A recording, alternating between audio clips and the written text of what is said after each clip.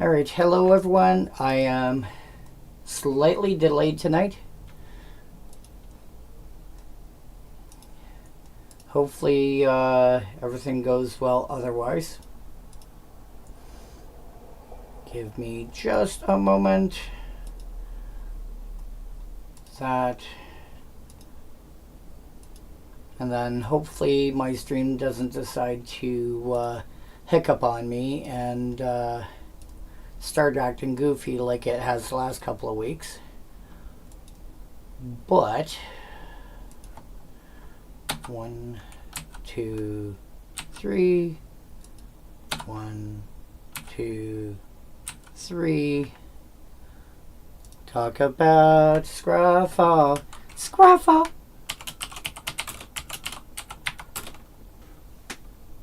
Blah, blah, blah, blah, blah, blah.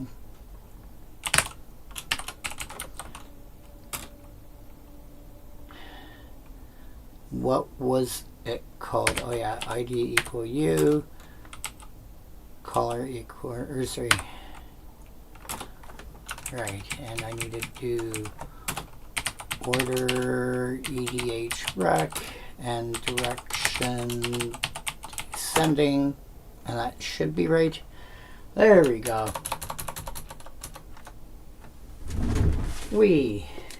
And I'm finding it a bit warm in here, so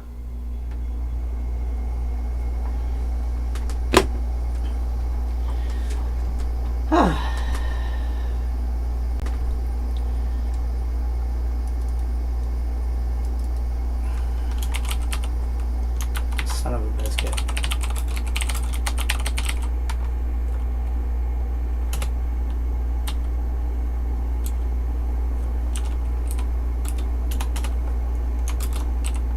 There we go. Okay. Yeah, things are... I had to make a quick trip over to the grocery store tonight and got back. Well, okay, I'm a couple minutes late. This isn't too bad, though. This is actually better than I was... Well, it's not as good as what I wanted, but it was better. I would have been done sooner had I not had to suddenly turn around. I was at the cash register, realized I didn't have my wallet on me. I only had a few bucks on me, so I had to take some of the stuff, put it back, come back, and then go to another checkout aisle because the one I was at before was, you know, already full enough. Anyway. I made it back almost in enough time to be able to set everything up and whatnot, so I am here. Hope anybody who was able to make it to Anime North this weekend had a good time. I know I certainly did. I was working my stores, my LGS's booth all weekend, and yeah, it was a great time. Got to meet a couple of people. I don't know a lot of anime, so I was really glad when I saw somebody who was done up as somebody I recognized. I saw 2 people that were done up as Jester from Critical Role Campaign 2. Shout out to people who like cosplaying Critical Role characters.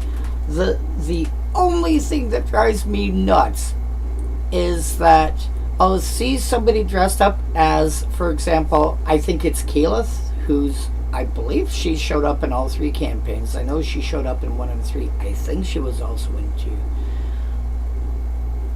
And only to realize, no, that's a different character. That's somebody completely different. Well, damn. I swear, her and Jester are like the 2 most commonly, from my perspective, confused characters, i.e. I confuse them for, I think it's this character, and no, it's actually somebody, it's actually a completely different character from from an anime or a movie or something. So I get them mixed up with others a lot, and I am very sad faced when that happens. But I was very happy when I saw two people dressed up, one on Saturday, one on Sunday as Jester. And the first one I saw, I had a chuckle a bit, and no offense to either of them, they're from the small encounter that I've had with them, they're great people. But one of them, the one doing Jester, was probably possibly taller than 6'2". Give me just a sec here. Ponder. 6'2" is 74 times 2.54 is 188 centimeters, or 1 meter 88. And that's relatively tall for a male, and females tend to be shorter, not by much, but they tend to be shorter by like an inch or two, maybe 5 centimeters. And 6'2" is, 188 centimeters is pretty tall, even for a male. And she was tall. And the person that plays her, Laura Bailey, is not that tall. I wonder, can I find out quickly how tall is Laura Bailey? 1.65 meters, which is 165 divided by 2.54. She is 5'5". So a good 9 inches, or like 20 centimeters, I think. 23 centimeters difference. Right, 3/4, not 2/3. And then later on, I saw somebody playing Keyleth who has shown up in all 3 campaigns. And apparently the tall young lady who was playing Jester and the young lady playing Keyleth are friends of they're friends with each other. And the one playing Keyleth was a fair bit shorter than the one playing Jester.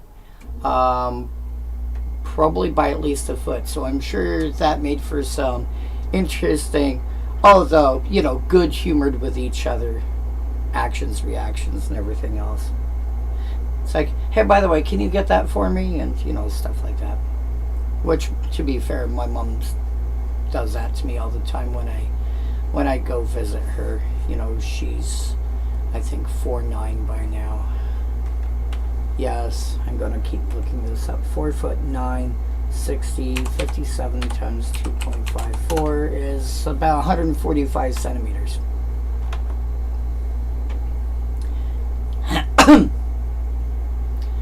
But I had a great time. Ran into a few people who I was specifically handling the Magic the Gathering section of our booth, and I got to talk a lot about Magic, and I have no problem with that whatsoever. People know, especially the people that work there, know I can talk for hours about the game. And it was, I had a great time.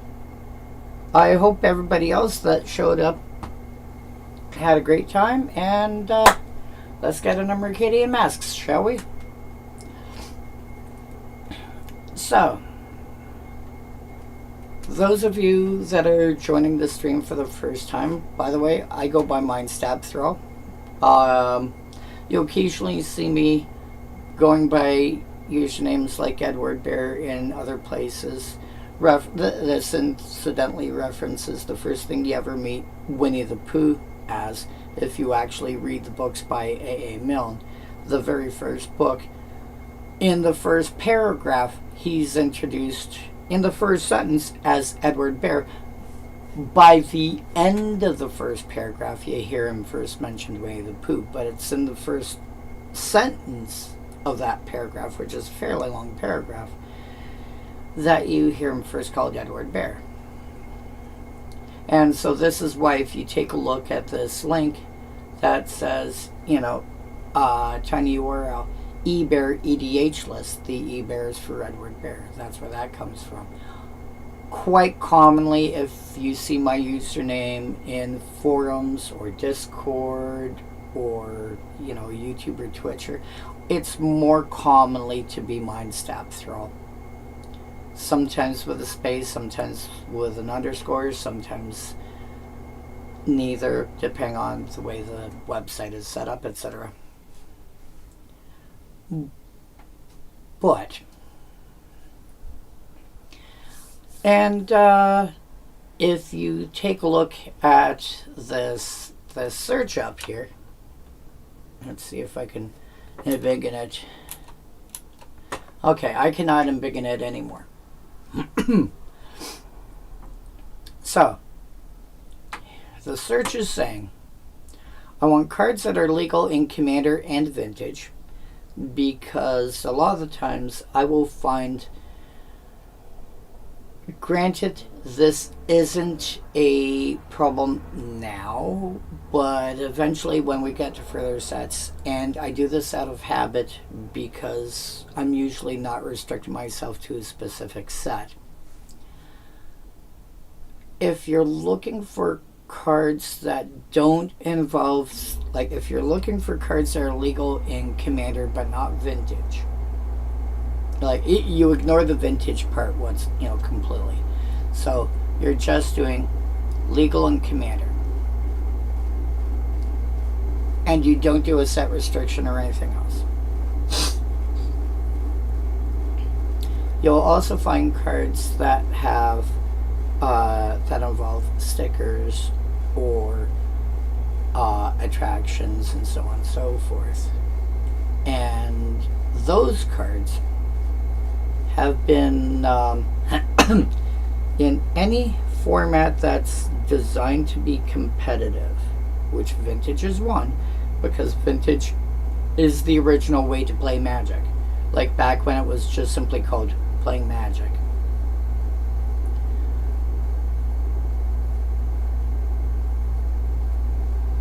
So if you were playing competitively, before Standard, originally called Type 2, was a thing. You want to play competitively, this is how you played.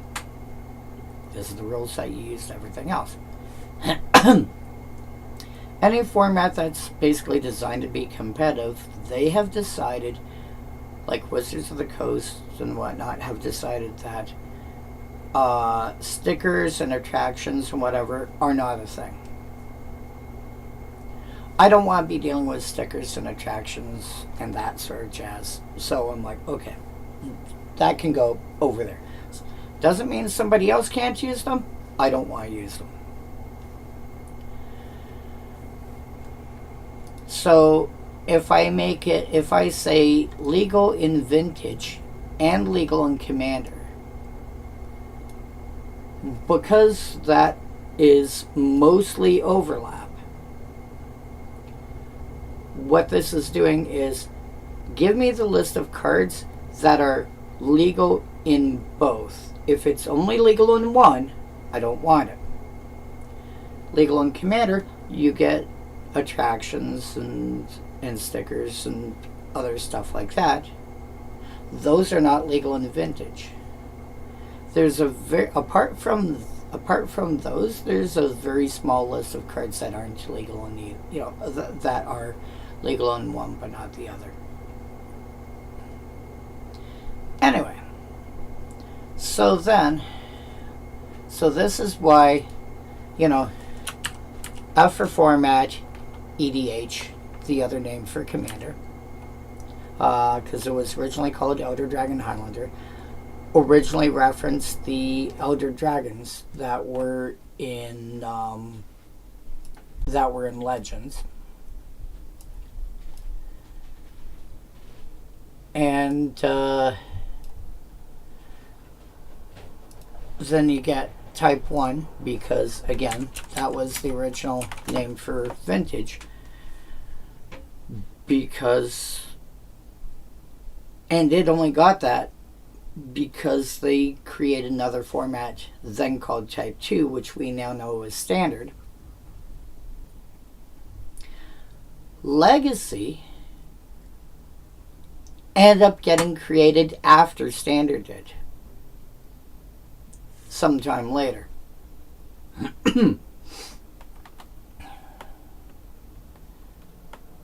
So, if you hear people talking about Type 1, it's the same as Vintage and vice versa.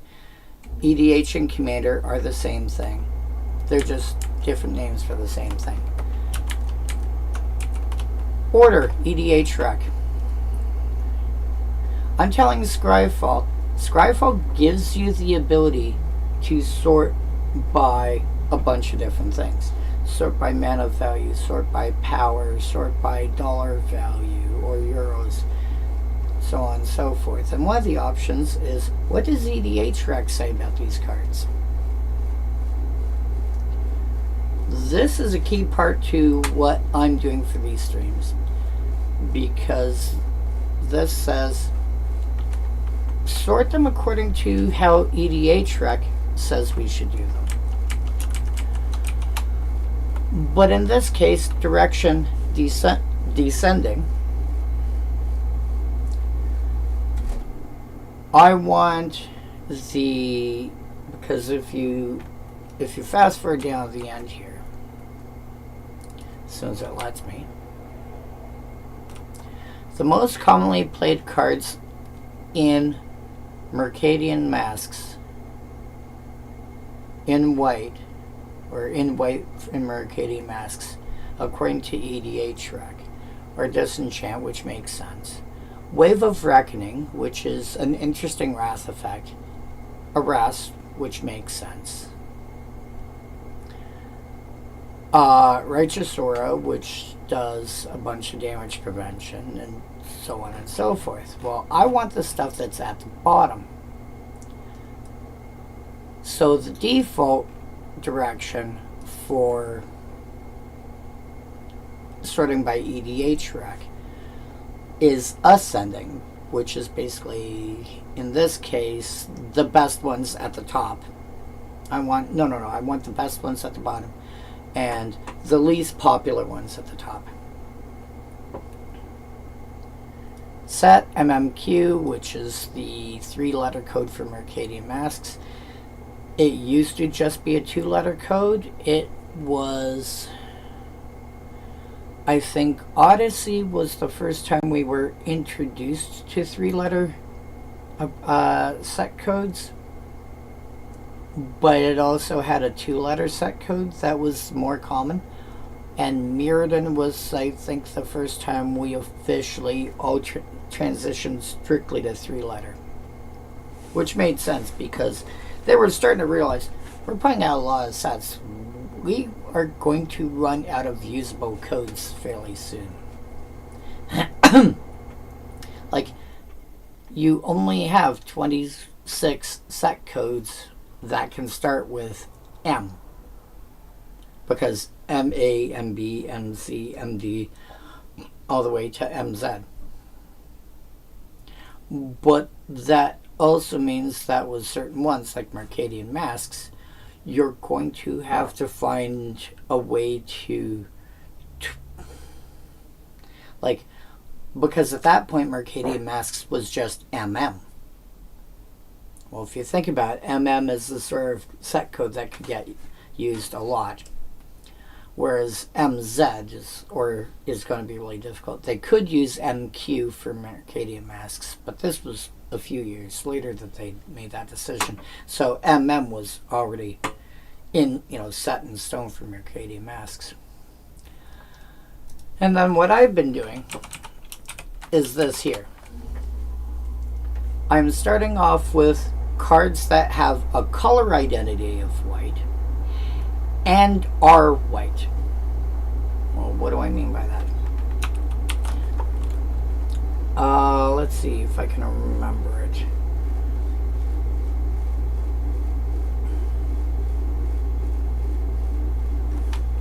You know what? Let's just do it this way.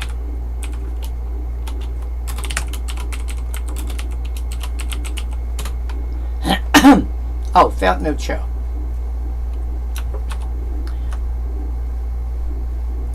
Actually, that's not the one I want. Remote Farm. That's the one I actually want.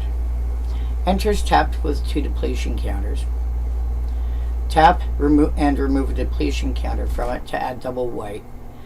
And if you've just removed the last depletion counter from it, you sacrifice it. But this has a white color identity, but it's not a white card. Whatchamacallit, I was going to say Sky Diamond, I was going to say Charcoal Diamond.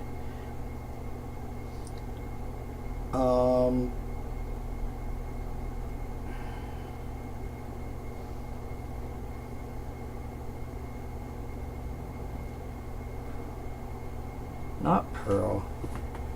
What are you? I can't remember the name of the diamond.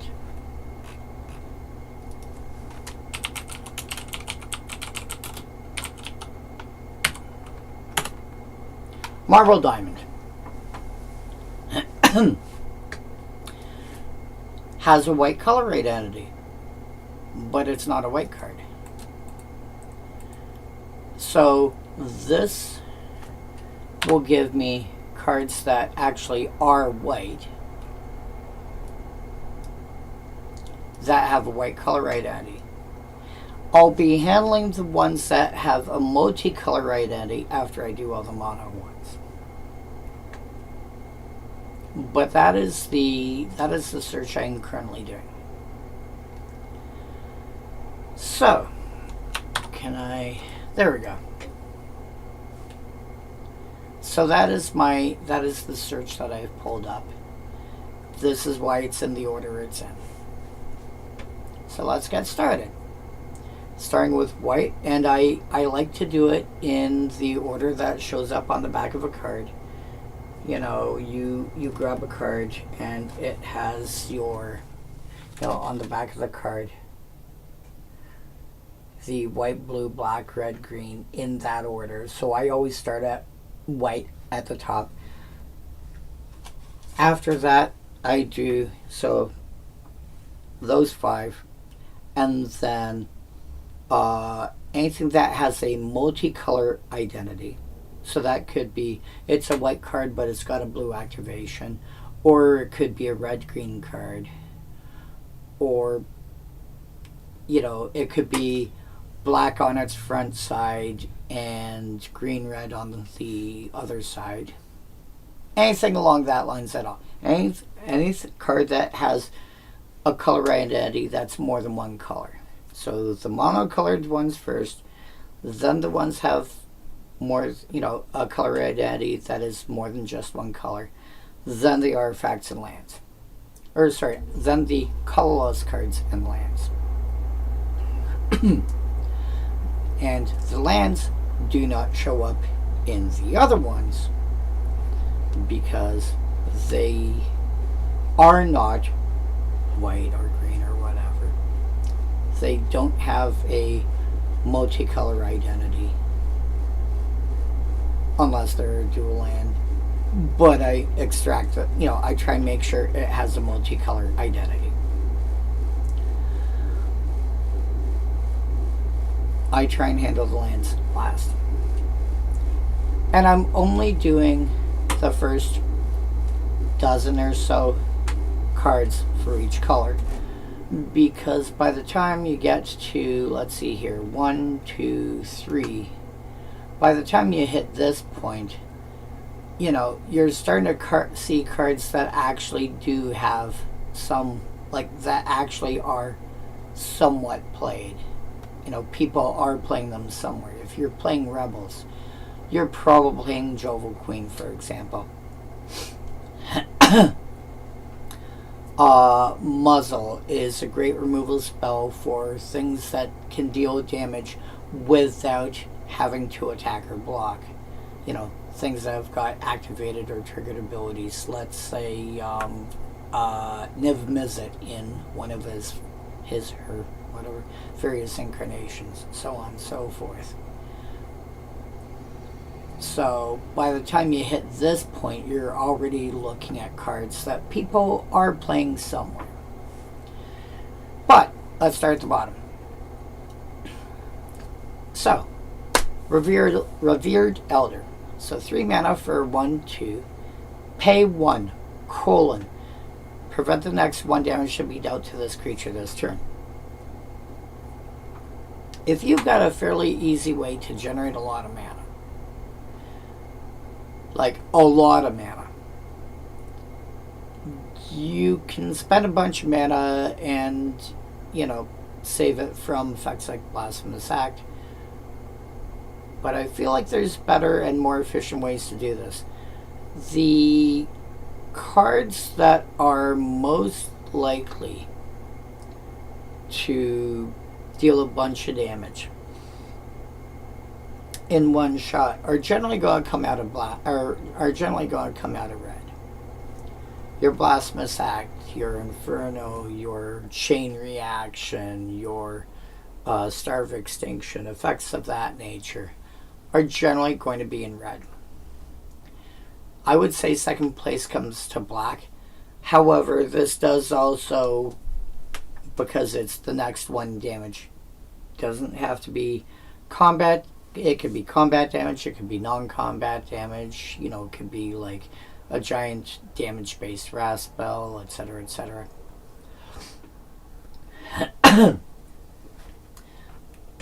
And there are cards that turn around and say, this deals some amount of damage to target creature. If it has indestructible, it loses indestructible till end of turn. This will just up and prevent the damage, which means I can live through it. This is a little bit like paying 1 and giving it an extra point of toughness till end of turn. I would rather have that. I would rather have it gain +0/+1 till end of turn, because that would give more uses in more kinds of decks. For example, if you are looking at, what do you call it? I'm suddenly drawing a blank. Doran the Falling Leaf. Or Arcades. I think it's Arcades the Strategist.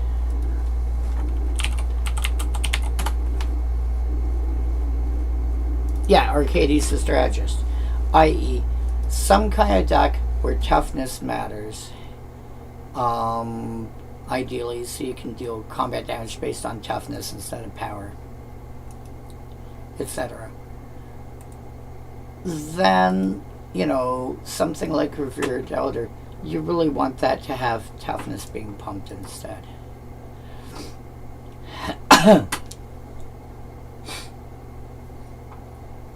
These, I will point out though, these days it is less common to see this damage can't be prevented.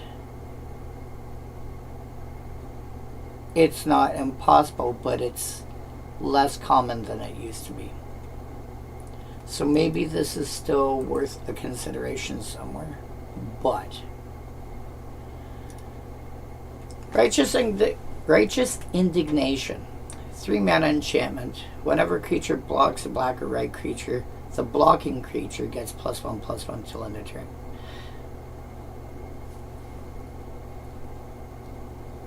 So, you're attacking me with something that's red or black. I block it. I get a boost.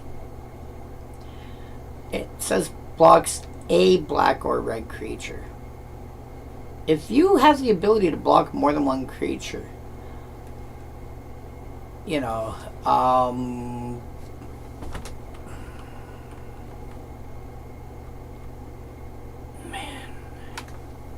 where's my phone? I want to look up a card real quick before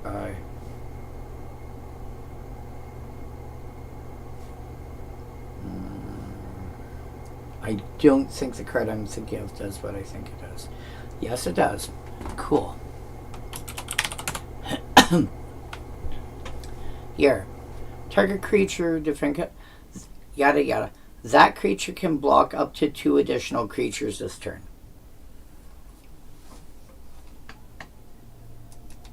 So if you have Righteous Indignation out, and then before blockers are declared, you go, hey, by the way, on one of my creatures. So that's going to give it +3/+0. Let's assume the creature you're going to be blocking with has 0 power. I can block 3 creatures because it says 2 additional creatures. So block 1 plus my 2 additional is +3/+3 +3 from year +6/+3. If I'm starting off with a 0/1 creature, I am blocking 3 creatures as a 6/4. That's kind of a big deal. If you've got the ability to spread out blocking, spread out, hey, by the way, I can block multiple creatures, yada, yada, yada. If you've got the ability to spread that out, like if you've got some kind of enchantment that allows you to, allows your creatures to block more than one creature. I don't know if it exists. We can look it up later. Righteous Indignation starts getting absolutely silly. Keep in mind that in and of itself, I believe black and green are at the top of the leaderboard for playable colors. I.e., they see the most amount of play in monocolor decks. I believe black and green are the most played monocolors. In 2-color decks, it's quite easy for somebody to be playing one of those 2 and some second color, more so than other color combinations. 3-color combinations, like especially if you're playing, like consider the number of people that are playing Jund specifically, which is black and green and something else, in this case red.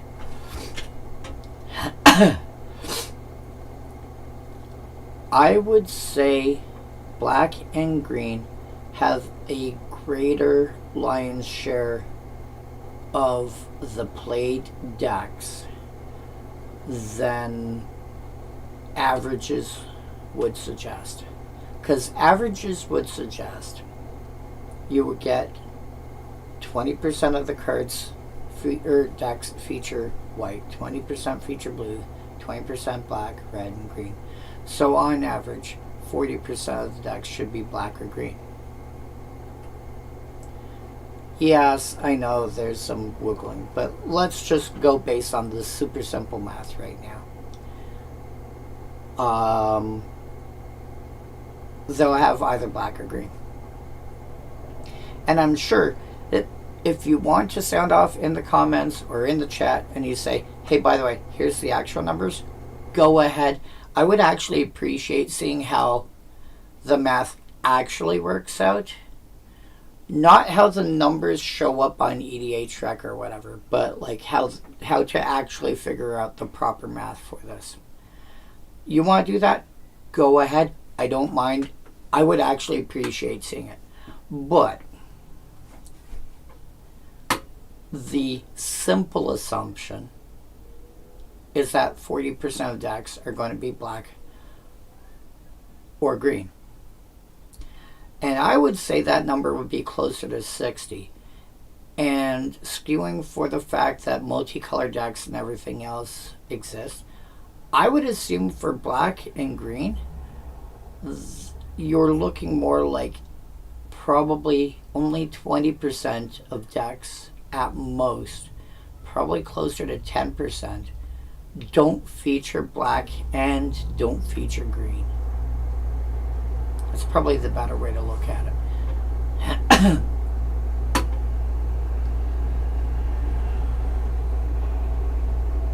So Righteous Indignation, without doing any kind of manipulation at all.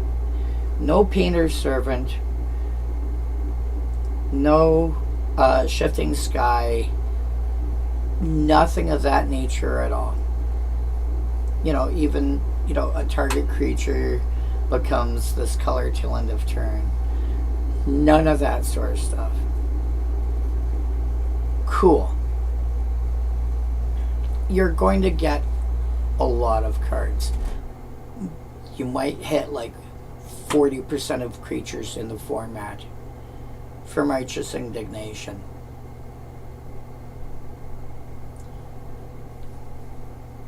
Just from the black card alone. And then the red part, you're also going to hit your decks that have got dragons and goblins and so forth and so on. So probably at least half the creatures in the format you're going to be able to get with that. Which makes it, in my opinion, a fairly reasonable card to throw in your 99. And if you have, again, if you've got some other way to increase how many creatures you can, each of your creatures can block, it's going to get out of hand really fast. This card, I think, should probably see more play. People just don't think of the way the math would work out. Security Detail.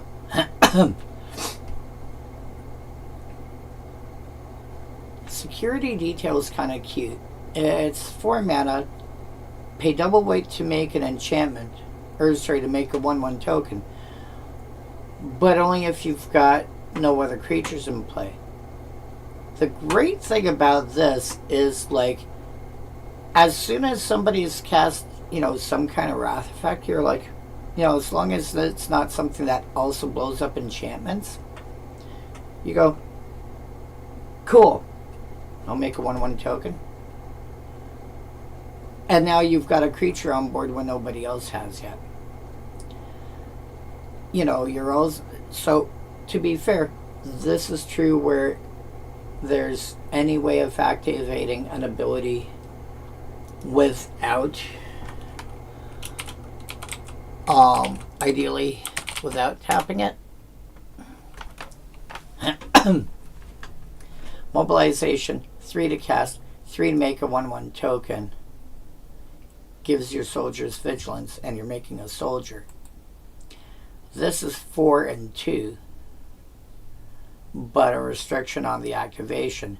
But, if you want to be able to sit there and generate tokens, it's not a terrible starting point, especially if you're dealing with enchantments to make them. It's not a terrible starting point.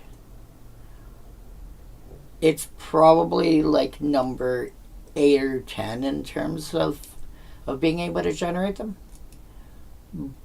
But if you're using effects to generate tokens, you probably have some way of pumping your tokens. I think Security Detail is fine, especially if you're looking at a format like pre-DH, pre-EDH, or Commander based on old school, or not, it wouldn't be old school, but it would be, what's the other ancient format called?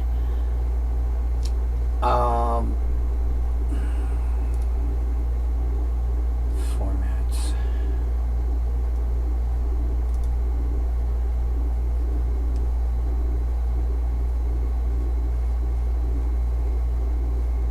Pre-modern.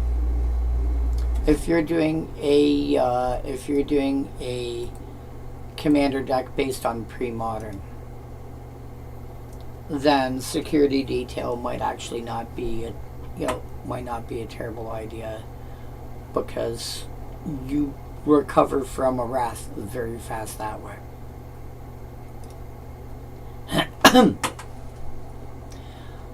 Ignoble Soldier. Whenever it becomes blocked, prevent all combat damage that would be dealt by it this turn. So the soldier is not going to deal combat damage if it's blocked. This is back when a 3 mana 3. This is back when they were still realistically balancing commons and uncommons based on something like Pearled Unicorn, i.e. a white-gray ogre. So this is a 3/1 creature for 3. A 2/2 for 3 was considered balanced, but this was a 3/1, which meant this was a 3-power creature. They're like, but it's a 3-power creature. We have to give it some kind of drawback. So that, in that context, made sense. But at least since Time Spiral block, where we had Blade of the Sixth Pride, and I think that was Future Sight, they gave us a 3/1 vanilla creature for 1 white and 1 other. Since then, even at common, we've got 3/1s for 2 mana with benefits. This is a 3/1 for 3 mana with a drawback. Would not play it even if you've got a way to make it unblockable, because you can get better even at common for this cost. Would not play it. You know, unless you are... There's not even enough cards to make a Romanowski deck. There's only 27 cards, and are any of them lands? Snow-covered plains. That's it. Snow-covered plains and Cold Steel Heart. You'd have to play a second color at least, or a second artist at least. Tonic Peddler. 2 mana for 1/1 human Spell Shaper. This was the first set to introduce Spell Shapers. Spell Shapers would basically take a card in your hand and convert it into an appropriate spell. And the activation cost would be the mana cost of the spell it's trying to emulate. And you can, it would be any card in your hand, incidentally. So, pay the mana cost for the spell you're trying to emulate. Tap and discard the card to get the effect.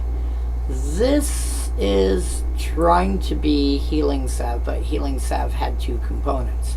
You could have target player gain 3 life or prevent the next 3 damage to any target. This is only doing half of it.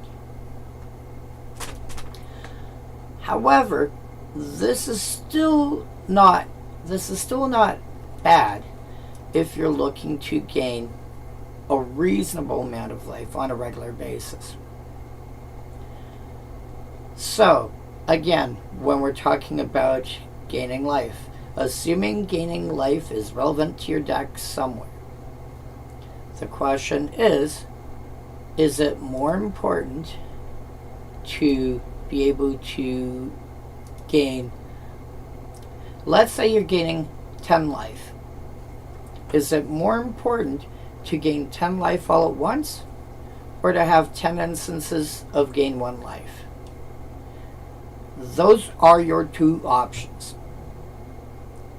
There are cards that care about either camp.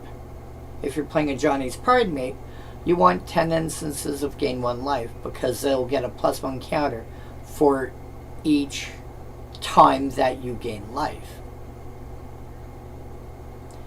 If you're playing a card like, I think it's Well of Knowledge.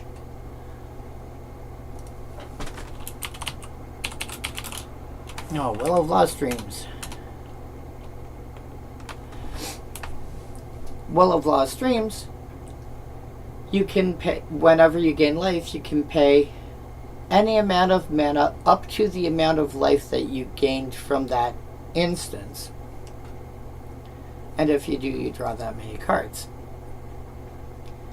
So for a card like Well of Lost Dreams, you want to gain 10 life all at once, because you can pay any amount, in this case up until 10 mana, because you gained 10 life, and draw. If I paid, if I gained 10 life and I pay 7 mana, I can draw 7 new cards.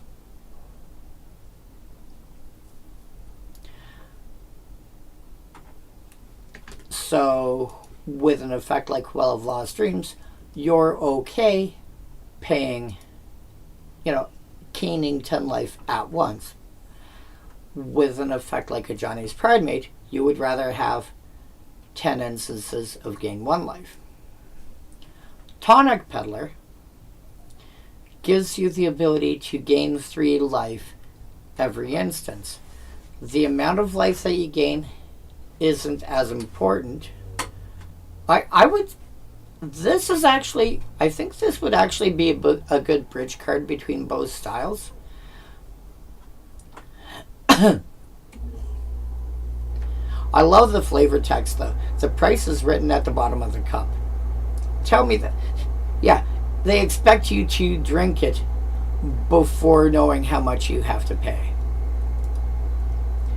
And Adam Rex has 134 cards. So it is conceivable. Reflecting Pool and Temple of the Dragon Queen. You don't have enough to do it. He needs to do some actual lands.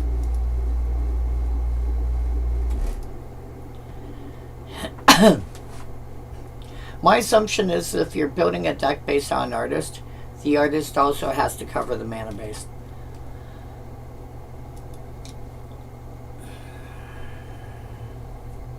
But this feels like a good bridge card because it's a decent amount of life to gain at once,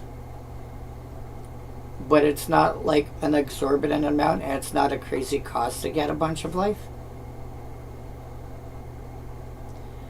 It's actually a relatively low cost. It's like pay 1 mana and discard a card and you gain 3 life. So this can go either way. This is one of those nice bridge cards where, regardless of, assuming you have a deck where life gain is relevant, like Abzan occasionally does that, Abzan, anything in Abzan. So Celestia, Orzhov, I can see it, damn it, black green, Golgari, mono white, mono green, mono black, or Abzan itself. They can all build decks that are based on gaining life being relevant for something. If you're doing it in mono black, for example, you might want it for like Bolas's Citadel, so you can cast a bunch of spells in a single turn. Because if you suddenly end up with like 70 or 80 life, and then you drop Bolas's Citadel, it's like, cool, let's start casting a bunch of stuff now. Hit like probably 15 spells. Sure, you might be at like 5 mana by then. That's fine. But again, if you're building a deck that cares about gaining life, Tonic Peddler feels like a good card that could go into either style of deck. I think if I'm gaining more life than that in one shot, it's probably veering more towards the gain one, or like gain a large amount of life in one chunk.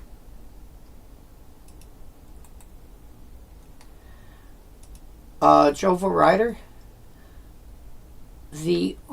So this is a 5 mana 3/3 trample, which, I mean, for a white creature with trample, that's a healthy size. The problem is, as we've seen in previous broadcasts, it's possible to get it, to get this size of creature with trample at 4 mana. The only real reason to play this is if you're looking, in my opinion, is if you're looking for it to be a relic.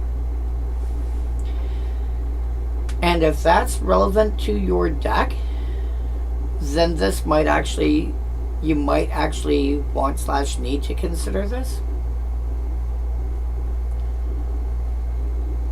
But I would see what other options you have first. In fact,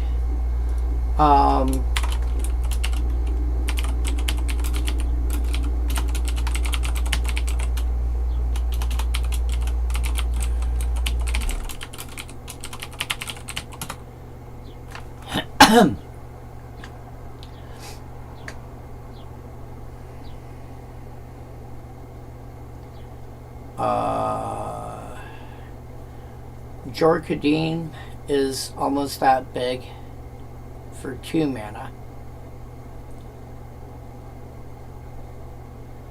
Oxida Finisher's larger than that easily for 7 mana. It's a 7/5 with affinity for equipment. So this is 5. So if you have 2 equipment in play, you have a 7/5 trample compared to a 3/3. Whenever a quick creature you control.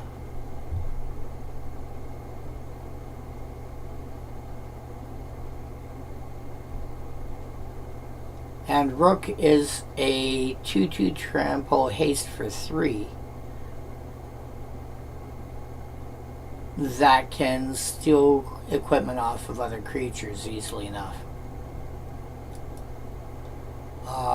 Cairn Wanderer, if you've got a creature with trample in a graveyard, it's got trample, it's a 4/4. This is a 5 mana 4/4 trample. I would say it's fairly easy to get. I would say it's not hard to get, unless you're playing mono white. You know, if you're doing the mono white changelings thing, or mono white rebel, I think you have to play Jova Rider. You don't want to, but I think you have to. Orm's Cure does occasionally see Pauper play. 2 mana instant that prevents the next 4 damage that be dealt to any one creature, to any target. Again, keep in mind, any target, it used to say creature or player. The rules have since expanded that to include planeswalkers and battles. And they don't have to be yours because it says any target with no other quality.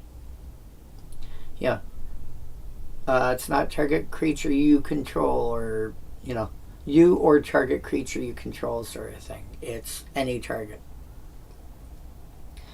And it's got an alternate cost where as long as you've got a planes in play, rather than paying its mana, you can just simply tap an untapped creature you control. Cool, I've got this 1/1 soldier that's not doing anything. I'll check, because it just came into play. I'll tap it and prevent 4 damage, thanks.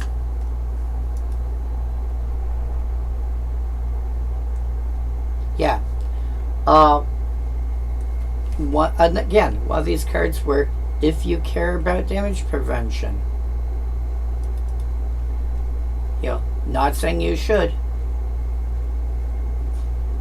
but if you care about damage prevention, Orm's Cure is actually really good. Common Cause, sadly, is not a common.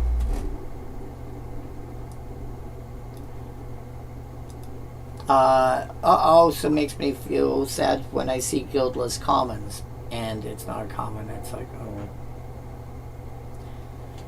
Non-artifact creatures get +2/+2 as long as they all share a color.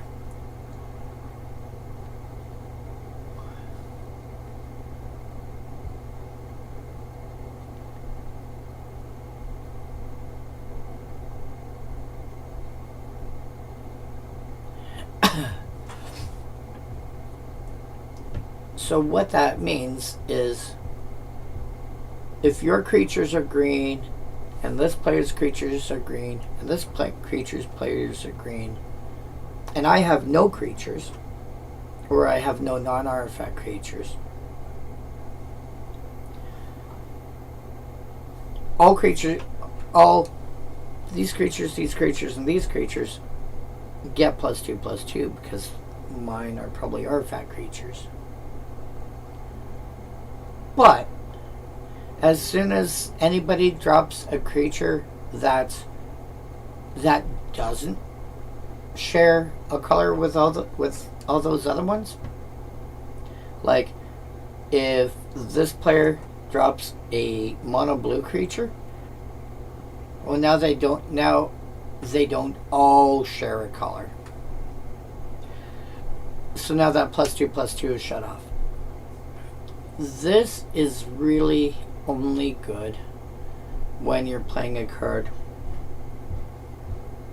like Painter's Servant or Shifting Sky or something to force everything to have at least one color in common.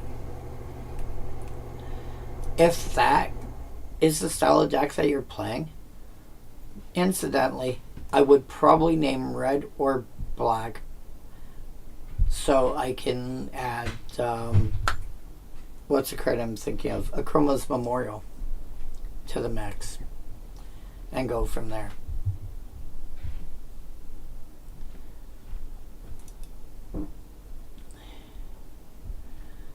You add Akroma's Memorial, you have, Mercadian Masques, you have Common Cause and Akroma's Memorial and Painter's Servant all together. You name red or black and you don't care because your creatures will just, they can gang block a bunch of other stuff and whatever else. And kill the opposing creatures.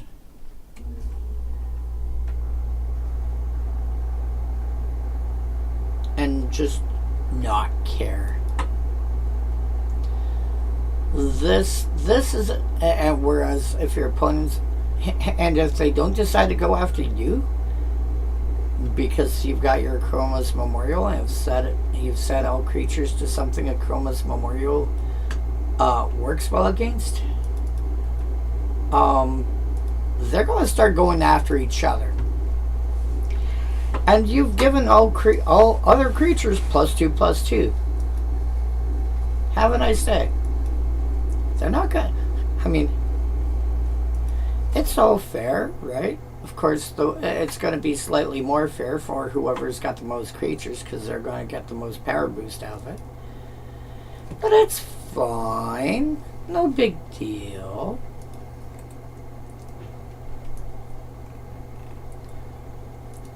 Spiritual Focus.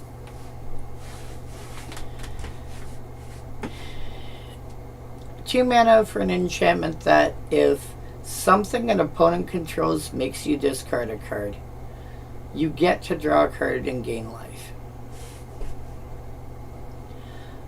I probably wouldn't mind throwing this in a deck somewhere just because somebody is going to have something that's going to make you discard.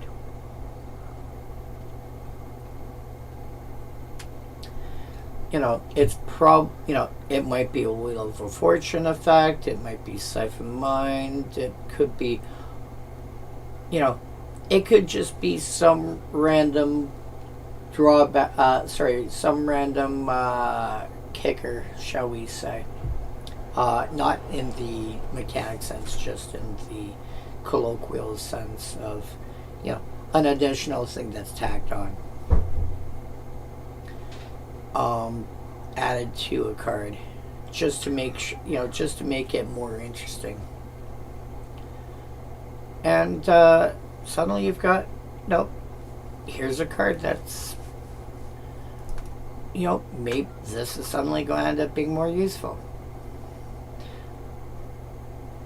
But I don't think I'd expect to play it in all decks.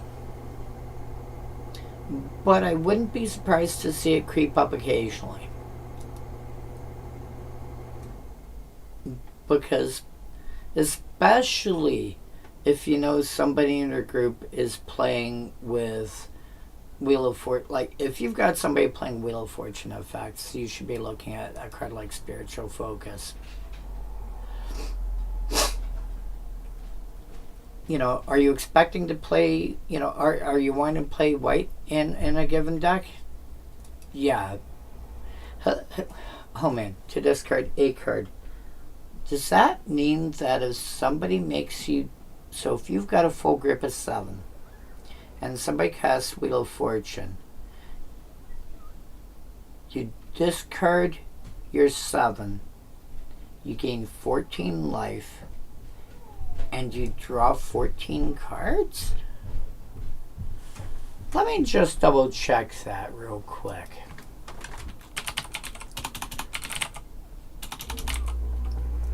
Hey, Holly.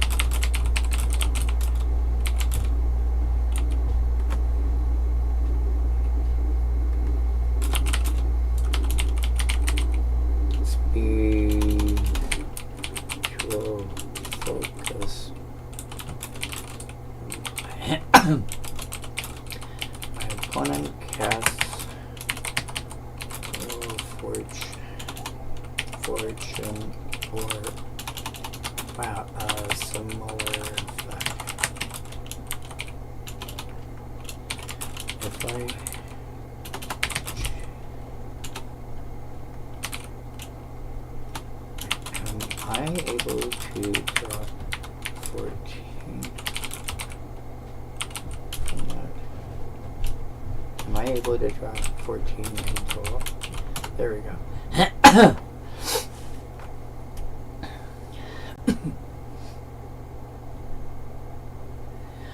I do believe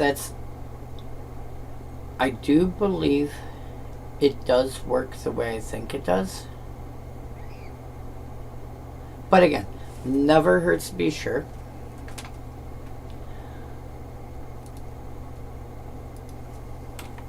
MTG Rose Chat. Again, if you ever need Rose question checked up on,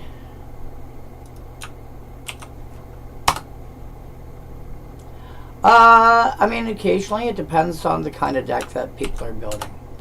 Certain decks, they show up all the time. Other decks, they just don't happen because they're not needed or whatever.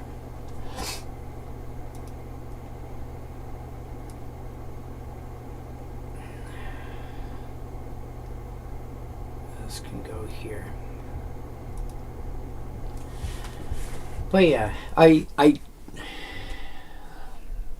Scandalmonger?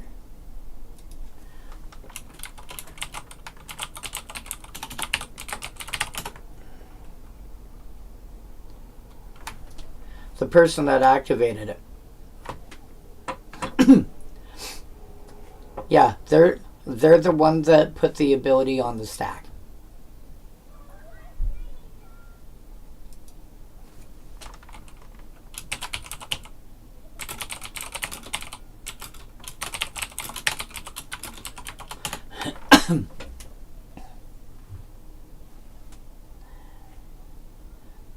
Yeah.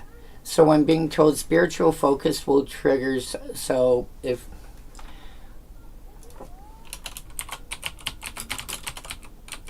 just for frame of reference, here's Wheel of Fortune. And let's go with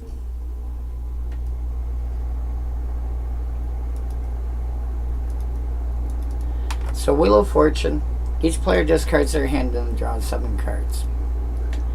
If you start off, so this only works if somebody else is casting the wheel. Like, I have spiritual focus and one of the other players is casting Wheel of Fortune. Oh yeah, and keep in mind, Holly, this is US dollars. So add conversion. So you're looking around pushing 450 Canadian. So, if I have Spiritual Focus in play, and say the person to my right casts Wheel of Fortune, and I've got a full hand of 7, I'm discarding 7 cards. So, whatchamacallit, Spiritual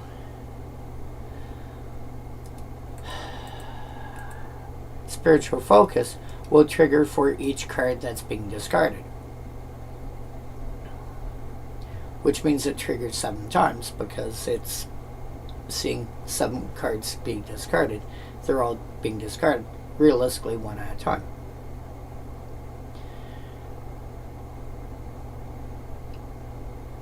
So then I draw 7 cards because Wheel of Fortune is in the middle of resolving. It has to finish resolving first.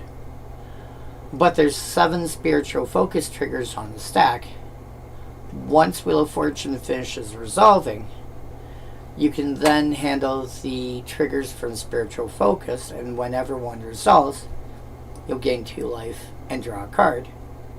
Which means, if nothing else kicks in, you'll gain 14 life and draw 7 additional cards because you discarded 7, which means you're looking at drawing 14 cards.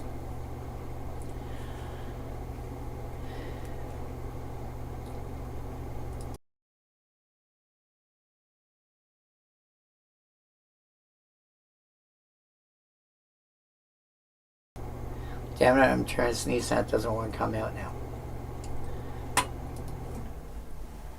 So, if people are playing with any sort of effect that makes you discard cards, Spiritual Focus is really freaking good. And as Holly pointed out, yeah, Wheel of Fortune, the least expensive legitimate print is over 300 US.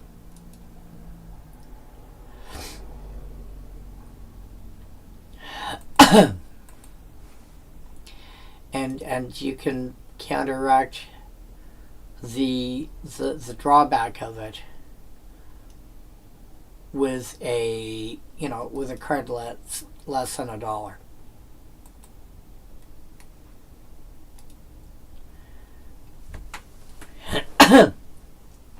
Charm Peddler, and I believe this is part of the reason why Tonic Peddler only did the gain 3 life part, because this is 1 white, again, a human spell shaper. Pay a white, tap and discard a card. The next time a source of your choice would deal damage to target creature this turn, prevent that damage.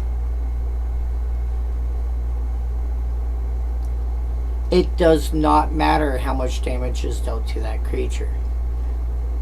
You can save a creature that does not have indestructible from Starve Extinction.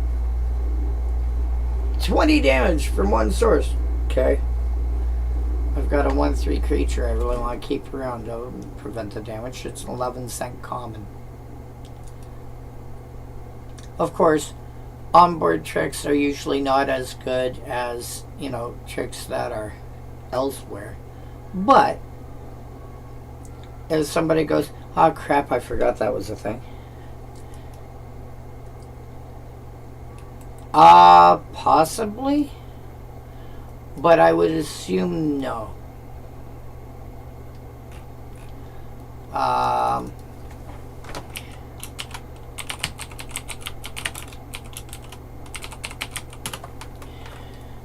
No, there's not.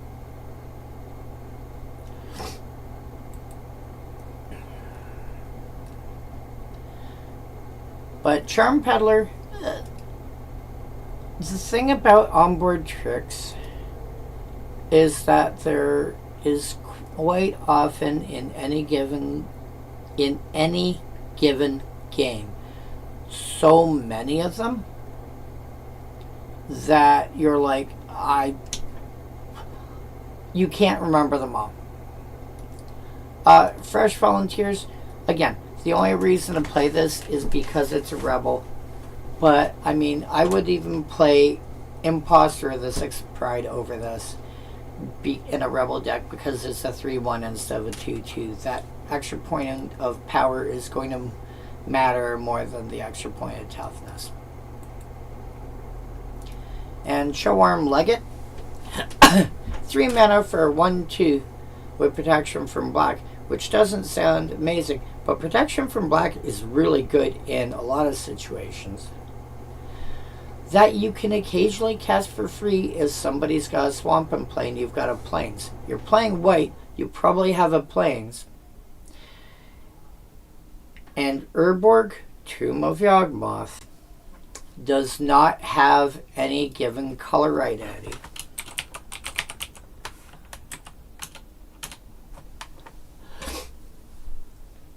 Because it's a land, which by default, lands are colorless sources. Unless something gives them a color. And it doesn't have any colored mana symbols on it. It's considered a colorless source. You can legitimately throw Urborg, Tomb of Yawgmoth into a mono white deck, and suddenly your fetch lane's no tap for mana and whatever else. So you have this as one of your lands in play. You know, say,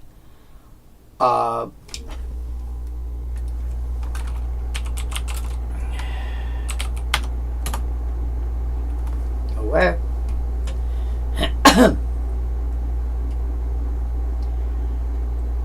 You know, turn 1, have an island have a plains in play. Actually, even funnier. If you do not go first and somebody on turn 1 plays Urborg, on your turn you go plains Showarm Legate. I still have a white mana up, and I tap that and I drop, I don't know, Savannah Lions or something. I hear 3 mana for a single, yeah, no big deal. And all that happens, all that has to happen is somebody before you drop Urborg, Tomb of Yawgmoth. No big deal. It's fine.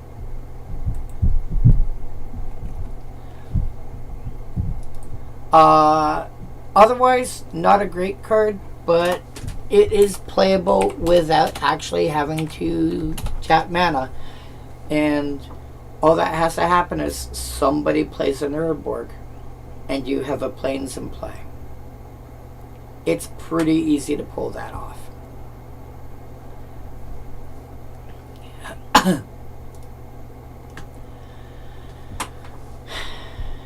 Drake Hatchling. Drake Hatchling is, I don't know. Well, so, Holly, the first thing I'm looking at is, it's a common, right?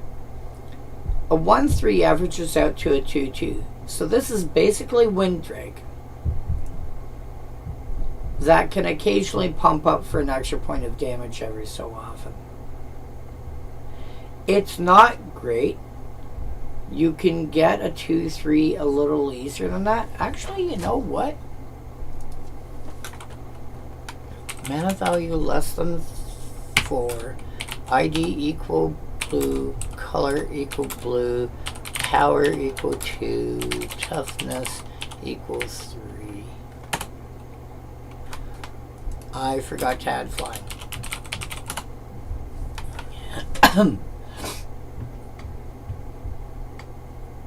Sort by mana value.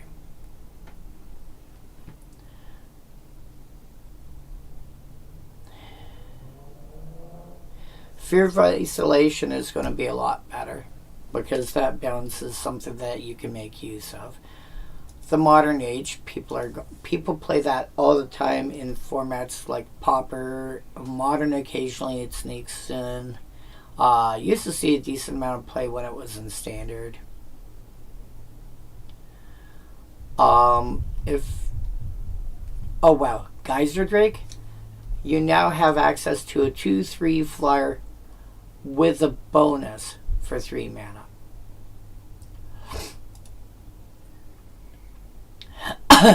Hinterland Drake is actually fine in general. Kite Larcenist, 2/3 flying for 2/3 flying at rare, but it exists. Oka's Accomplices, you've got a 2/3. Wait, in Throne of Eldrin you got that? 2/3 flyer with no drawback. Huh. Oracle of the Alpha doesn't really exist because that's a arena only card. That man should go thrown into, Mystery Booster 2. Ribbon Snake, debatable. Scrap Skin Drake, maybe. Sky Strike Officer. Soaring Drake, again, 2/3 flyer for 3 mana and Dominaria United. You can now get a 2/3 flyer for 3 mana without a drawback.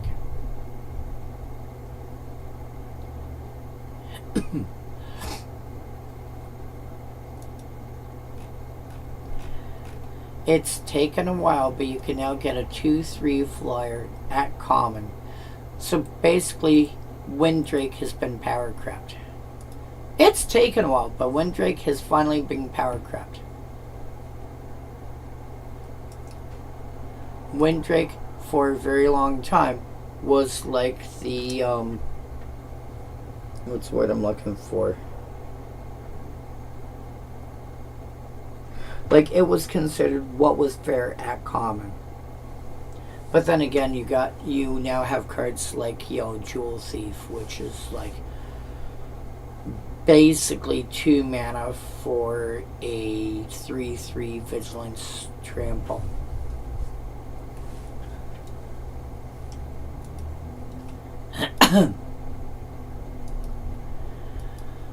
But yeah, by now, Drake Hatchling back in the day, probably still okay. Nowadays, yeah, it's been kicked to the curb. Even among Drakes, it's not that good anymore. Sappers Breaker. If you're playing a self-mill strategy, this is actually not bad, because you can mill as much as you want. You can actually choose how much to mill or how much not to mill. Especially if you've got, oh my dog, if you're playing a deck that runs Bolas' Citadel or a similar effect that lets you, cast the top card of your library,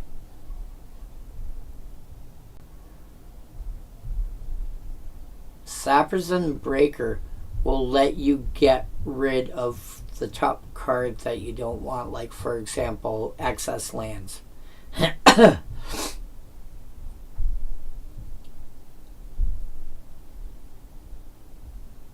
I think this is a lot more useful than people, and this is why I'm going through these ancient cards, because, like, Holly, did you remember this thing existed?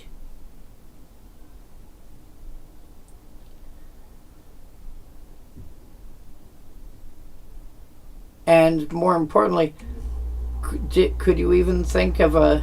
Yeah. And I'm looking at it and it's like, this thing has use.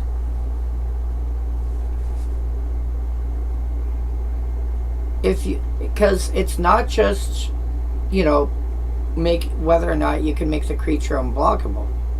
Yeah. For 5 mana, that's... Like, for 5 mana for a 3/3, occasionally unblockable, I think you can get a 3/3 unblockable for 5 mana straight up.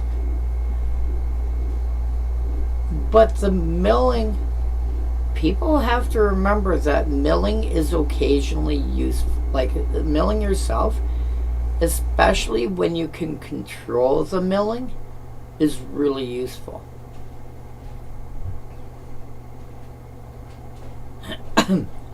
Oh, that's a big creature.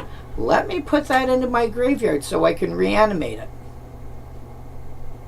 That's your typical way of thinking of milling. But simply getting the top card off your deck so you can try and get something else instead is a big deal. You know, this in combination with brainstorm effects. I put 2 cards back. I don't want those 2 cards. Let me get rid of them. You can do that turn after turn after turn. The mill ability, the ability to mill as much as you want, whenever you want. Yes, it's only your side, but if you know this card is in your deck, you're building with this in mind. You're not just throwing this into a random deck.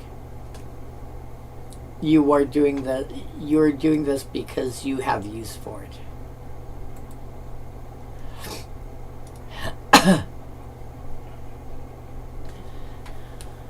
Timid Drake for a 3/3 flyer for 3 mana.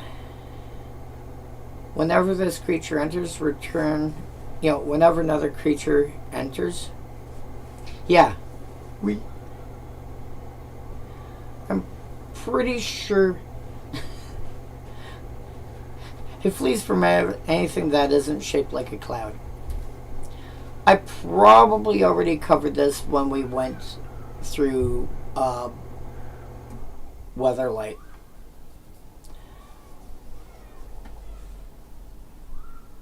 Yeah, I sneezed and it bolted. Yeah, it's a feared. It's really hard to make a card like this work. That being, I think if you are playing with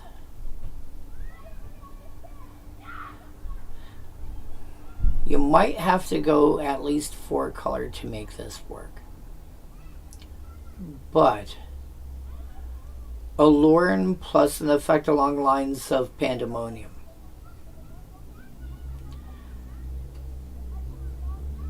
Then as soon as another creature comes into play, Timid Drake goes back to your hand. You replay it again later and suddenly deal another 3 points of damage. You can probably trim it down to 3 colors somehow.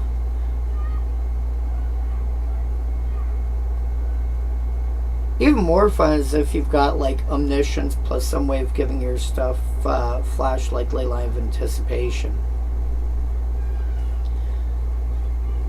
You can bypass the Alluring that way, and then actually Alluring is mono green, isn't it?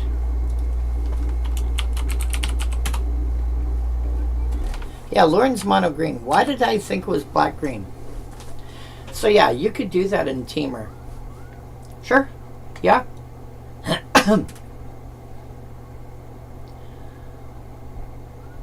Although a deck like that, I might care about a card like Ornithopter and various other Thopters before I worry about something like Timid Drake.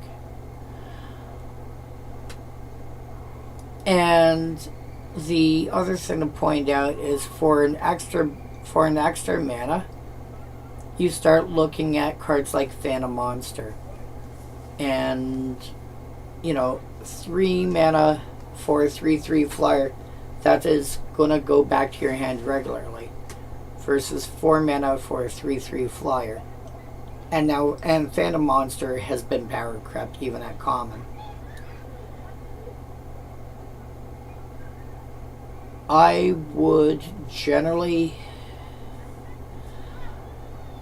unless I can make use of it getting returned back to my hand, I would play a card like Phantom Monster or one of its various tweaks instead.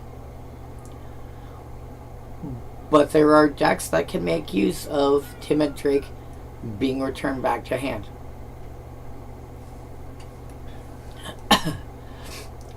You know, Allurn plus Pandemonium is going to want a card like Timid Drake.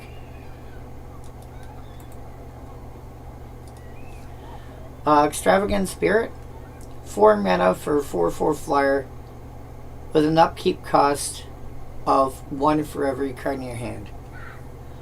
I don't think, considering this is a rare, I don't think I'd even bother playing it now. Again, back in the day, for an extra mana, you got Air Elemental, which was 4/4 flyer at uncommon for 1 more mana. You saved yourself a mana, but now you have to pay an upkeep cost every turn. Nowadays, you're looking at rare, you are getting 4/4 flyers with bonuses. Yeah, exactly. Blue wants their hand full, as a general rule of thumb. And again, to be fair, this is not always true. But as a general rule of thumb, blue wants their hand full of options so they can handle what's going on in the board more easily. They want a bunch of options in hand so they can go, yes, I'll let that happen, or no, that's a bad idea, or we need to get rid of that. So having to pay an upkeep cost, which is often going to be more than what you spent to cast it initially, bad idea. Bad idea. This is one of those cards where I would play it if I had an effect like a Chroma's Memorial out. And let me just pull this back up real quick. Where are you? This. Let's see if I can.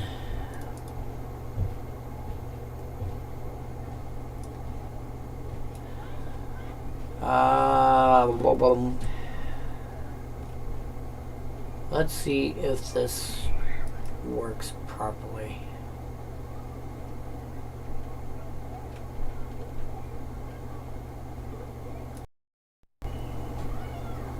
All right.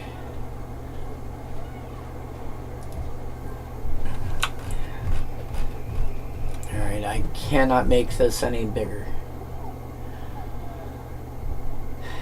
Oh yeah, don't worry about this message that says nope, not here. That's a default for something else. But yeah, general notes about these videos. This is something that I keep referring to, as you say, where the signs, line 6. I tend to use certain card names for shortcuts because they do a specific thing I'm looking for. Chroma's Memorial because I'm looking for Vigilance or Haste, for example, in a color that doesn't have either.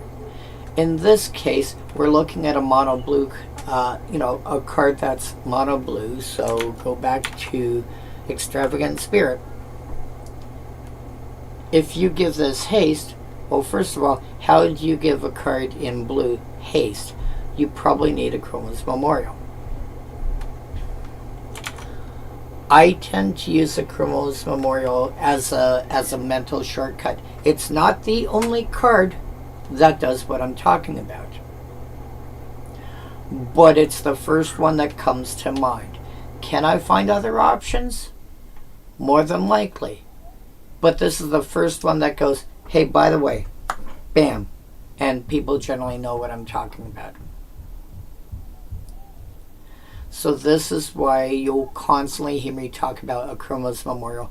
It's not because It's the only card that does a thing, although in some circumstances it is.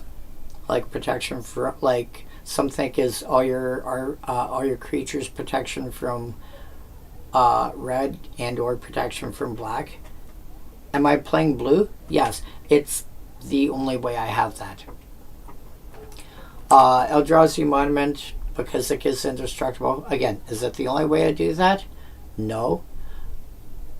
But it's the first card that comes to my mind that makes all my creatures indestructible. Chain Reaction, Starve Extinction, or Blasphemous Act as a board wipe. That's based on dealing damage to everything. A lot of cards of this kind of effect only do a small amount of damage. In that case, I'm looking. My brain defaults to Pyroclasm, which does 2 damage to all creatures.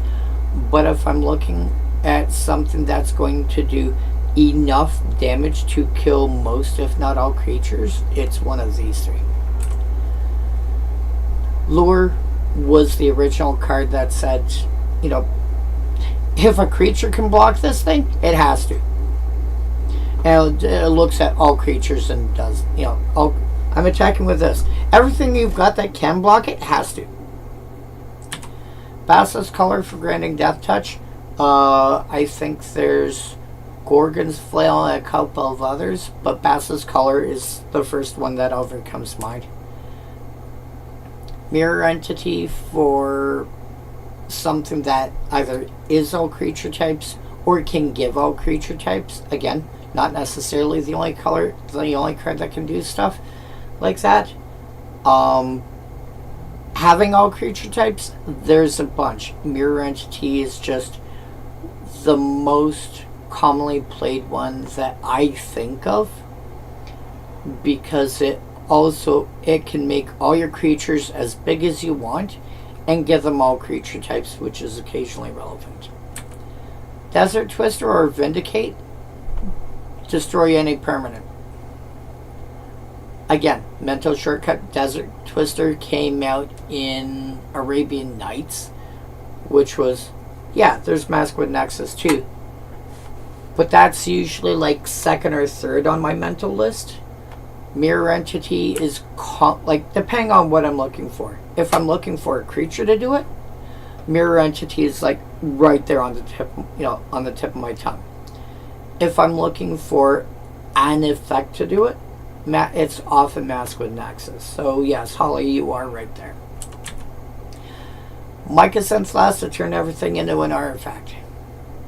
Again, there's a black card from, I want to say, one of the Warhammer 40k decks that can do it now. But Mycosynth Lattice is the immediate first thing I think of shortcut.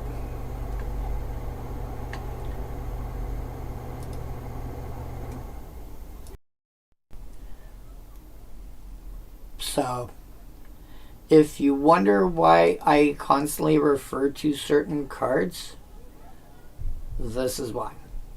So if I'm looking at a blue card and I need an effect that gives haste, this is why you'll hear me talk about Chroma's Memorial like that. But I think even in a let's go descending. Okay.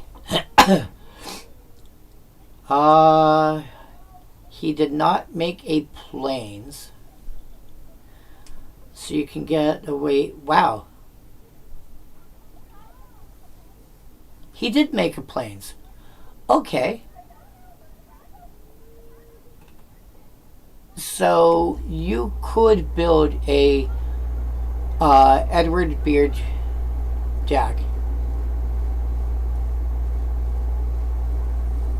You have all 5 basics to work with, plus Hens of Ramos, Croesus Catacombs, Sulfur Vent. You're probably playing some form of Grixis based on that.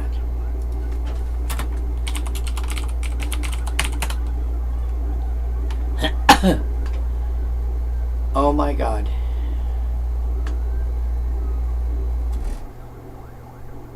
If you go Grixis, play Nicol Bolas.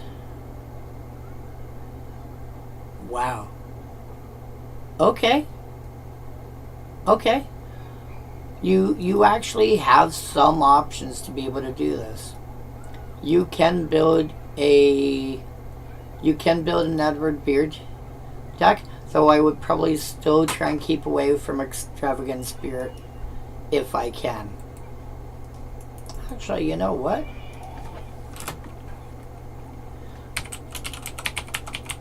And then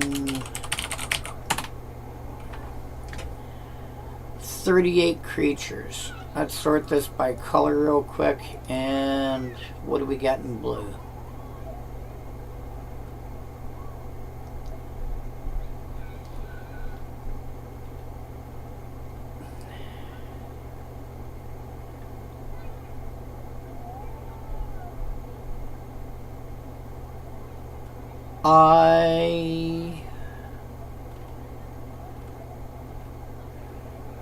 Oh, you get to play with Psychotog. Okay, yeah.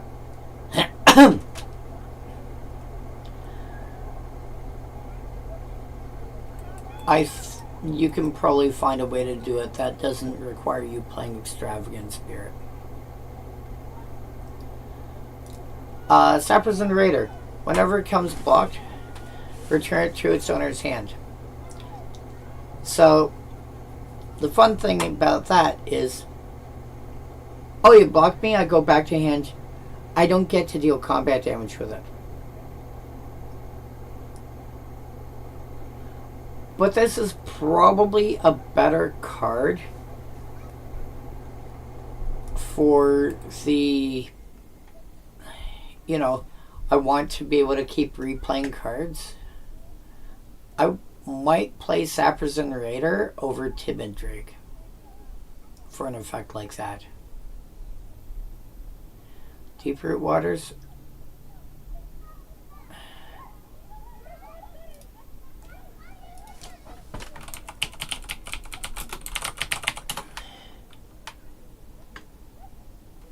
Oh, okay.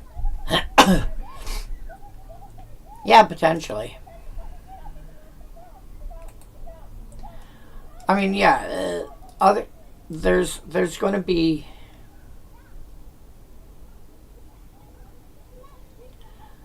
Yeah, if you can find a way, I think, was it Nemesis Mask?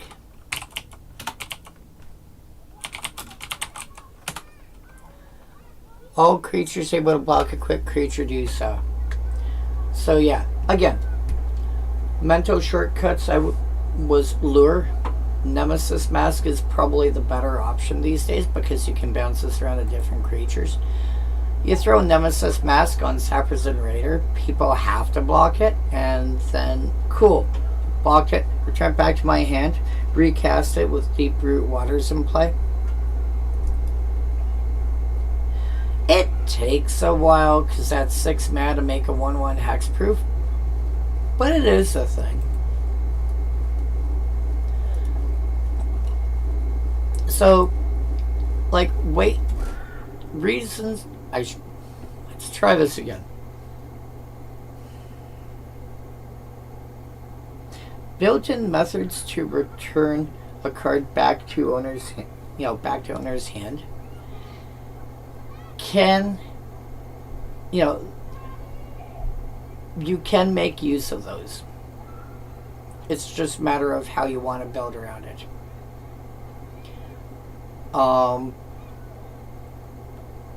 An effect like that, I'd rather have something a bit bigger if I can. Saprosan Outrigger, I'd probably be slightly happier with, especially since you're playing blue. You can't. This does get through for damage. This does deal its combat damage, and then it goes back on top of your deck. But you're playing blue, which probably means you have ways to draw extra cards anyway.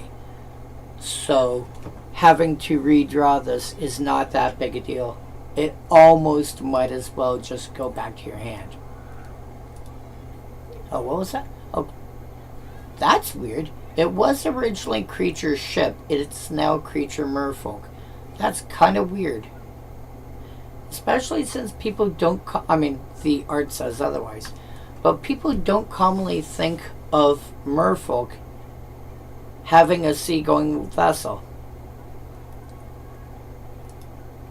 That's not a, that's, yeah. Again, the art says otherwise. I'll go with it. But that's kind of weird. Anyway. But yeah, Sappers and Outrigger, I would not be completely unhappy with this. Again, you don't even have to worry, especially nowadays, you don't even have to worry about it dealing combat damage. It's a 4 mana 5/5 creature. You can use that to crew a lot of big vehicles. Like this plus, let's say, Sunken City. It's now a 6 power creature. What is there out there that says crew 6?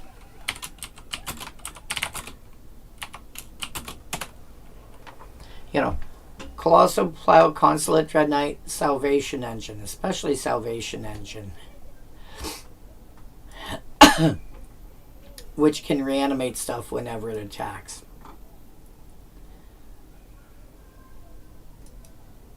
You know.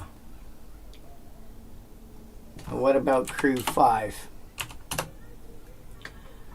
Demolition Stomper is a 10/7 that can't be blocked by small creatures. Here it comes.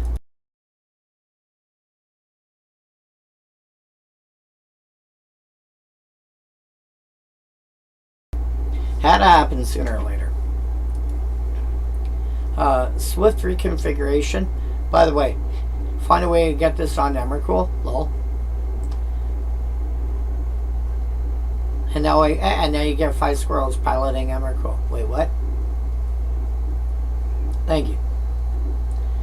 That's why I tried to make sure I got to the mute thing first.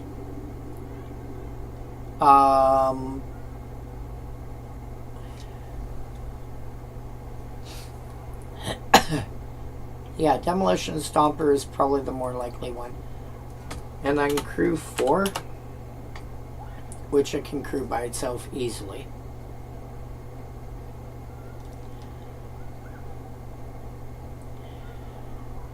An 8/6 with Menace, Conqueror's Galleon, which when it attacks, it returns and turns into a land. Cyber Ship when it combat damage. Oh yeah, make some Cybermen. Essica's Chariot, copies tokens. When it attacks, this one fetches lands and is as big as the lands you've got. This is a 6/6 trample. When it becomes crewed for the first time, if it was crewed by 2. Oh, okay. This can potentially draw you 2 cards, although probably not. Necron Monolith, mill 3 for each creature. Mill this way, make a Necron. Cute. Parhelion II is going to make angels whenever it attacks. Peace Walker Colossus animates stuff, so you crew this, and actually you don't even... If you've got Peace Walker Colossus out and you clone it somehow, they can activate and crew each, and, you know, make each other into an artifact creature. Reaver Titan, 10/10, whenever attacks, 5 damage to each opponent, and can't be blocked by small stuff. Yeah, this thing's going to be really good. Enters battlefield, damage equal to twice the number of vehicles you control. Yeah, this starts sending... Oh, that's just an enter the battlefield ability. But yeah, Sappers and Outrigger, you could start looking that as something that crews, and not have to worry about the attacking or blocking. There's enough ways to make use of how big is my creature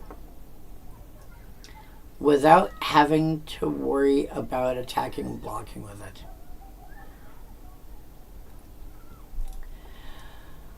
Port Inspector. Creature, townsfolk, now creature, human. There may be a few minor additional fees, levies, duties, surtaxes, tariffs, imposts, tolls. In other words, more taxes, more taxes, more taxes, more taxes, more taxes, more taxes. Whenever this creature becomes blocked, you may look at defending player's hand.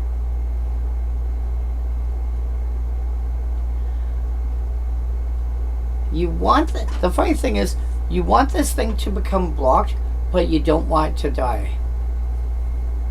It's a 1/2. How do you pull that off? Not very easily. Unless you give it, indestructible or regenerate it or something. But yeah, generally speaking, not very easy. And later in the game, people are either going to kill it or just let it through for a point of damage.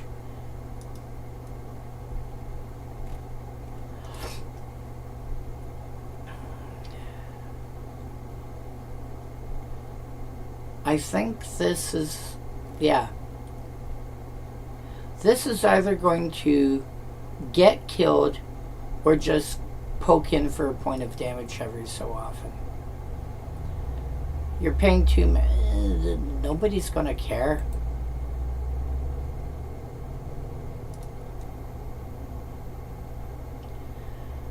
Aerial Caravan. This is cute.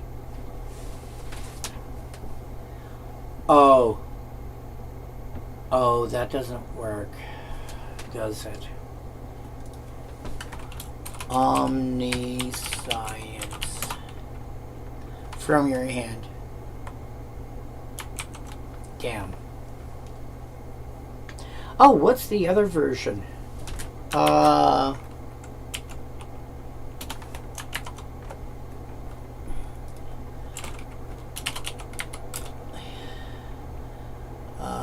ID equal blue. Whoops.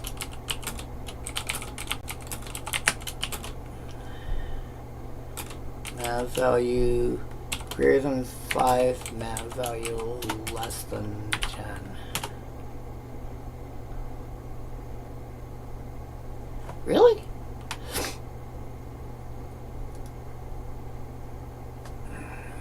Did it just rotate out?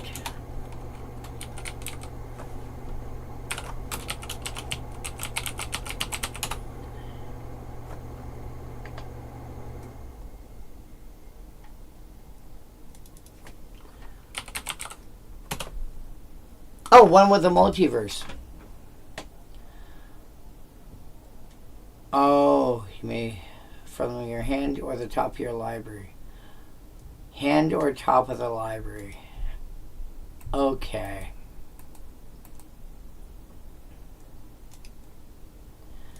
Aerial Caravan does not work for either of those. So you still have to have the appropriate amount of mana for this.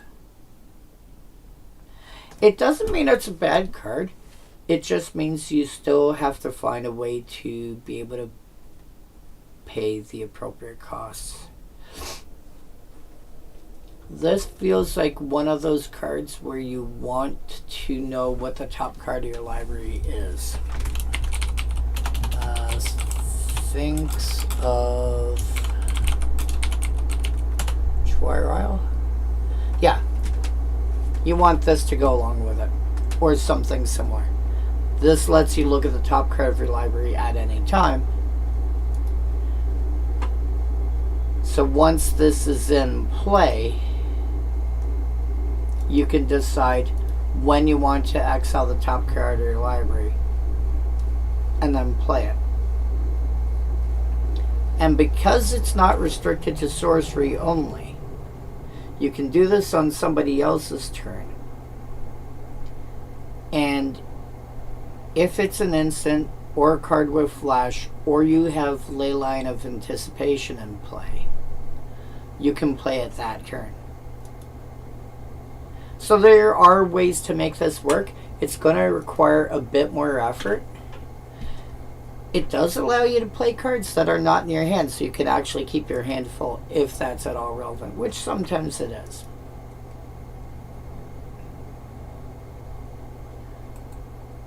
So I could find a way to make that work.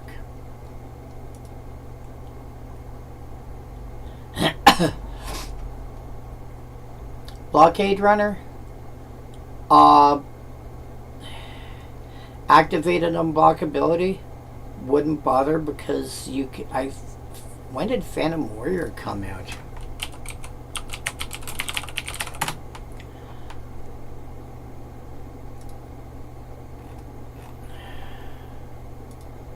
Oh my god.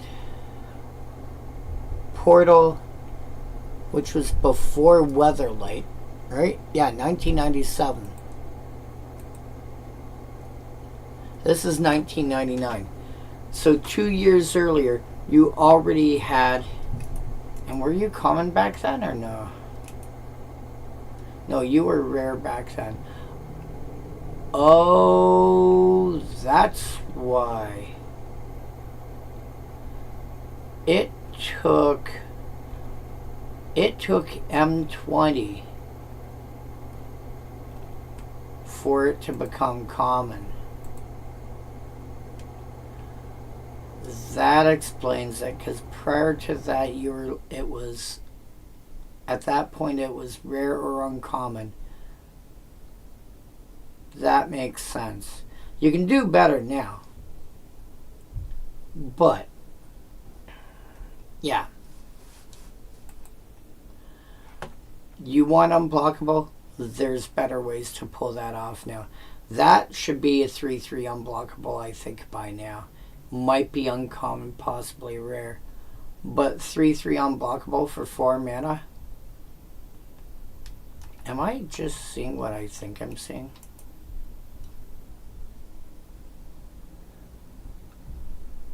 I never actually paid a lot of proper attention to this artwork. I'm just realizing. I'm just noticing. This is basically a merfolk with, I believe that's supposed to be Sisay on the back of it.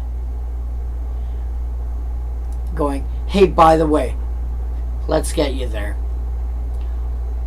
I thought that was just Sisay diving in. No, she's on merfolk pack.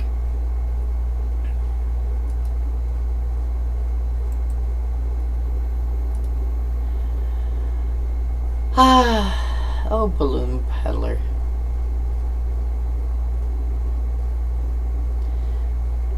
Yeah. Here's some money. It'll keep my kid quiet. And the child's going, Mom, help! Spell Shaper. This is jump. You don't need jump. If you want an effect like that, you need a card like Wonder or Levitation. I'd say a Chroma's Memorial, but you're playing blue. Giving all your stuff flying is easy.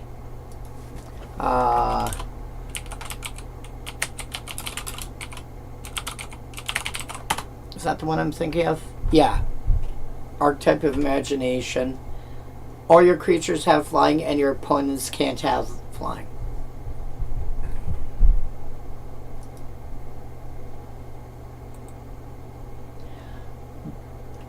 You know, 6 mana for a 3/2 doesn't sound exciting. But most relevantly, it steals flying off of all your opponent's stuff. Incidentally, if I've got if the player to my left has got an Archetype of Imagination, the player to my right has got an Archetype of Imagination, nobody can have flying. What? If you and opponent each control the same archetype, no creature controlled by any player will have the appropriate ability. This is commonly commonly thought of as the, can versus can't rule. Yeah, the can't wins. You know, if a thing can happen and a thing can't happen, can't wins. Yeah. Would not play Balloon Peddler unless even if I need ways to discard cards, there's better options. You know, start scrolling down.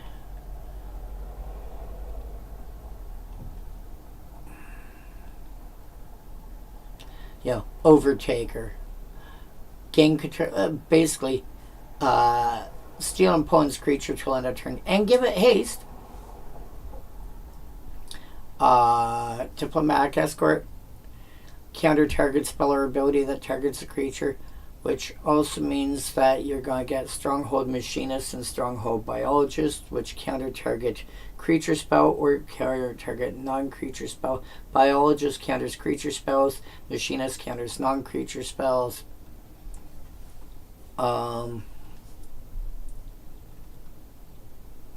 Yeah, you need ways to discard cards. There's you can even play Chart of Course and Thirst for Knowledge and similar cards. Exactly, Mind Over Matter. Yep.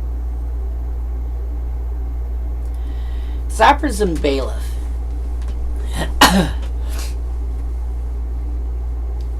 I want a copy of Sappers and Bailiff. I want a copy of Sappers and Bailiff. I also want a copy of Bazaar of Wonders. Yes, but Land's Edge is red.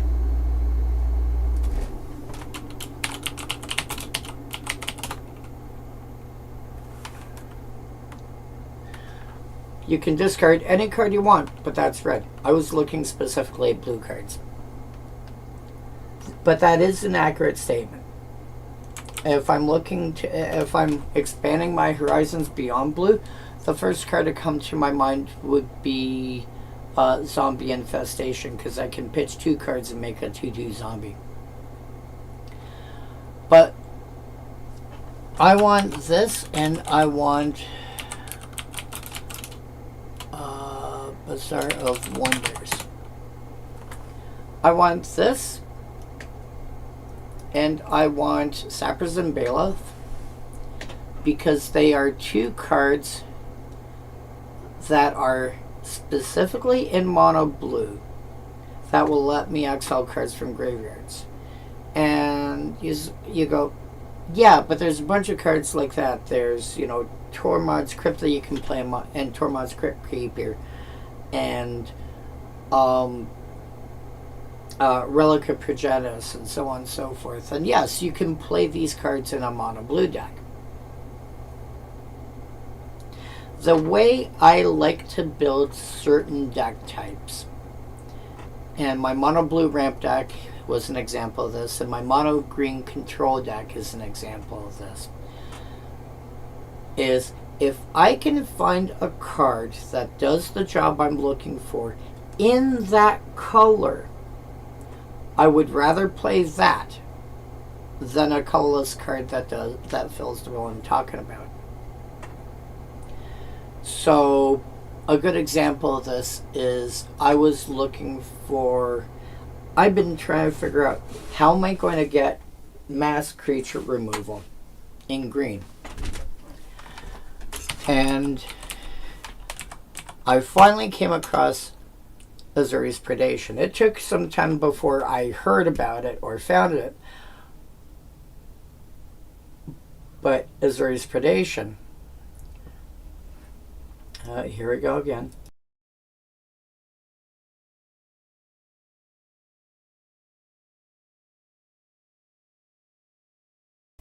And now it won't listen. I want a Wrath of God effect. Yeah, exactly. I had Navinral's Disc sitting here trying to remember the name of the card. Couldn't remember the name of the card. I had Navinral's Disc, and I had I had Elder Druid to combine with it. And Azuri's Predation showed up, and I'm like, Wait, you do what? So it's 8 mana as a sorcery. For each creature your opponents control, create a 4/4 green Phyrexian Beast creature token. Each of those tokens fights a different one of those creatures. So basically, however many creatures are in play that your opponents, plural, have. If you have 3, you have 2, and you have 6, that's 11 creatures. I make 11 4/4 beasts. Each of those beasts will fight one of those, in this case, 11 creatures. Well, there was that, and then there was another card that comboed with it, and I forget what it's called.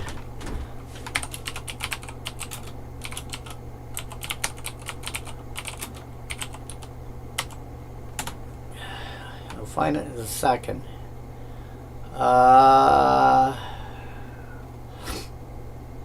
Oh, there it is. Somberwald Beastmaster. Creature tokens you control have Death Touch. Which suddenly that, if I have the Beastmaster in play before and this also makes, it's a 1/1 that comes into play and makes 3 other tokens. So I get a 1/1 itself, and a 2/2, a 3/3, and a 4/4. If I have that in play when I cast Azuri's Predation, all my tokens are going to have Death Touch. So they will, without Death Touch, they'll kill anything that's smaller than a 4/4. They will equally kill anything that has 4 toughness. And then with Death Touch, they'll kill anything bigger. And I'll still have a handful of tokens left over at the end because somebody's going to be playing with smaller creatures. But this is a mono green way of wiping the board of all creatures. It costs a lot more, but I can, Navinar's Disc, net result is 5 mana. 8 if I, 12 if I use Elder Druid, because it's 4 to cast and 4 to activate, but it's not needed. It's just a nice to have. If I simply wait a turn, it's a ticking time bomb. But I want cards that are in the appropriate color that do the job I'm looking for. Sappers and Bailiff will exile artifacts and enchantments out of graveyards. And Bazaar of Wonders, well, this is the card I'm going to want more. Exiles all graveyards, period. I care less about this second line of text. Whenever a player casts a spell, counter it if a card with the same name is in a graveyard or a non-token permanent with the same name is on the battlefield. That's really only going to be relevant against, with those cards that you're allowed to play multiple copies of, i.e. Persistent Petitioners, Relentless Rats, Shadowborn Apostle, Heir Apparent, Seven Dwarfs, stuff of that nature.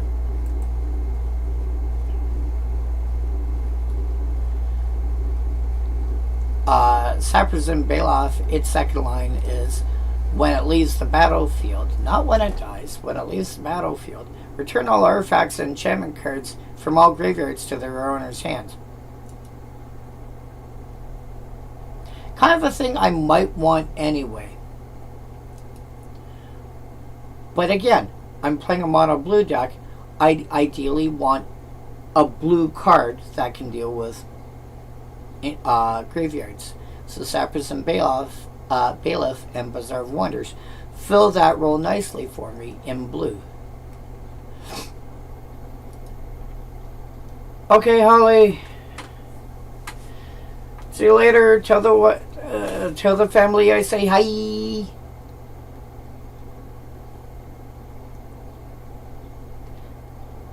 Hi. I'm surprised she hasn't smacked me by now. Anywho, but yeah, as a general rule of thumb, I would not suggest the bailiff. Although hilariously, you might be able to do some weird flicker shenanigans with it.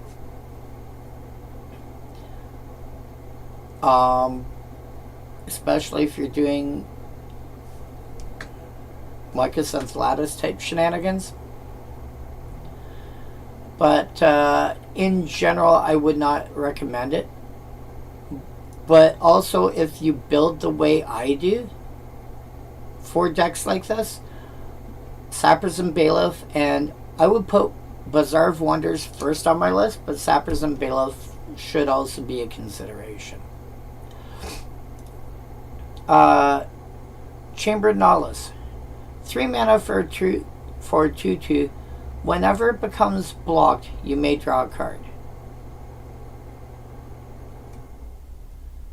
I think it's blocked period, not blocked by, like blocked by one or more creatures sort of thing.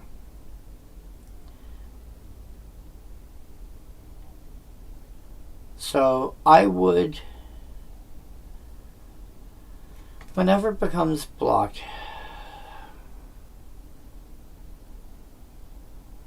hey, Esso! You are live tonight. How's the event going tonight? Whenever it becomes blocked.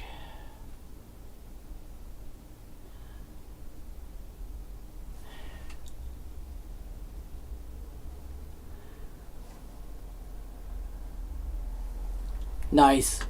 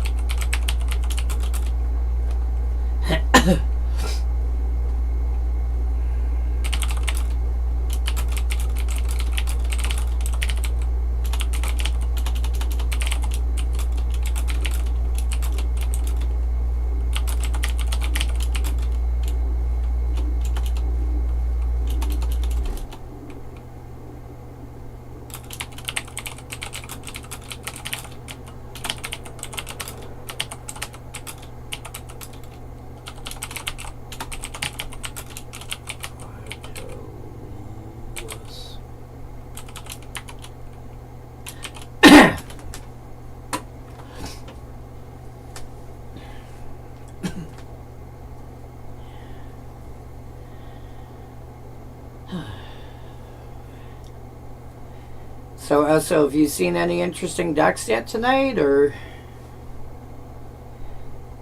like?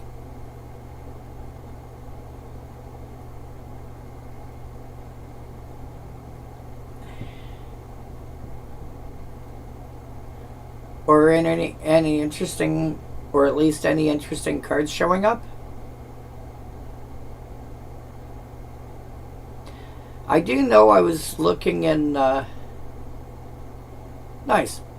I do know, I think it was last night, I was taking a glance at some of the stuff that's in the Final Fantasy sets. Is it Ninja? Oh, that sounds fun.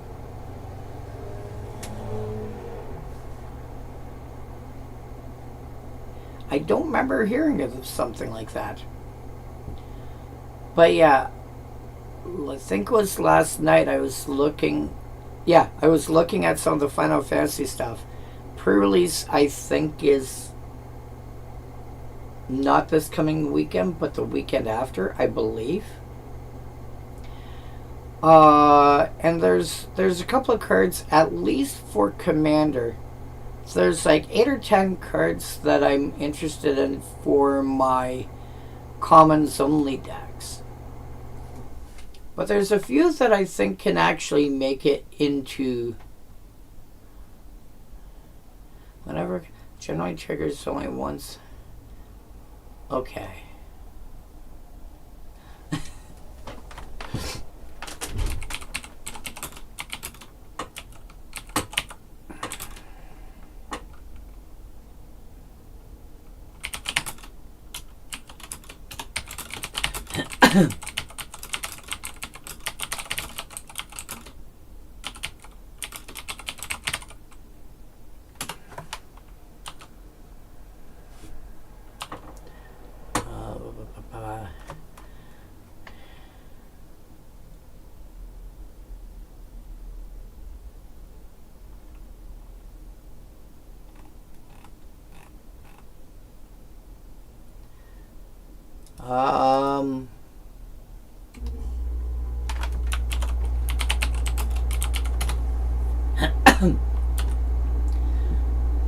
Let's see here.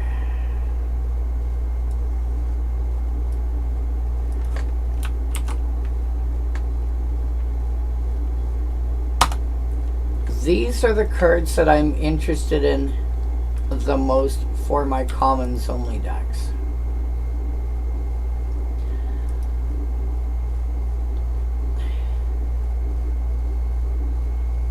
Actual playable, I think World Map might be actually playable. Yep. Those. Okay, I'm gonna have to pull it up. World Map. So it's a 1-mana artifact. Tap 1, tap and sack it to search for a basic land to put in your hand, or tap 3, tap and sack it for any land card. So you can actually kind of have 8 expedition maps.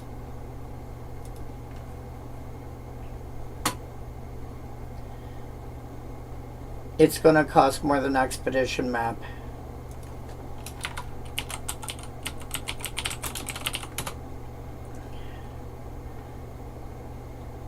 For the second act, you know.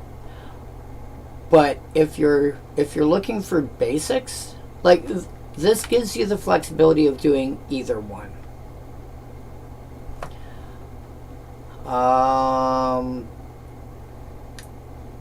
Fate is a white exile removal spell.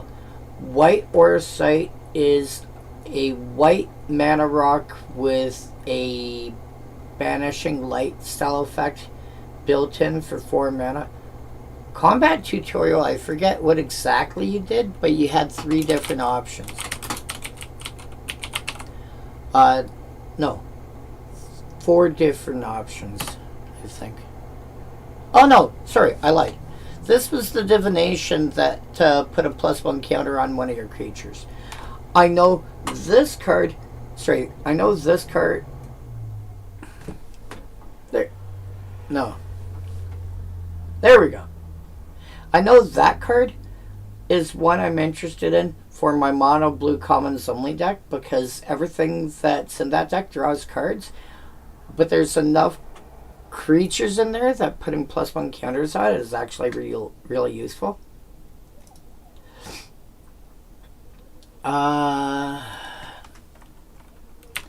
Key Merchant.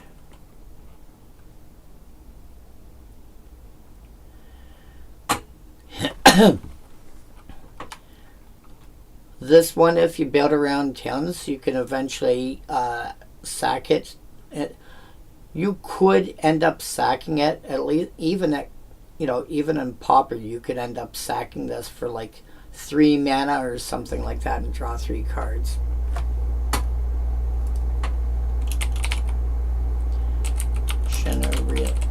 Reinforcements. This is a 2/3 with a dice trigger of milling 3 and gaining 3. If you're looking for some kind of reanimation kind of deck going on, being able to mill 3 when it dies. I basically want this for like something aristocrats-ish. Dire Rat, when this dies, you get a treasure token. That's a 2/2 for 2. So this is a reasonable sized creature if you're looking for the I can't remember what the cards are called, but you know, it's like 1 or 2 mana, and I can't remember what any of them are called.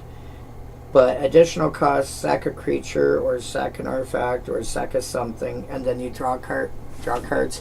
Yeah. Yeah, those kind of effects. Depending on what you're looking for, this is a creature that you can sack to draw 2. That makes a treasure token that maybe you can sack to draw 2.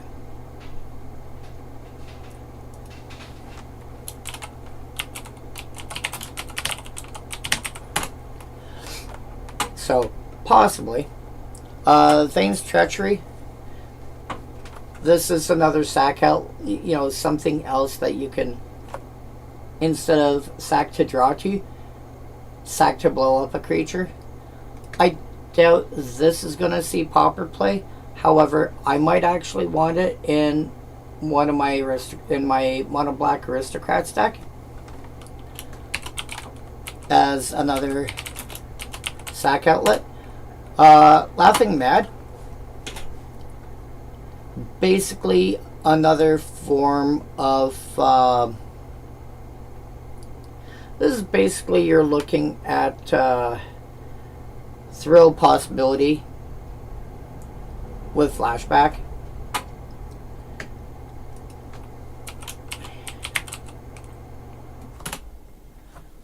Your various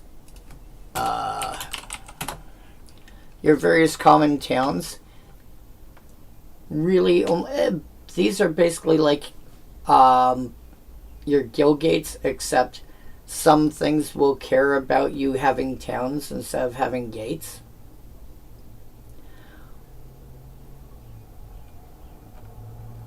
And then Adventures In, enters untapped, comes into play, you gain 2 life. And taps for colorless. So depending on the kind of deck that you're building, if you can have like 4, imagine 4 of these and 4 Radiant Fountain in your mana base. You know, some decks are going to have a lot of trouble dealing with something like that.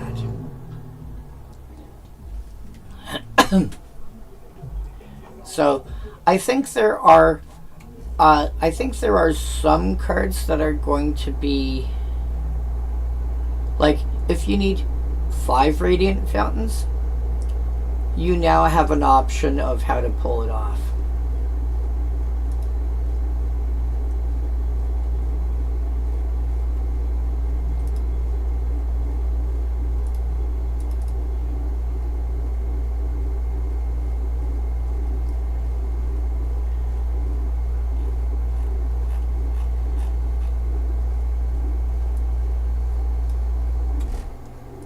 I mean, that doesn't mean that's the only ones that'll be relevant, but that's the ones I saw so far. Whoops. That's the ones I saw so far that I figured might have some kind of interest in Pauper. There's probably more that I skipped over, but I was also looking for stuff I would have an interest in for various decks, and usually my commons commander decks. You know, like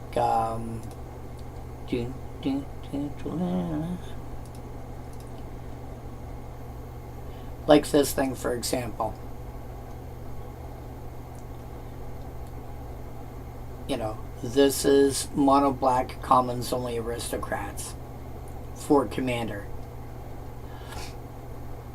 11 sack outlets, 22 pieces of cannon fodder, like things that I specifically are in the deck to be sacrificed.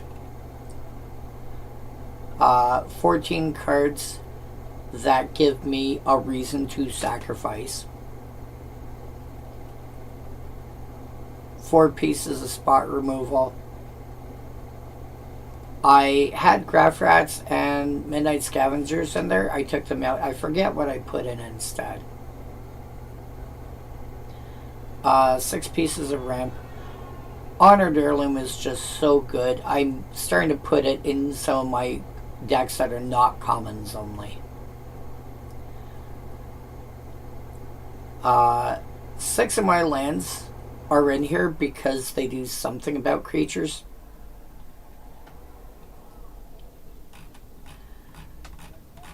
Yeah, a deck like this, a couple of the cards I mentioned, like the Undercity Direbat, are probably going to end up being in there.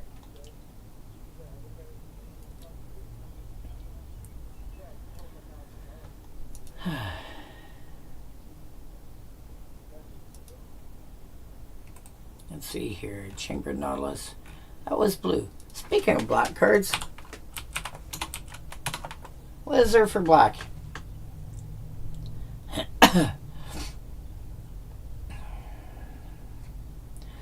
Skulking Fugitive. I don't know. I see Skulking Fugitive, like cards like that having.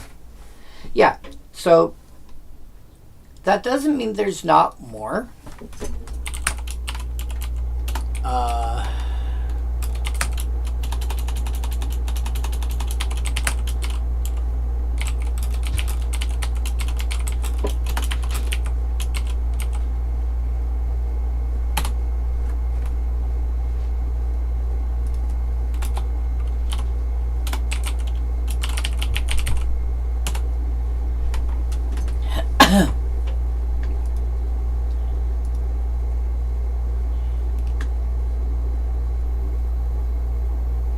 Nice.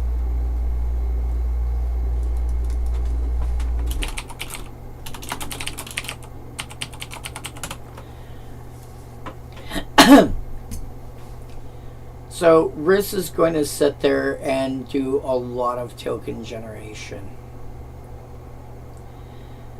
So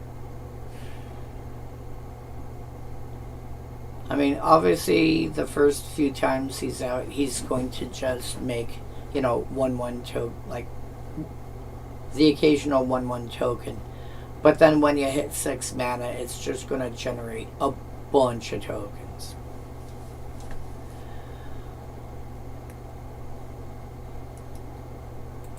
I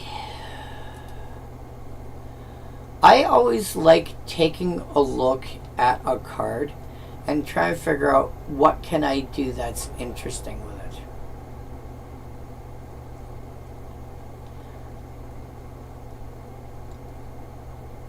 So my problem personally, and this is a me thing, this isn't it's a bad card or this or that or anything else.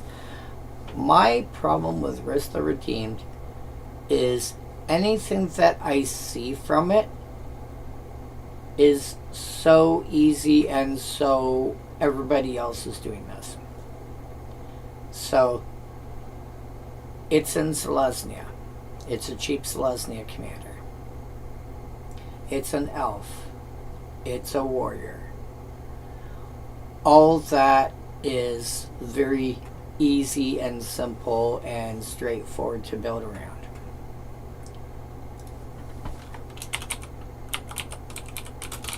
Compare that to Sharum the Hegemon, which, yes, it's in Esper, that's easy. It's an artifact creature, that's easy. It's a Sphinx. While that in itself is easy, nobody builds around nobody builds Sharum to be a Sphinx tribal deck. Well, I shouldn't say nobody, but it's highly uncommon. They normally build based around, and her ability wants you to build artifact synergies. I did not build around artifact synergies. I built around her, it being she at that point was the only Sphinx that would allow me to play all of them. So but that's a me thing. That's not a this is a bad idea or anything else. If it's your first commander deck, having something, even if you played Magic a much before, having something that's fairly straightforward to try and figure out how to build it is a good idea. You're going to want, there's a few things you're going to want to make sure you keep in mind when you build. Make sure you have some sort of graveyard removal.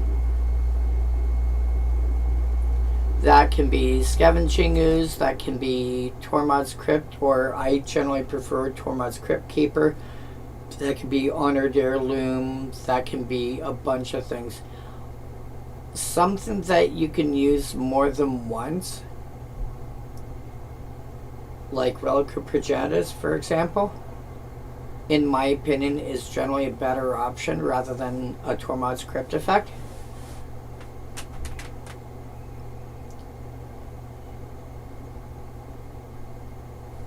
But make sure you've got a way to handle the graveyard. Oh yeah. Oh, for sure. For sure. The other thing, and this is something I honestly myself often forget to do, but put a card in your deck that can shut down a general without getting it off the board.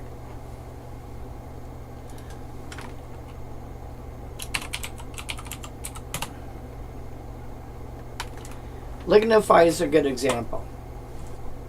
2 mana, turns a creature into a 0/4 with no abilities.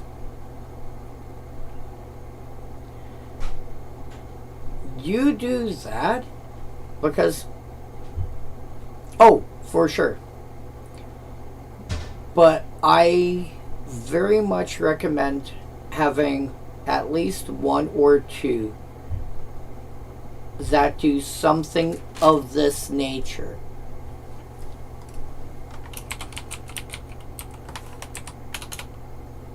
Kenner's Transformation. Another good example. Something that will stop an opposing general from being able to do what it wants to do without getting it off the board, because you destroy it or you exile it or whatever, they can just put it back in the command zone and recast it. You have it still in play as a 0/4 tree folk, let's say, and they're going, well, crap. Now they either have to deal with the enchantment or they have to find a way to blow up their own general to get it back to the command zone to recast it. Which, a lot of the time, is going to be the more common option that they're going to end up going for.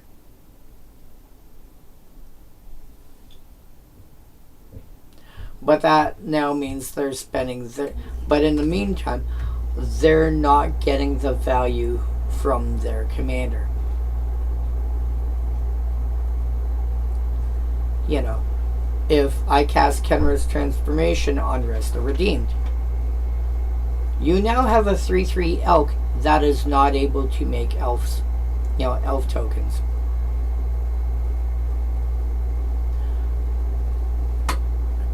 Oh yeah. And as I just said, it is something I often forget to put in my own decks, but it's really useful. Sometimes you just need sometimes you just need something to throw on a big annoying creature, like Darksteel or Blightsteel Colossus. And sometimes you just want to shut down someone's commander and go, yeah, Nice, nice Atarka that you've got. Make it into a 0/4 tree folk instead. Or, Steel Mutation, I think is the one I'm thinking of. Yeah. Or, here, have a 0/1 Indestructible Insect instead. What? Yeah. Which, this might even be better. Because it's indestructible, you can't kill it with like combat damage or something. You have to get somebody to exile it or make you sacrifice it or something. Compare this to the to Kenra's Transformation or Lignify, where it's a 3/3 or 0/4, but it doesn't have indestructible, so they can just chump block with it and have it die and send it to the command zone that way. Dark Steel Mutation turns around and goes, ha ha ha! Yeah, I can chump block all day, but I'm not dying from it. Wait, what? Yeah, I'm not dying from it. Oh, crap.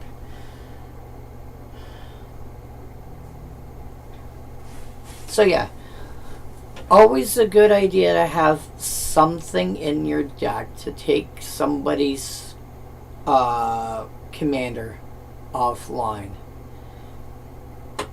and make it just not a problem anymore. Beyond that, I'm presuming you're going for some kind of elf synergy. This is the list of decks that I'm currently working on, some of which I've got physically built, some of which are in progress. You may want to take a look over some of them for some ideas. There are some cards you're going to see me using a lot. Introduction to Annihilation in a format like Commander is great because they'll get rid of most things.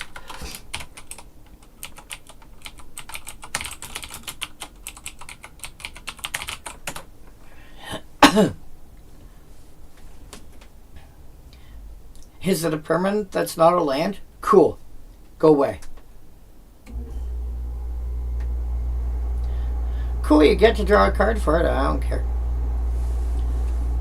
You're playing green-white, so you get access to Generous Gift and Beast Within. Oh, sure. Oh, hilariously, because you're looking at Risk the Redeemed, for each creature token you control, create a token that's a copy of that creature. At some point, you could go,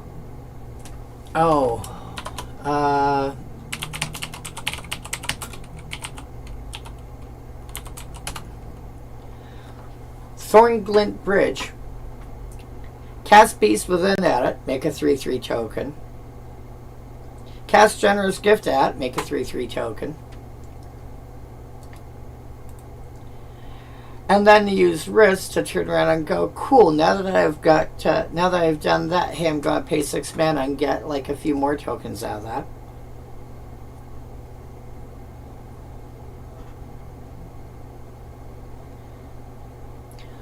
You also have access to, like, the great thing about Risk is he's basically army in a can. You don't need anything else except mana to be able to make use of him. You can just keep spitting out tokens with his first ability, and then once you've got enough in play, make, just double the number of tokens every turn.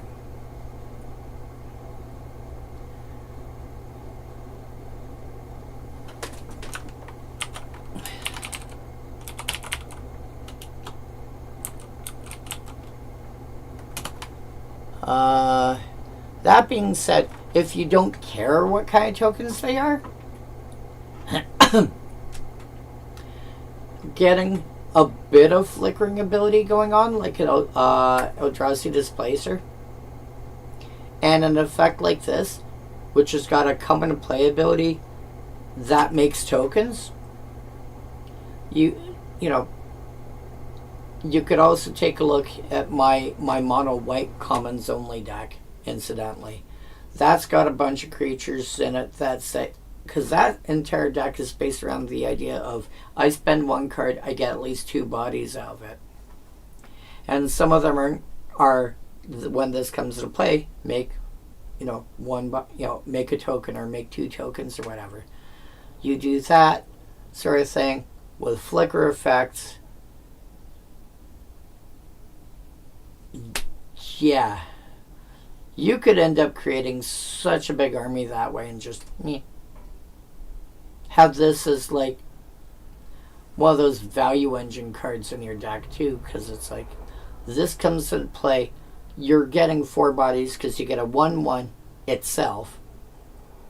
You make a 2/2, a 3/3, and a 4/4. Incidentally, because this in of itself is a 1/1, the number of ways that you can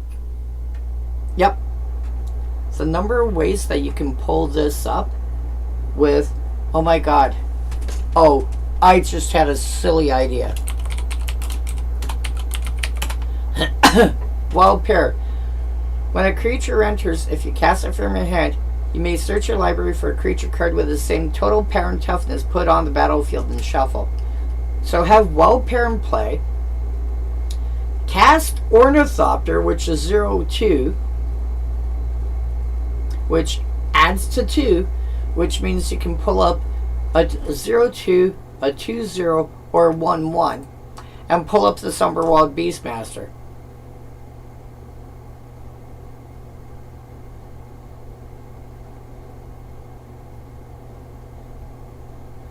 Oh yeah, off an Ornithopter.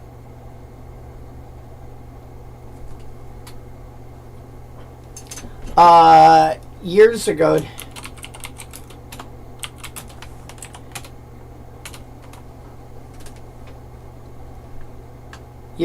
when she was in Standard, there we go, I built a deck around Delisha, who smiles at death. Not as a commander deck, as a standard deck. When she attacks, I can pay 2 ores off mana to return target creature card, power 2 or less, from your graveyard to the battlefield, tapped and attacking.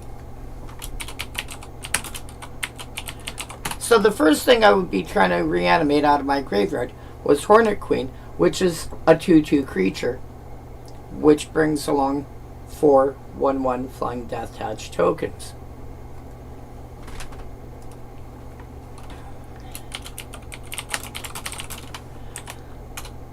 My second option was Priest of the Blood Rite, which was a 2/2, which brought along a 5/5 Flying Demon.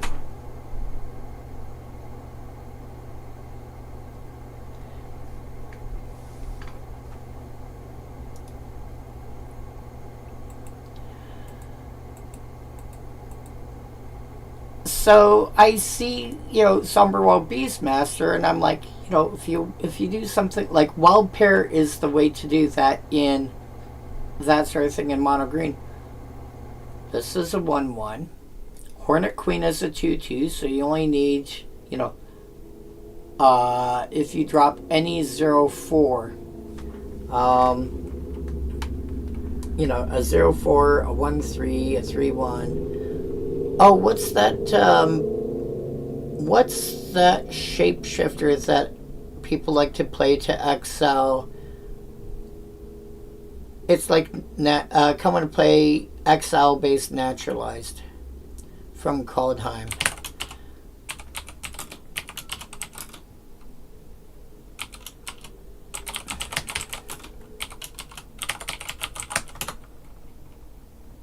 Mass Vandal. There we go.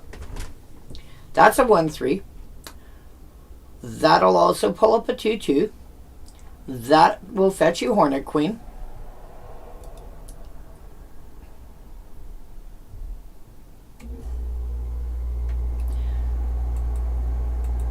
So, Risk the Redeemed, if you don't care about the elf part and that's just a side bonus, you might want to consider an effect like Wild Pair.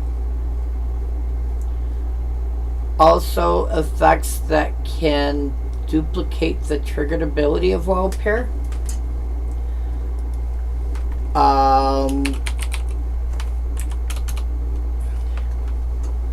List aforementioned, pay 2 and tap.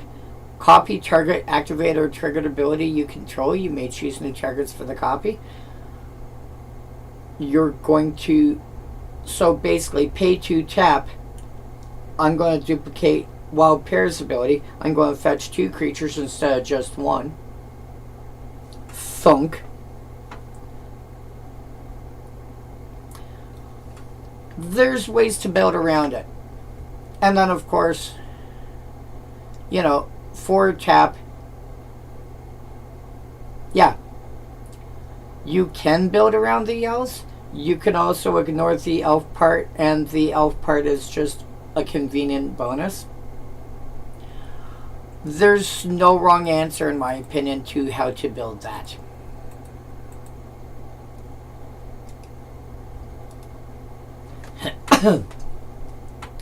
If you want to go elves, my mono green commons only deck is mono green elves. I haven't had a chance to test it yet, but there is a 3-card combo in there that will give me infinite elves. And if I add, I think it's Crashing Drawbridge to, you know, to what I'm doing, then I can just, it's a 4-card combo, but it's commons only, and I win the game. Which is also part of the reason why you see, let's see here.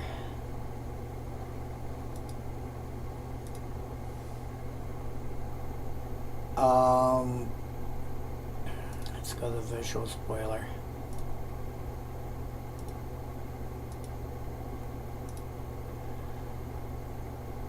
This is also why you see things like Shrine Steward in that list, because Shrine Steward is going to fetch, where are you?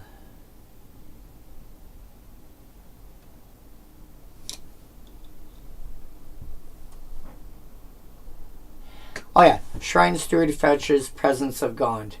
I think when you see Presence of Gond, you have an idea what's going on there. I don't get access to Midnight Guard, but I get access to, oh, what do you call it? Ivy Lane Denizen, I think it's called.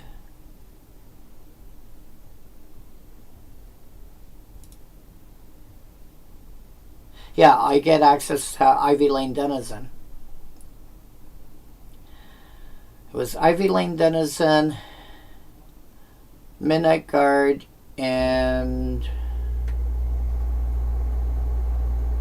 what was the 3rd card?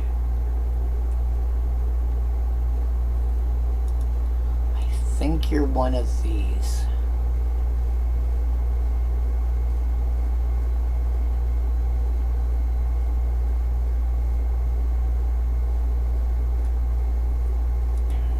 I don't see you at the moment.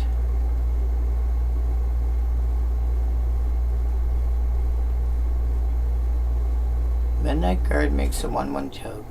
Makes a token. Oh, I remember what it was.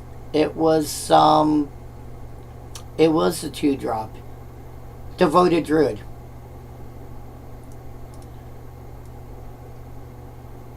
Because Devoted Druid, putting the +1/+1 counter on it, though the +1/+1 and the -1/-1 counter will nuke each other, that gives me the way to untap it.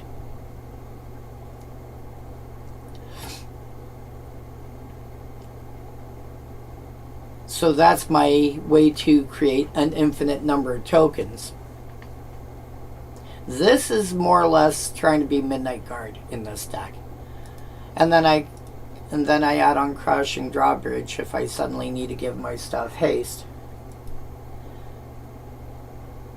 And I have a 3-card 4 if I need to worry about haste, but I have a 3-card combo that gives me an infinite number of tokens that I can attack with. You're playing white, you do get access to Midnight Guard. You also get access to Restoration Angel if you want to play that game, and a few other fun things. You're playing green-white. Why am I saying red? I don't know. I think it's because I'm thinking of haste. You're playing green-white. You've got, all the flicker effects that you want from white.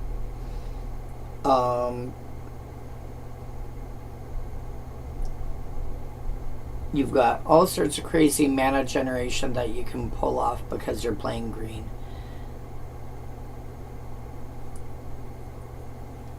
Hell, you can go...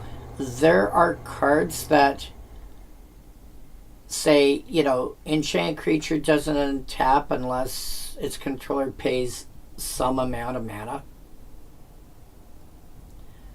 Well, you're playing green. You can get yourself to the point where you're generating some amount of mana. And just go wee.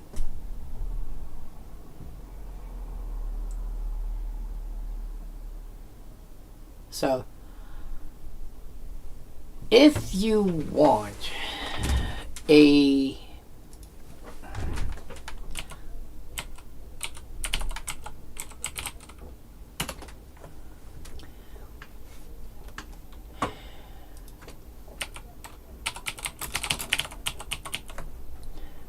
Where's the redeemed? I don't mind people looking at Risk the Redeemed and getting ideas. I don't mind people going to EDH Rec and getting ideas. I am the kind of that part doesn't bother me at all. It's when people take a look at EDH Rec and just copy paste and don't even bother. Oh, well, most decks are running these cards, so I'll also run these cards. And they don't even look to see if there's any synergy with that they're doing.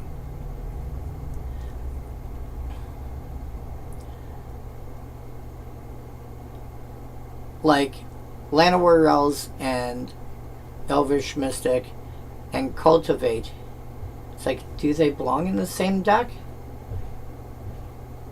Like, Llanowar Elves and Elvish Mystic makes sense if you're playing Elves, and or you specifically want a creature to add mana. Cultivate, I personally am not a fan of playing Cultivate because you should be able to start getting 2 lands instead of getting 1 tapped and 1 into your hand for that.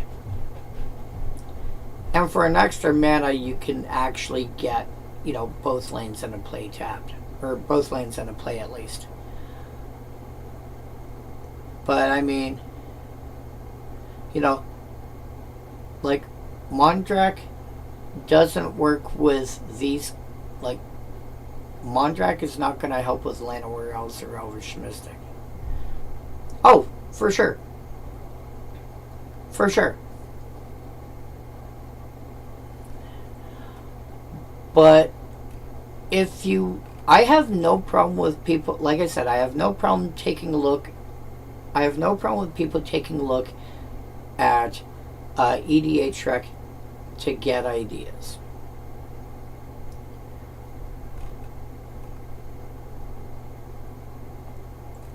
I just wish people would use that more for ideas and use it less as, oh, people commonly play this, then I will play this, and trying to net deck. This is Commander.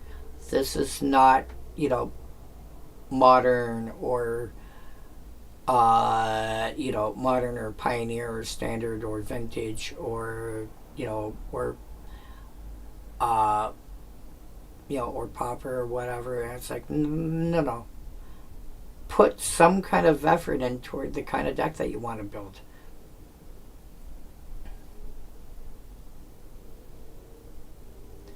Well, I don't have the time. Ask for feedback. You know, like this is a deck that I'm slowly working on. And it's Commander. You are never in a rush to turn around and build a deck. Oh, but I have an event coming up this week. Okay, borrow somebody else's deck. But it's not mine either. It's not your deck if you just copy and paste off EDH rec.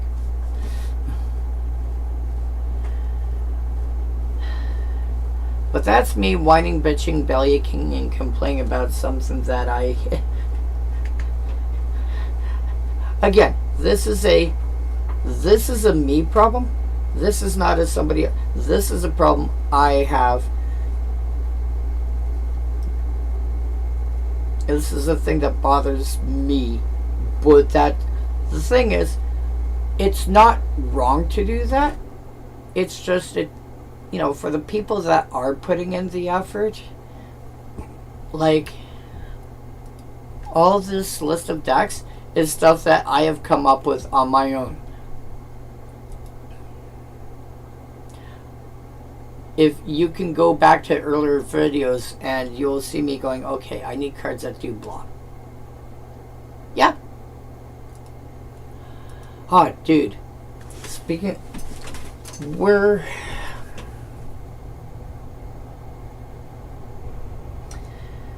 If somebody is to play Modern and they want a deck that they can eventually upgrade over time, and they want something that's cheap and easy initially, my common go-to is like mono green or even colorless Tron.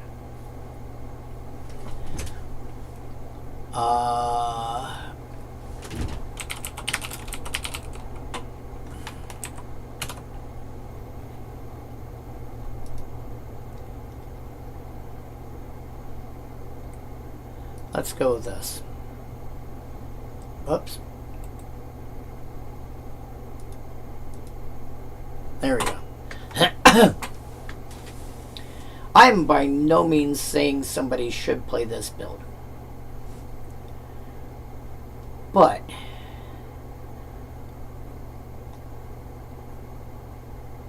I would not be playing Eldrazi Temple initially.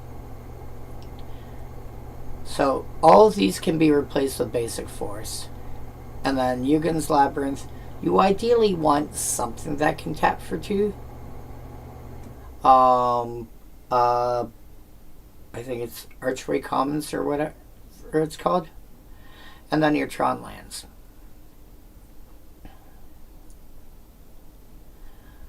And you don't have to run Yugen Eye of the Storms. It's nice. It's a good card. But they're like $35 a pop. And if you want something inexpensive, all Yugen is a good card that you can cast when you've got Tron sitting out. That can do something effective. Sarah's 7 Deaths is a hard to kill threat, and they're like $25 a pop. Where I like to start off with is this.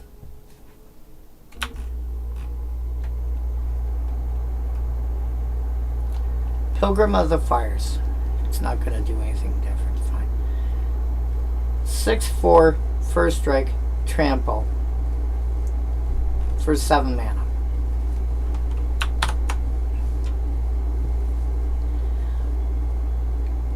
At an actual LGS, you might have to pay 50 cents for it. This is going to jump in front of so many things and just kill them. And it has trample on top of that. So when you are attacking, people can't just chump block with whatever.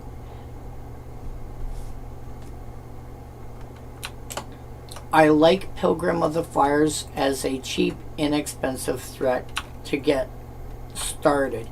And yeah, when you can finally afford to pick up, you know, Devourer of Destiny, you know, which is like $2 each. You know, maybe Devourer of Destiny is something that you can pick up early, because the Tron line, Devourer of Destiny is probably reasonable to pick up. But Sarah 7 Deaths, in the short term, replace them with Pilgrim of the Fires. Save yourself the $50.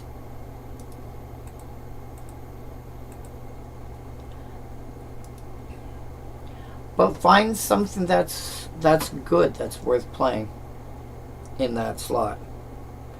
I actually had a friend message me earlier.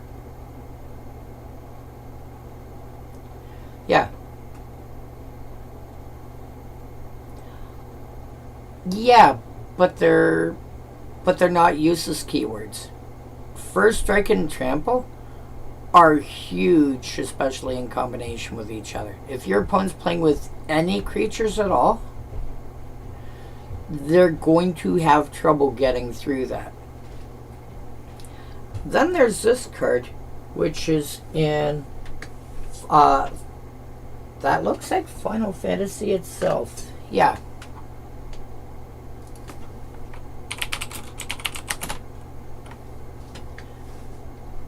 This is coming out in Final Fantasy. This is a common. 7 mana. Vigilance, Reach, and Trample. You get a 6/6. This is common. This is actually going to be a better option. Well, I shouldn't say this is a better option.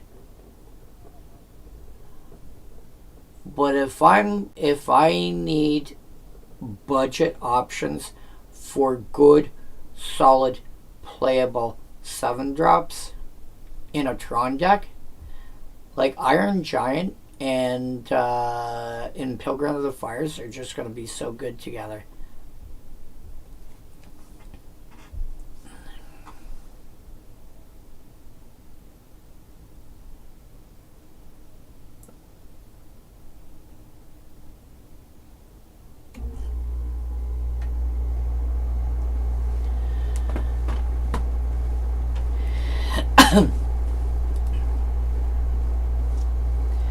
And again, you're looking at somebody who's playing on a budget. You're looking at somebody who doesn't have, because the problem is a lot of the good cards that people want to be able to play with are like $25, $50, or whatever each.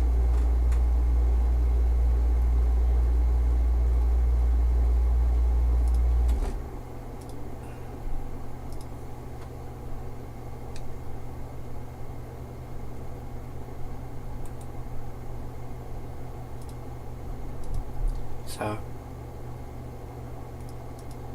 oh, fair. To be fair, you. Oh, so that's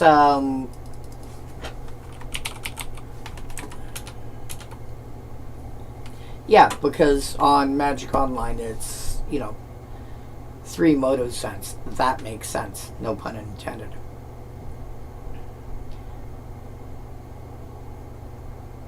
But yeah.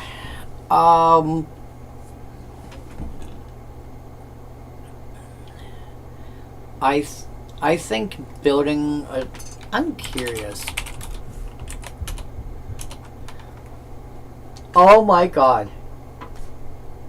On Magic Online, doubling season is cheap AF. How?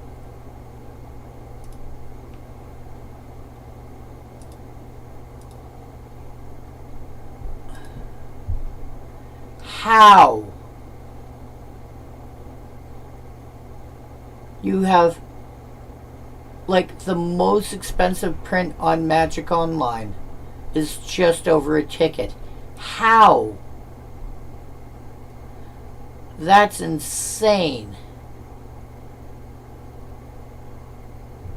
Oh, if you're doing this on Magic Online, run doubling season.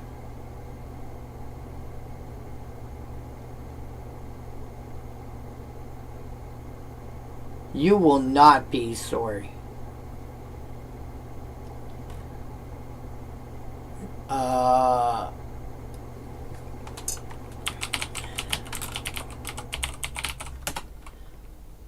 Annoying Procession is also only 2 Moto cents. Like Anointed Procession and Doubling Season being cheaper than, some good playable pauper cards is ridiculous. Because Annoying Procession is basically one half of Doubling Season. Both of them, if you make tokens, you make twice as many. Well, think of Risk that redeems. Yes, exactly. Think of Risk's second ability.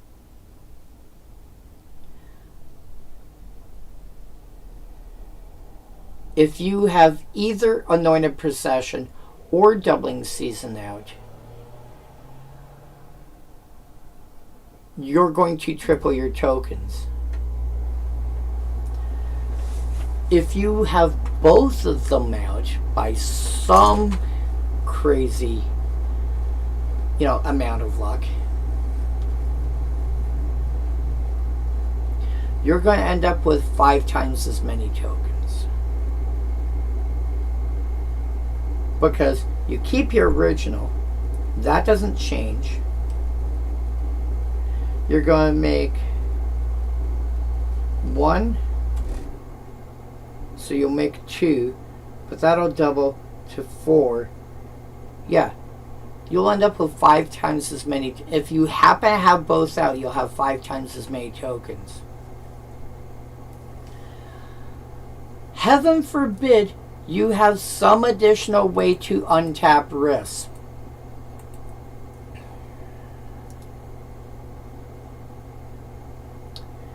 That's ridiculous. Give me a moment. I gotta let my roommate know about this. Hold on.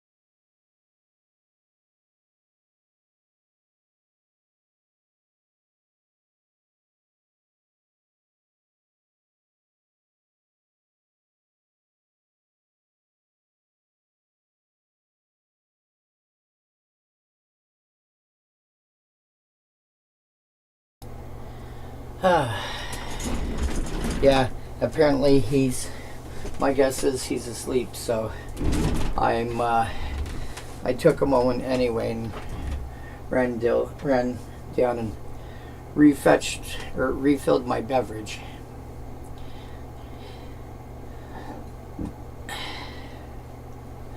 Hot chocolate with milk and coffee instead of water, so kind of a mocha. But yeah, Risk, especially if you're building on Magic Online, my god, I'm sure you can build that cheap. But yeah, what does Swag Tusk go for? Oh my god, you can get Swag Tusk cheap as well. 2 Moto cents. Sort as checklist. Yeah. MM3 or M13, 2 cents each. When it leaves the battlefield, you get a beast.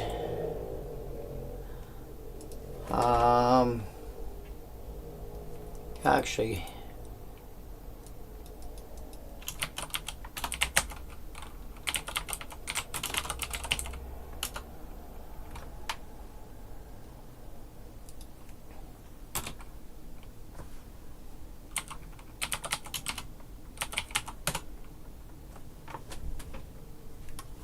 also, oh my god, Avacyn Restored printing, which is the original version, is 2 Moto cents. Yeah. Alright, and what about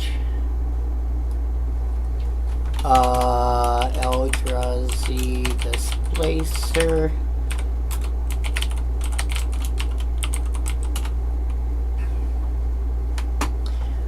Oh my god. Eldrazi Displacer you can get cheap. And then you have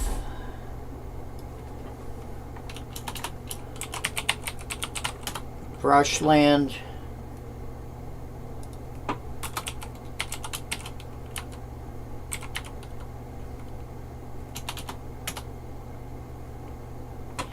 Brushland you can get for 6 Moto cents if you go for 9th edition. Brothers War is less than 10 Moto cents. Wow, you can be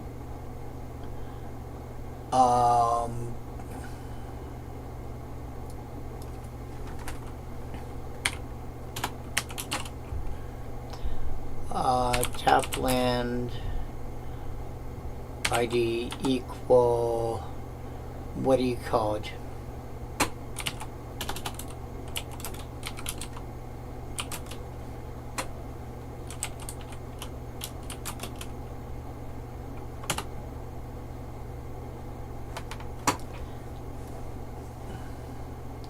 Gavany Township won't tap for colored mana. Wooded Bastion, 2 Moto cents. Salt Crested Step, not unreasonable. Okay.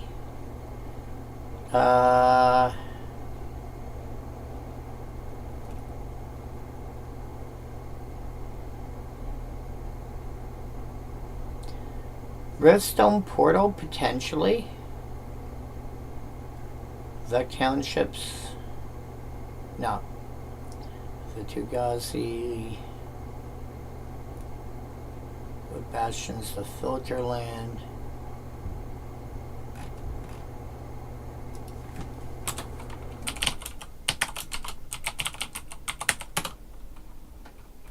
Nope, that doesn't work.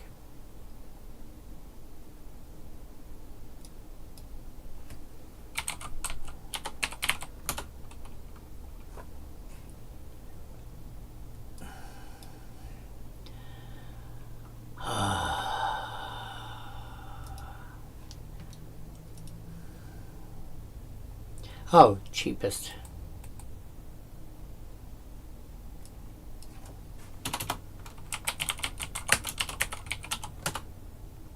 There we go. That's better.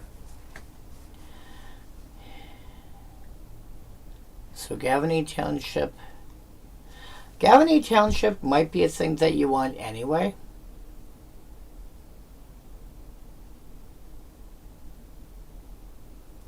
Wooded Bastion. Oh, because I have an idea how to search for cards.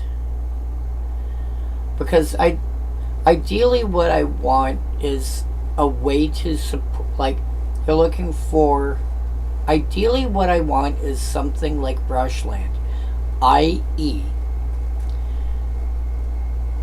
a land that will produce white or green or colorless. Because, and the reason I say colorless is if you can support, being able to support Eldrazi Displacer is nice, because that gives you a relatively inexpensive way that you can flicker something. So I would be Gavany Township. I'd be fine with, but that won't help tap for your red, white or green. Wooded Bastion will. So, Salt Crusted Steppe will.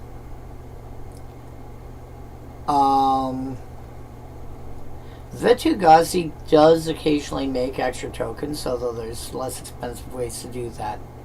But, like in terms of mana efficiency. Riftstone Portal, if it ends up in your graveyard, all your lands suddenly tap for white or green. And it taps for colorless on its own.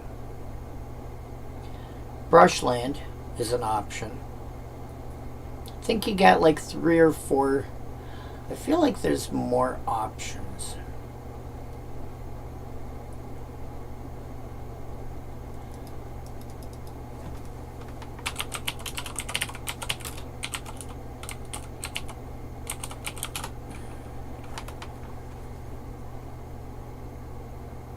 Oh, that's not how the verges work. What's the other ones? Although the verges are still good and not actually like 21 Moto cents. 27 if you want something a little fancier.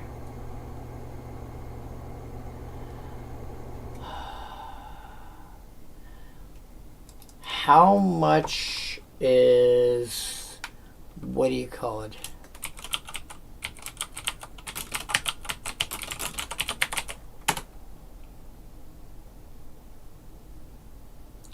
Oh my god, do you have my Acrylo Growth? The retro art from MH2 is 9 Moto cents.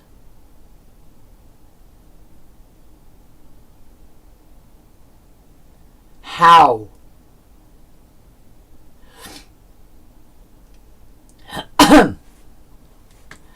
I feel like you can get a good, solid, playable deck for less than 10 tickets.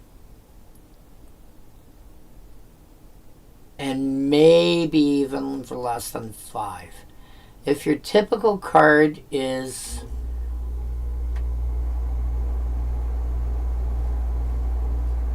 If your typical card is, say... Well, if your typical card is 10 Moto cents, and you're running 40... If you're running 30 basic... No, if you're running 20 basic land like I do, so that's 80. 80 times 10 cents is $8. So 8 tickets.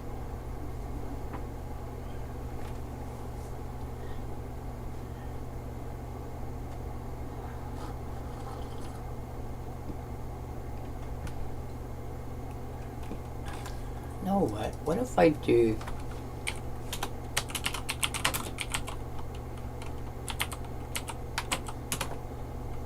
Does that actually work?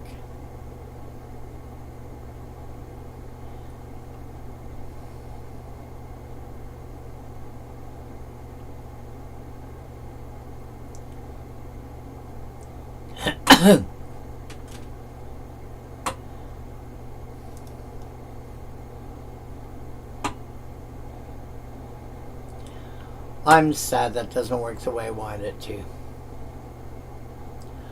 Oh yeah, I don't think it's completely unreasonable that it could be like 2 tickets or less. But I think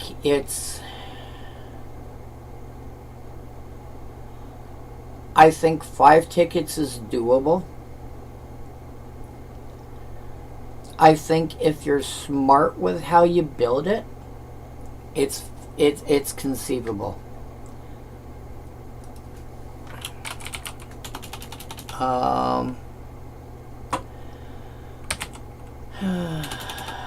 What's the word I'm looking for?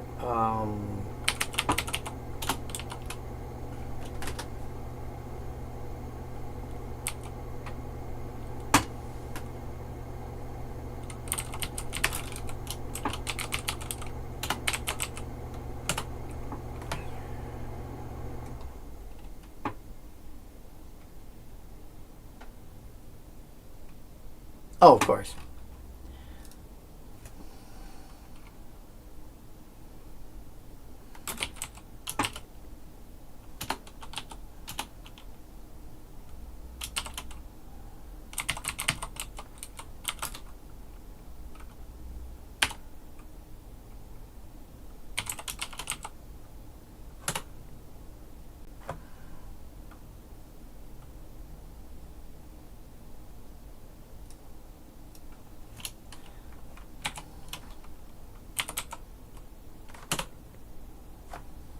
Hour of Reckoning. That's what I was thinking of.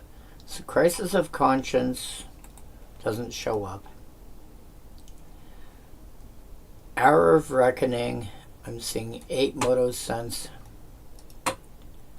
Checklist. Ticks. Oh my god, you can get Hour of Reckoning for 2 Moto Cents. And look at this. Destroy all non-token creatures. Yeah. But relevant to your interests, destroy all non-token creatures. You were building a token deck.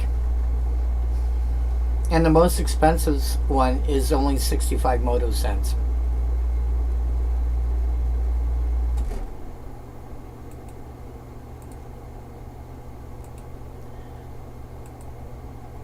Crisis of Conscience, sadly, apparently, is not on Magic Online.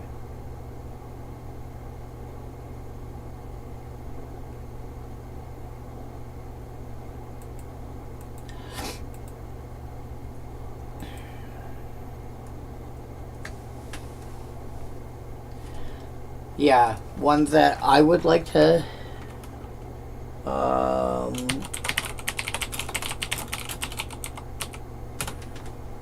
this is another one that's great for something like that. Again, 10 mana but has Convoke. This is better if you do decide to go with something like Elves, as an example. Exile all creatures except those that share a creature type with a creature that convoke this spell. So, if you tap at least 1 elf, blow up anything that's... But exile all creatures that are not elves. Although, tap an elf and tap a beast and tap a soldier, and you probably blow up anything that's... You probably exile any creature you don't control, barring those that have Changeling. You also exile all artifacts and all enchantments. Unfortunately, this is in paper, but it's not on Magic Online, from what I can tell. They really need to get more of the Commander set cards on Magic Online. They really do.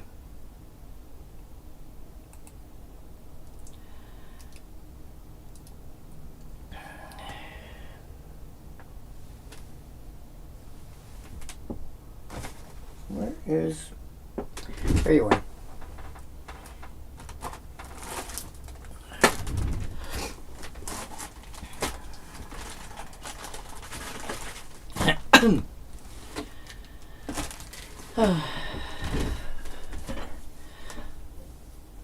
But yeah, you can probably find a way.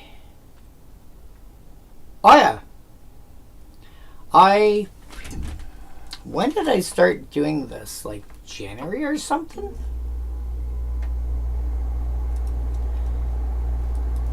Dun dun dun dun dun dun dun dun dun dun dun dun dun.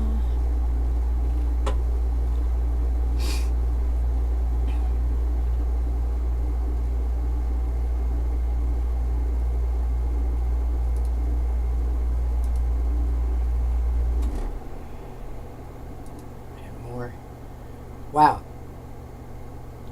January 21st. Yeah, so it's been about 4 months already.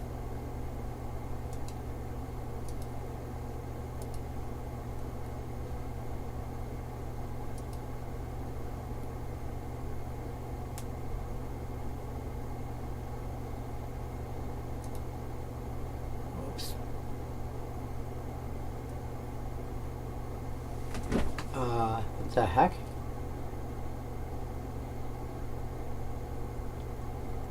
Oh. That's weird.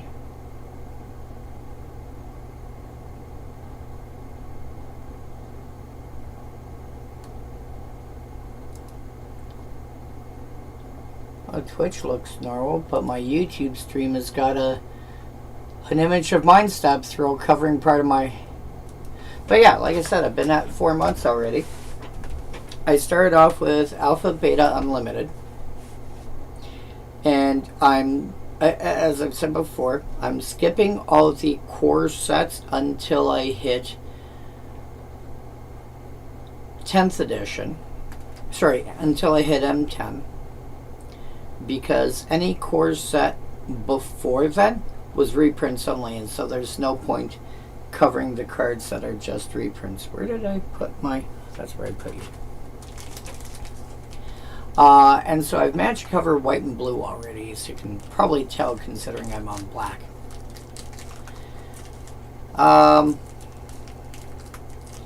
And again, you're probably also aware of this. I'm covering the stuff that, according to Scryfall, EDH Rex says are the least popular cards from the set.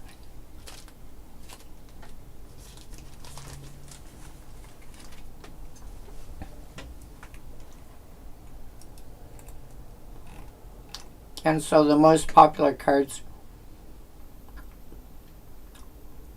in black from Mercadian Masques: Dark Ritual, unsurprising. Black Market, which is great if you're playing some kind of sacrifice strategy of some sort.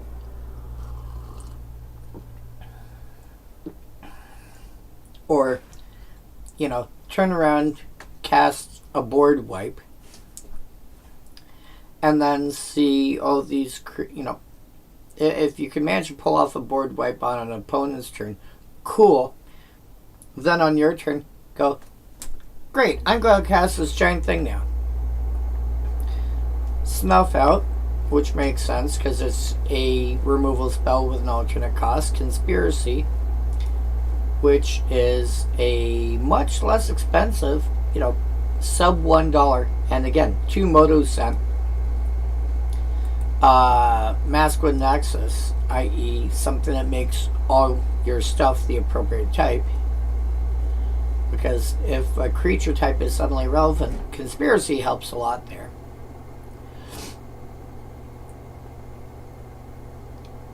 Etc., etc., etc. Well, I want the stuff that people don't look at because they forget it exists.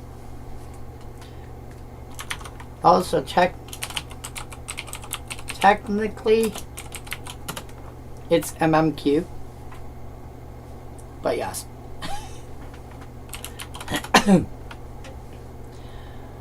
Skulking Fugitive. When it becomes the target of a spell or ability, sacrifice it. The only way to actually make him any decent is to give him a way that he can't be targeted. You could find a way to make him an illusion, let's say the aforementioned Conspiracy or Mask with Nexus or what have you.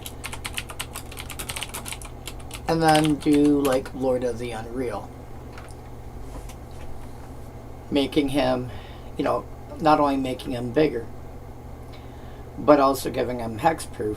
And if you turned everything into an illusion, that also means the Lord of the Unreal is an illusion, which suddenly means he'll affect himself. So suddenly, he would end up being a 4 or 5 with hexproof, which means he can't be targeted unless you target him yourself.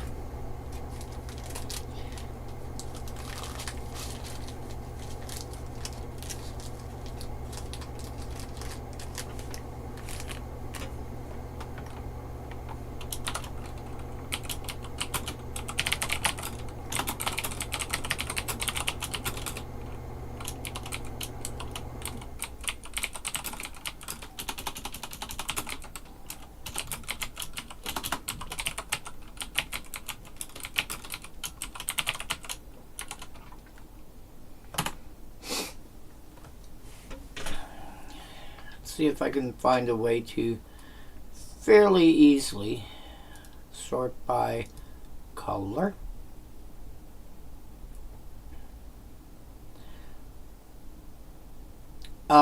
Making him an enchantment, not impossible, but not easy. Shalai would do it, but now you're playing 3 colors. Wandering Rescuer, other tapped creatures you control have hexproof. Tapping him is not hard. As long as he's untapped, other legendary creatures you control, he's not legendary unless you make him legendary. Lost and Amaze tapped creatures you control have hexproof. Star Whale. Star Whale is really good.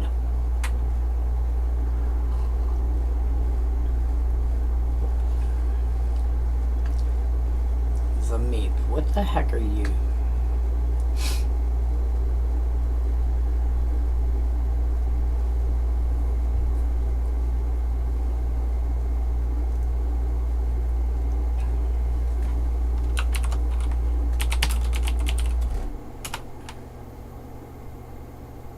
Oh, you're a Doctor Who thing. Huh. You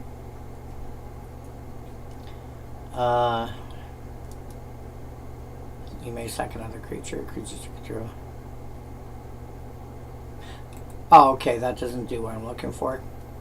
Archetype of Endurance would do it.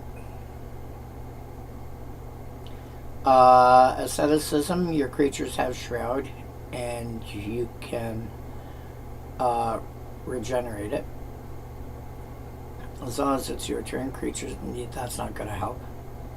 Giant Ankeg is going to help. You know what?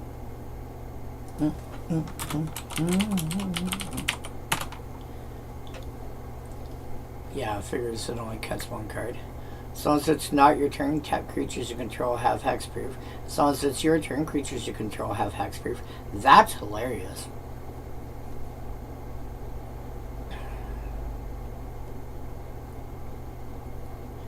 Oh my god.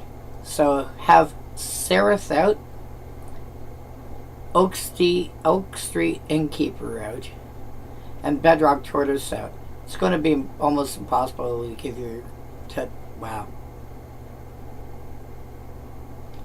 Dominate Rage, if you ultimate it. During your turn and enchantment creatures. So turning it again, these two turned into an enchantment, then you can get the thing. Crypto Thrall. There's a black card in Warhammer 40k that turns stuff into an artifact. Other creatures you control have word 3. You are playing black. This is not going to help unless you go at least 4 color. So there are ways to pull. So adding green would do it. You can do it in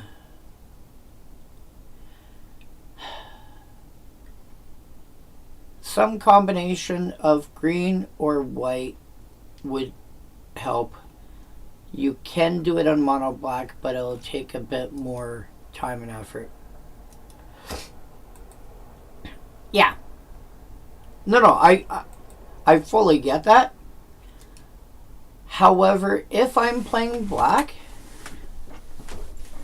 it's not a terrible way to it's not a terrible way to. Damn it. Creatures you control.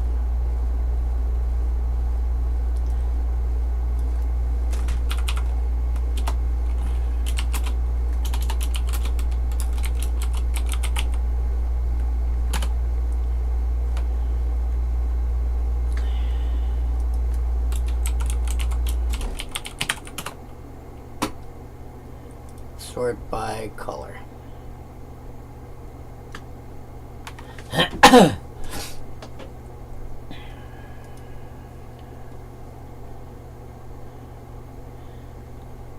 Right, because now that adds in stuff like Lord of the Unreal.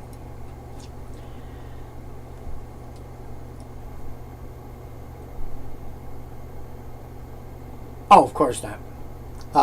Scion of Vuna would be hilarious.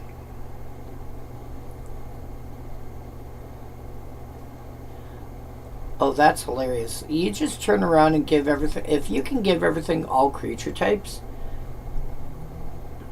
Yeah, it's still there. Alright, whatever. You give everything all creature types with Masquerade Nexus or whatever. Lord of the Unreal plus Scion of Vuna. I'm not saying that's a good idea. I'm just, you know.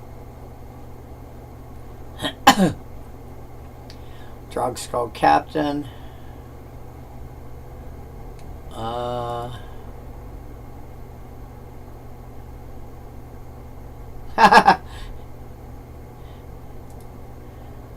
dear.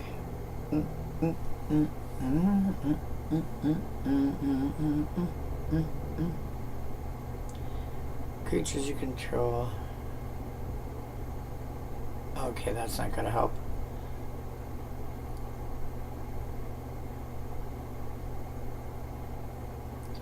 Glaring Spotlight will do it for once.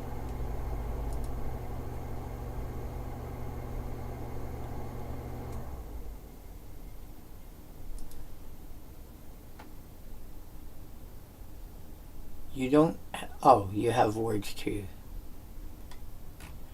Yeah. So there are ways to make it work, but yeah, as so rightly pointed out, it is a little cumbersome to do it.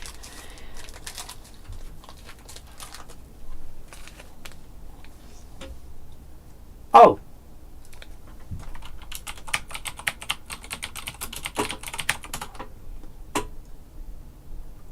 Oh. Because I was looking for creatures you control. Okay. Yeah, Skulking Fugitive, it is possible to make it work.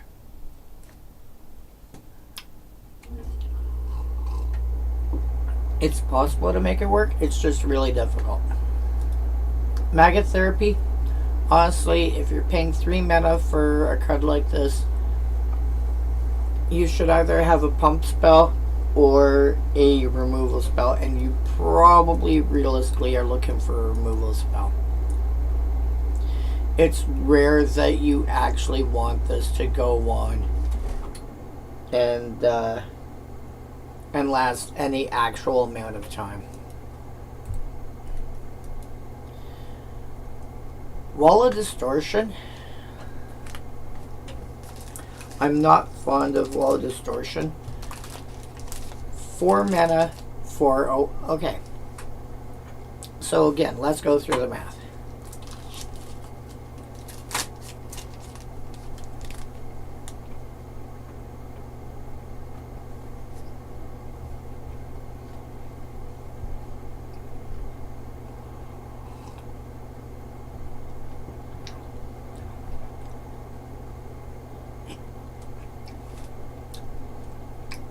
This still goes back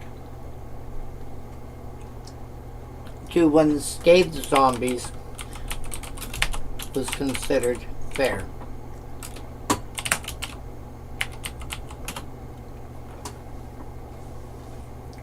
Which is 3 mana for a 2/2.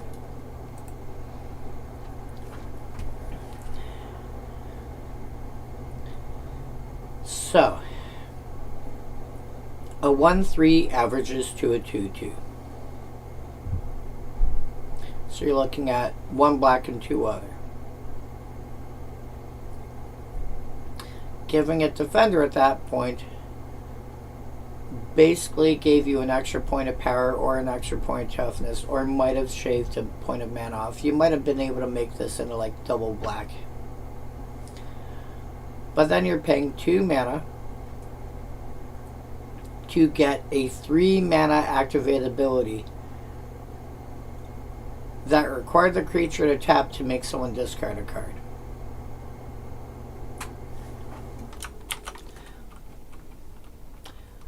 Play only as a sorcery.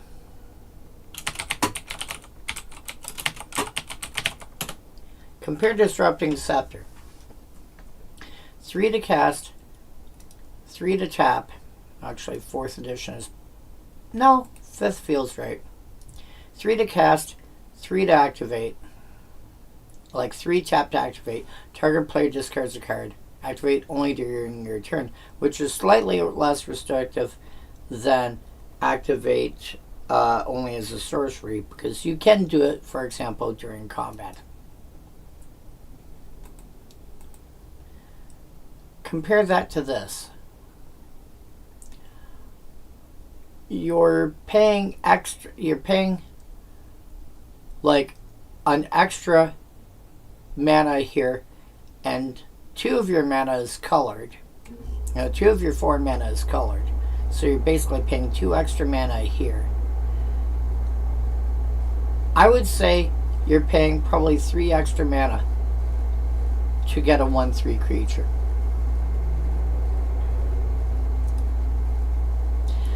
Based on that, it might be fair, but it's way overcosted. I've never been fond of this card, just based on how much, because it's people didn't like paying 6 mana to make somebody discard the first card. This is 7 mana, 3 of which is black, and you have to wait for Summoning Sickness to wear off.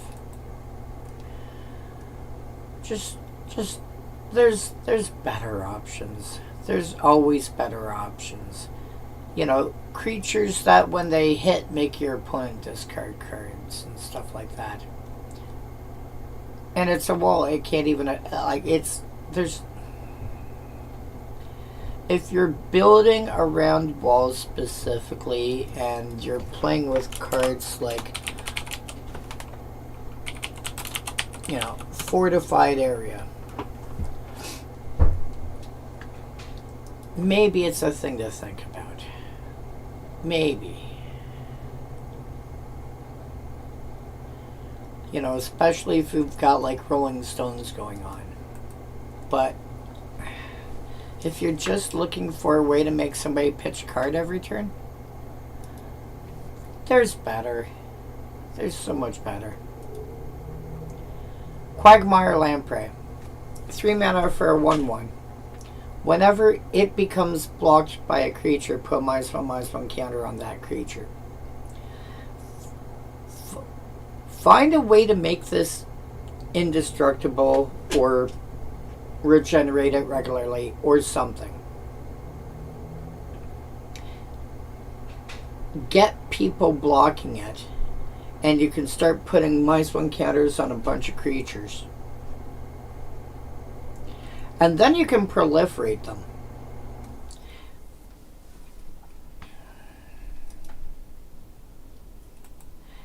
It's not easy to make it work, but it can be made to make it can be made to work. Primeval Shambler. Compare this to Frozen Shade. Let's go to Revised, which this was, I'll point out, Frozen Shade back in Revised was annoying because it looks like it flies and it doesn't have flying. At least the 5th edition version doesn't look like it has flying. It's just, you know, slightly creepy, but it doesn't look like it's got flying. 1 black, 2 other for 0/1 with that same pump ability. For 2 extra mana, you get +3/+2. So much better. You're looking for creatures that are pumpable. Now, ideally, Nantuko Shade is where, you know, Nantuko Shade is your starting point.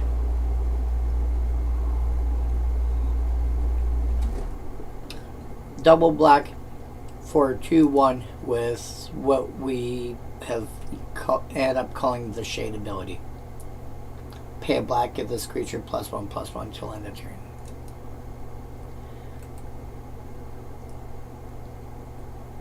This is +1/+2 for, if you convert 2 of these colored mana or colorless mana to a black, you're basically playing +2 for an extra +1/+2. That's not completely unreasonable, out of the realm of reason, especially when you're looking at rare versus uncommon. Still a fine card, and realistically, if you're playing this for 5, you're probably able to turn this into an 8/8. Molting Harpy.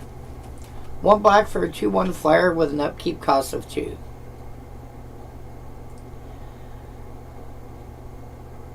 Generally speaking, you're looking at 3 mana for a 2/1 creature.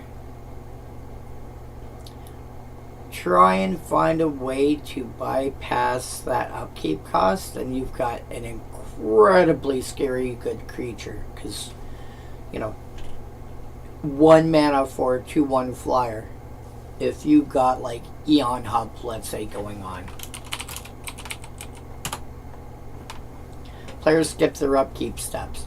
You have a deck like that, this thing gets dumb, because this is like, especially if you've got a way to give it haste. Roar!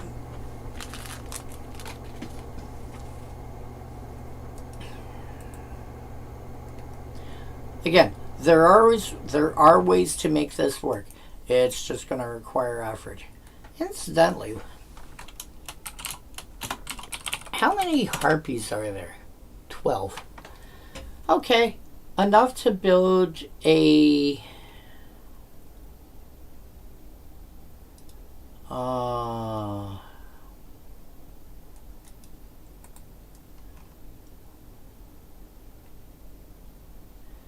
enough to build around for a starting point.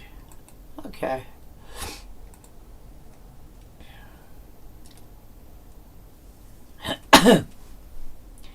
Extortion. You have the funny thing about, like, compare this to Mind Rot. Mind Rot, they get to choose. For an extra 2 mana, 1 black plus 1, you look at their hand and you get to make them discard any 2 cards you want. That sounds like a lot, although you're playing commanders, so 5 mana isn't as bad as you think. It's only 2 cards. However, you're also able to make them discard any 2 cards you want. Effects that somebody like, Krim, aka the Asian Avenger over at MTG Goldfish, like are effects like Thoughtseize. But the problem with an effect like Thoughtseize is that it has to be a non-land card. You can make them discard land. Do you generally want to make them discard land? No. But it's an option. I would see this more at a... I would expect this a bit more of a bracket, like a high bracket 3, low bracket 4 kind of deck. Not CEDH, but something a bit more... The other thing to point out, though, is this can, because it's target player, you can target yourself, which means you can do something fun like, I'm going to discard, I don't know,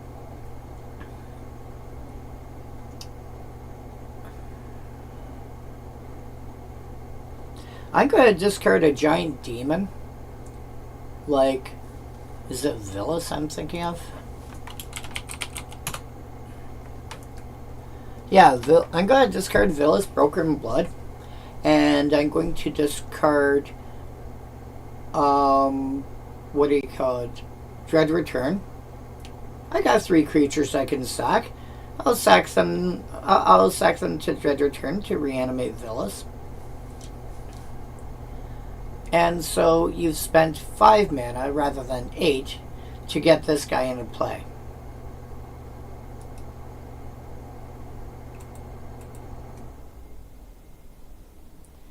So, getting him out 3 turns sooner, or 3 mana sooner, which is probably like at least 5 turns sooner, can make a big difference.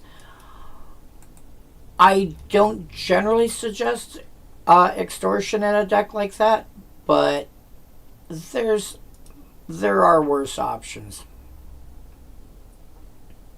Corrupt Official, 5 mana for 3/1. 3 to regenerate, which you might as well not bother assuming is involved in the mana cost here. 3 mana is enough to turn around and say, yeah, by the way, I'm not paying anything for the ability to regenerate up front. It's cost me a bunch to do it down, in the actual cost. Whenever it becomes blocked, defending player discards a card at random. Yeah, his favor comes at a high price. It's only 2 Moto cents. What are you talking about, Asa? I don't know where... It's only 2 Moto cents. It's fine. If you are... What, man? I don't know what you're talking about. If you are building a deck based around making people discard cards, this might actually not be the worst thing ever to end up in the deck, although I doubt it'll end up in. Do I recommend people playing discard-based decks for a format like Commander? No, because it's a multiplayer format and discard is very good at 1v1. And a lot harder to make it actually work well in a multiplayer format, especially when you ideally don't want to hit yourself in the process. So it would be like each opponent discards cards or something to that effect. Yeah. But if you are building that sort of deck, you just go, I'm going to swing for 3. I'm going to swing for 3. I'm going to swing for 3. Finally, somebody's going to go, fine, I'll block it. Cool. Discard a card, please. Wait, what? Oh, sorry. Let me roll. Shuffle your hand. Let me roll a die. Let's see what you discard. What? Because you can say corrupt official, and people go, yeah, fine, whatever. Unless they've been playing for, what is this, 25 plus years, they're not going to be familiar with the card. It's also only been printed in Mercadian Masques. Yeah. And then you can get them with the occasional random discard. And then people are going to go, alright, fine, terminate. Why do you spend... I mean, you spent 5 mana on a 3/1. Oh, if they go terminate? Oh, is terminate what I think it is? Oh no, it says it can't be regenerated. That's sad. Although if you go exterminate, sure, I'll lose 3 life, but I'll pay 3 mana to regenerate it. Oh. Shrug. I could actually see somebody playing that more as a troll card than anything else. Midnight Ritual. Exile X target creature cards from your graveyard. For each creature card exiled this way, make a zombie. 1 black, 2 other, plus X. So this is the kind of card that you play when when you build your deck in such a way that the graveyard doesn't actually, like, if your card goes to the graveyard, it might as well be exiled. And that's not an unreasonable way, realistically, to think about building decks. Like, for example, just pulling this up out of convenience. My mono blue commons only deck that's built on drawing a bunch of cards. You take a look at this, and I have no way. I don't think I have any way to get anything back from the graveyard. In fact, I'm even running Relica Progenitus here, which exiles all graveyards when you use its last ability. Oh no, I do have some reshuffle effects, but realistically it's shuffle stuff back in. I've got Devious Cover Up, and what's the other one? I've got Devious Cover Up and I think one other card like that, and then I have Clear the Mind. So I got like 2 or 3 cards to shuffle my graveyard back in. But other than that, like, I don't have any way to reanimate my creatures. I don't have any way to, creatures don't do anything special when they hit the graveyard, etc., etc.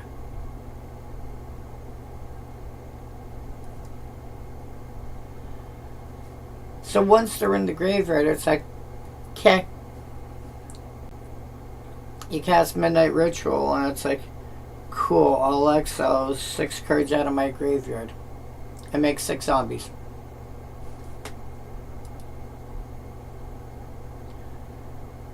I do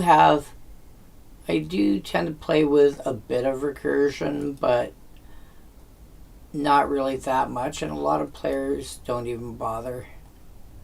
Actually, does my white, blue... Actually, does my mono blue regular deck have any recursion? I don't think so. I can recur lands, but I think that's it.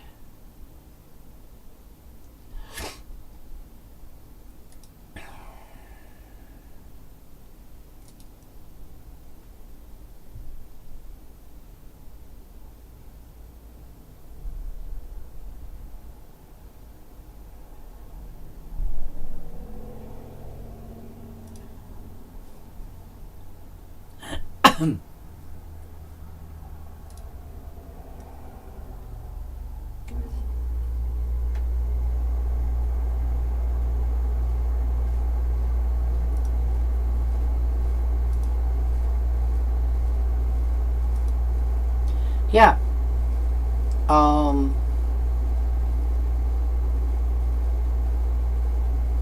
Nothing there.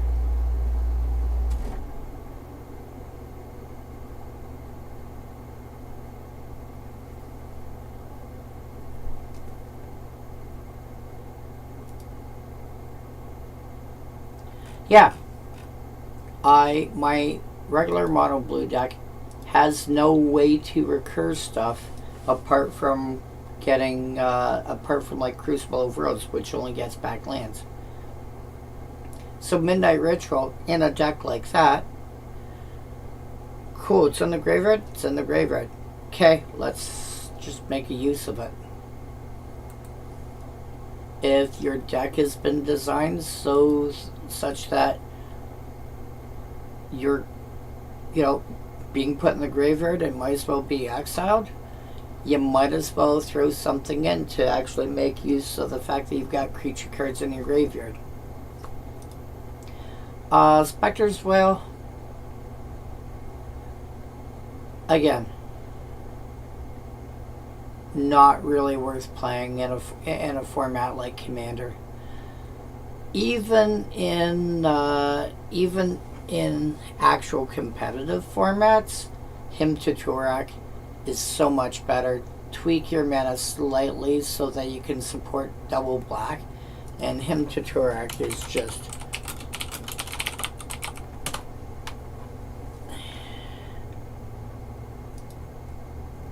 oh wow. There we go. There's two styles I really like, and that's this one and this one. Either one I will gladly play. Neither of which are expensive. And to be fair, they're the two most expensive versions, and both of them are under $1 American and under €1.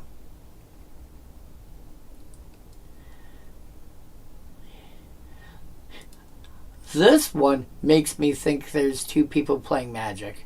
Although I think that's somebody's supposed to be reading somebody's fortune.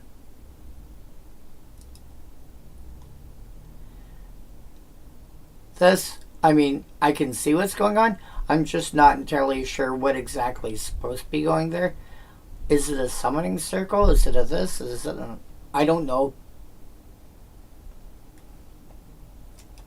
But it's 2 mana to make somebody discard 2 cards at random.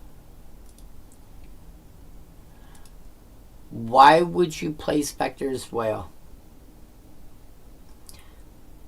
It's my brain falling down. Yeah, why would you play Spectre's Wail when you can just tweak your mana base slightly and have double black do it?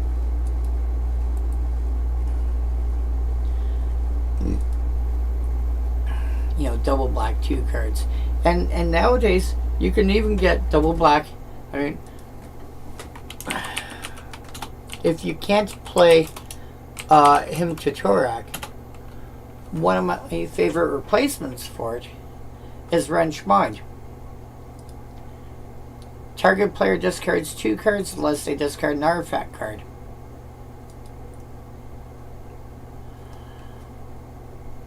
I am quite happy with that in pretty much any format, because if they're discarding an artifact card, it's probably a card they need for their deck. Like, if you're playing against Affinity, for example.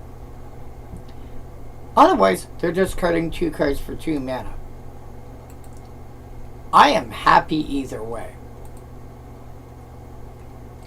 Bog Smugglers, slightly more difficult to cast than Scathe Zombies. It's 2 black plus 1 instead of 1 black plus 2 for a 2/2 with Swamp Walk. You're playing black. You or somebody else at the table is probably going to be running Urborg Tomb of Yawgmoth. Suddenly everybody has a swamp. Suddenly this is unblockable.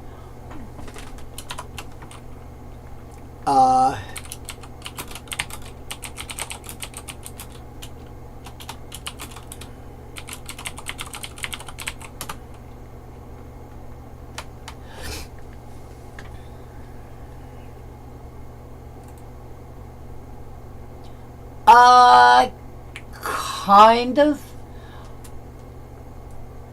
I get what you're saying, but if you're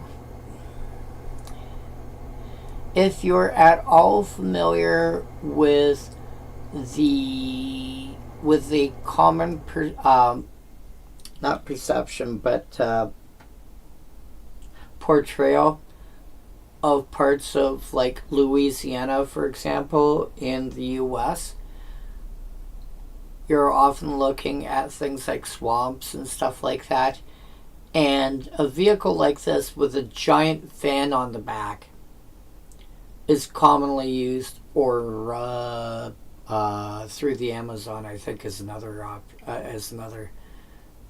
commonly portrayed style. It'll be like this water vehicle with this giant fan on the back to help push it around, above the water. So that's what I see, which makes the Swamp Walk make more sense. If you're not familiar with that, then yes, I can very much see this being like, a propeller and wings and something along the lines of an airplane or the like. But I did not see that at first because I'm used to,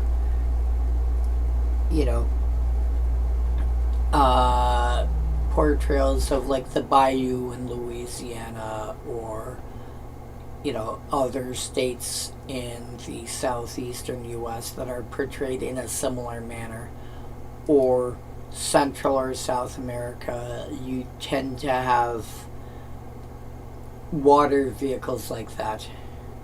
Why are you in 360p? You should not be in 360p. Oh, right, because of your internet. Okay. Not my end, I hope. What do you say here? Oh no. Hold on a sec here.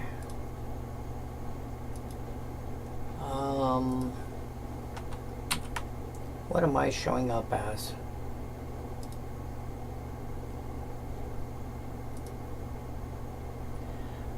Okay, at this end, I actually went to my YouTube channel and I show up as 1080p there. What do I show as? And I'm showing up at 1080p on... I'm showing up at 1080p on Twitch as well. No, I understand you're saying it's your end. It's just when I'm looking at the thumbnail thing in YouTube Studio, it's showing up as 360p, and so I'm like, wait a sec, am I actually 360p, or or is it just that thumbnail section that's showing up as 360p? It's just that thumbnail section that's showing up as 360p. The actual stream does show up as 1080. Okay, I feel less concerned now.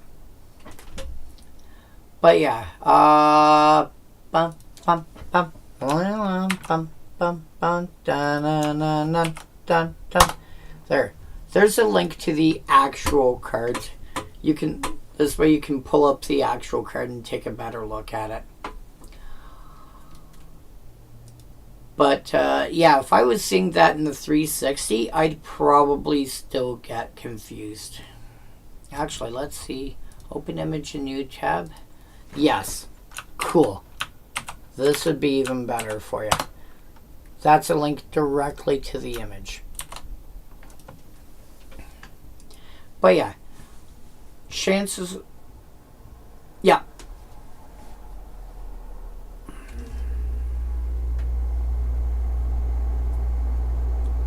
Yeah, it looks a lot... Yeah. The sort of thing that I think of when I see and again, if that's not a thing that you're familiar with, you know, either a hovercraft or one of them, you know, I can't think what they actually refer to them as, but basically a boat that's designed for bayous, swamps, similar locations, then, you know, bogs, as the card name suggests. If you're not familiar with those, then yes, it could look like a flying vehicle.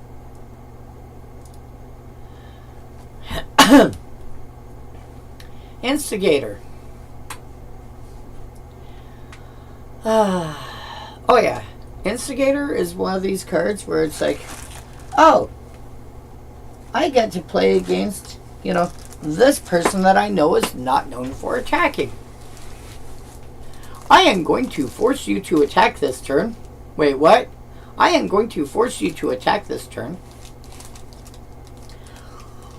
I am not unhappy if I see somebody playing a card like this.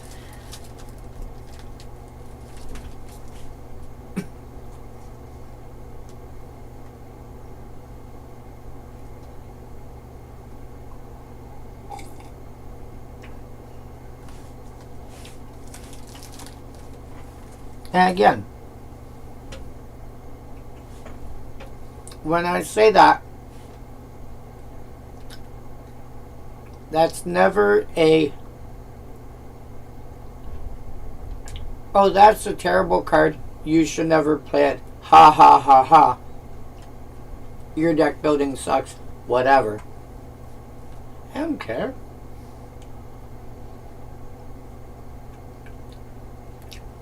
This is a card with an unusual ability that forces people to attack, and especially when they're players that are known for not attacking.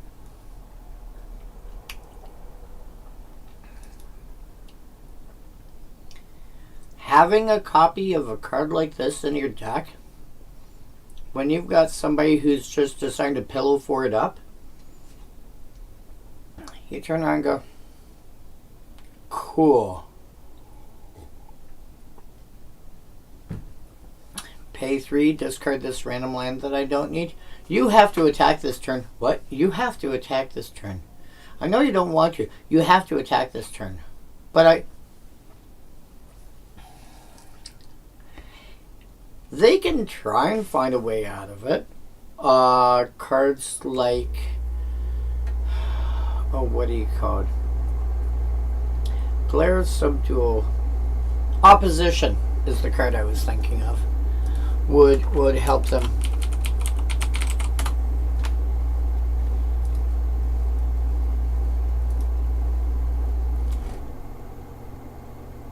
People that don't attack probably have ways to deal with it before it loses summoning sickness. Sometimes, but not necessarily.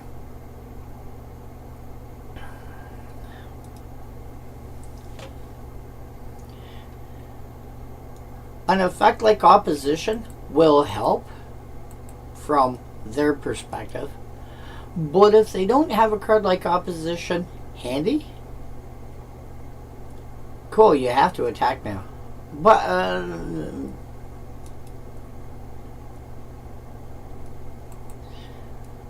so again, not unhappy if I see somebody playing that. 1, 2, 3. This makes the game progress further, especially if some weird situation happens where it's like, you know, a 4-player game and 2 people aren't attacking. You're like, all right, well, hey, by the way, I've also got a way to untap this through something else. You're going to attack this turn. And on your turn, you're going to attack. Who you attack? Don't know. Don't care. Have fun.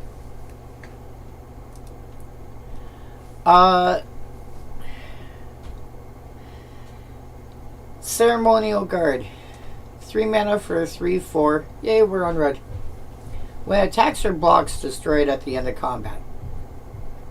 So the first way around that is find a way to make it indestructible. Second way around something like that is regenerate it. The third way around that is just care that it's a 3-power creature for 3 mana and go based on that. So you've got your pandemonium effects, and again, you have the ability to crew vehicles because it's a 3-power creature. You have ways to make it work. You know, if you have Eldrazi Monument, let's say. Creatures you control get +1/+1 and have flying and indestructible. You have to sack a creature of your upkeep or sack the monument.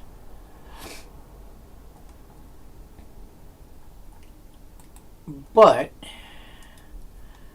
this will then attack as a 4/5 flying indestructible creature.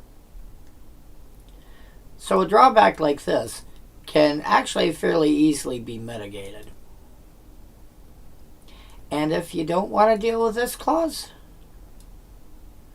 then just deal with the fact that it's a 3/4 creature that can crew vehicles or do other things that you need a creature. You know, have it change its... Wait a sec.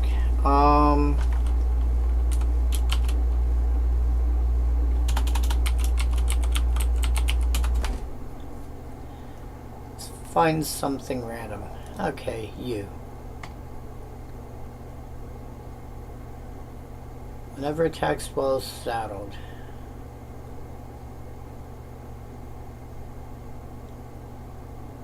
Yeah, so it can saddle as well.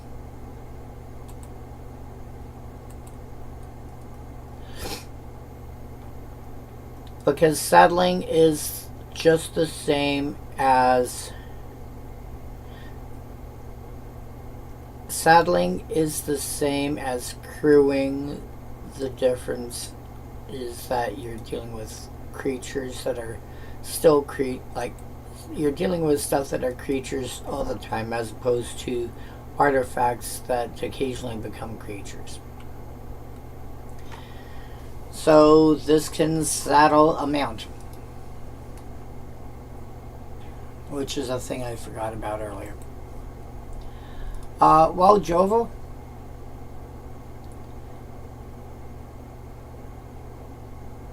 I think, like, this is nothing. This is basically a hill giant with a creature type cat.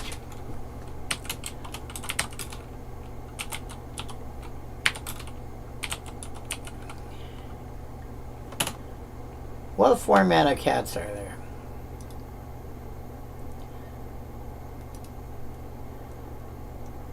Let's go descending. You got Blistering Fire Cat, which sacks at the end of turn.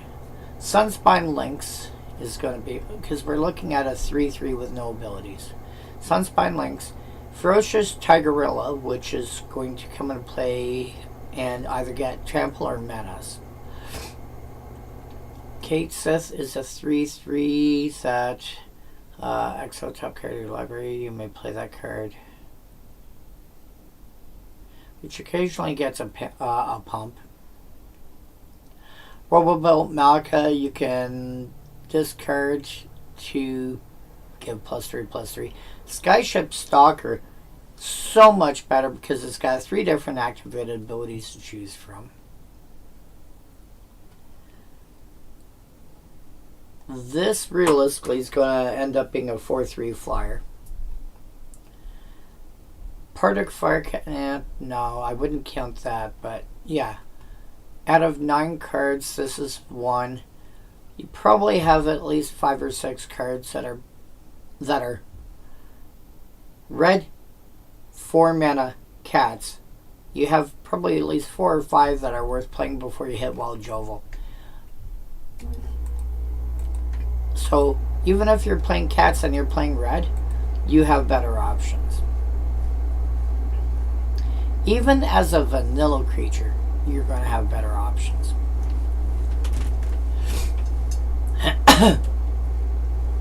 Gerard's Irregulars. 5 mana for a 4/2 trample haste.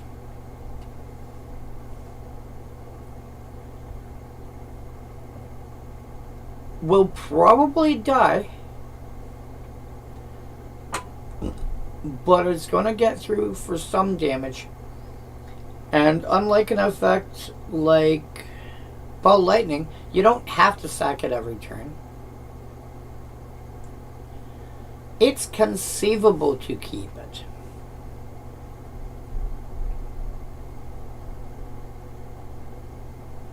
Hilariously, if you find some way to give this first strike, ideally give all your creatures first strike. I wonder.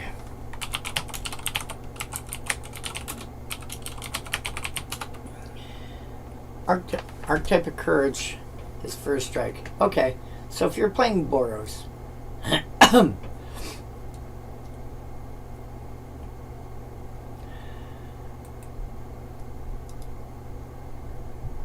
yeah, then this thing gets absolutely stupid. I think it's still okay as is.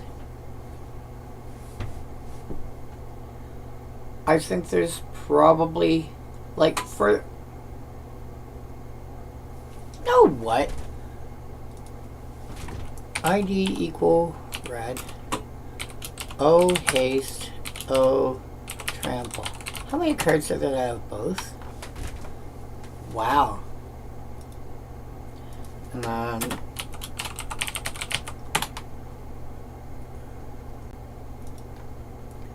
Sort by mana value. Legion Loyalist can do it.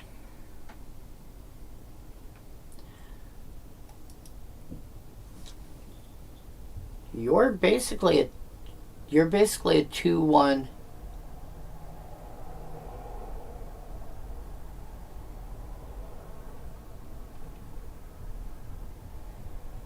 You know what?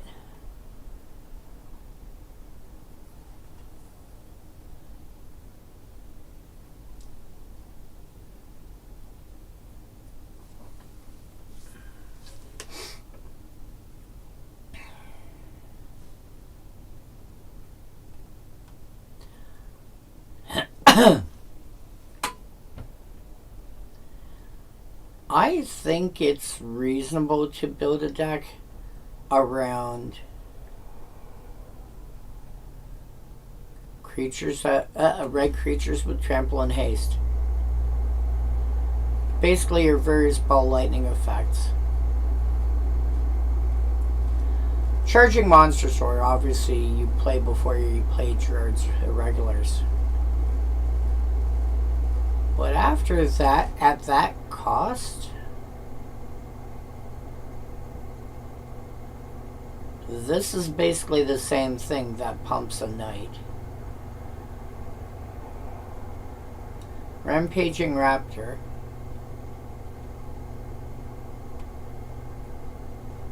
Quake Test Boar. Yeah, okay, so there's enough out there that it's not really worth... There's enough out there that it's not really worth playing Gerard's Irregulars. Unless you've got a really specific reason for doing so. Just out of curiosity, how many cards has Peterson made? Dun dun dun dun dun dun dun dun Dun dun dun dun dun dun dun dun dun dun dun dun.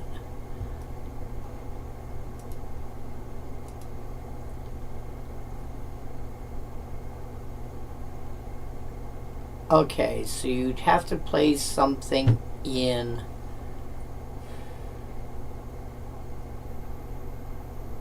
Jeskai.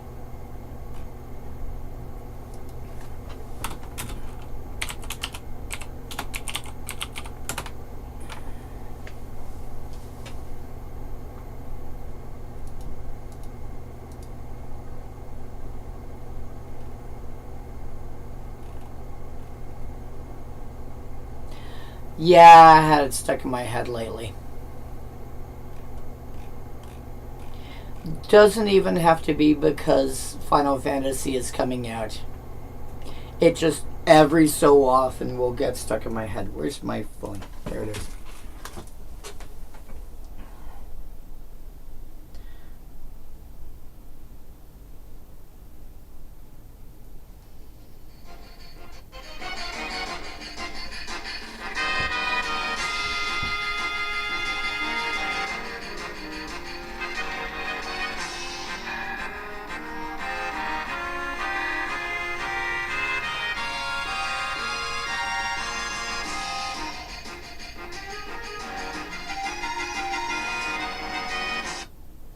Yeah.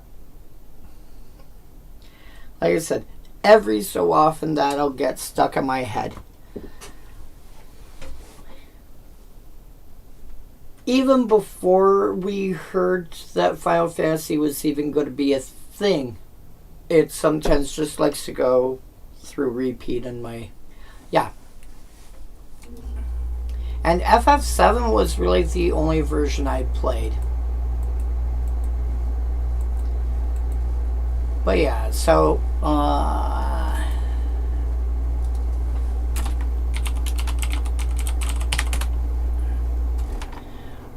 you'd have to play mono. You'd have to play. You couldn't do it. I don't think. 1, 2, 3. No, you couldn't do it. 3. Yeah, that's sad. You can't build a Peterson deck. Not a reasonable one. Word of Blasting, reprint from Ice Age in the 5th edition. So reprint from Ice Age. We've talked about this card before. Anything that has anything that's a changeling has all creature types. Wall is a creature type. You're playing red, do not be afraid to throw a card like this in.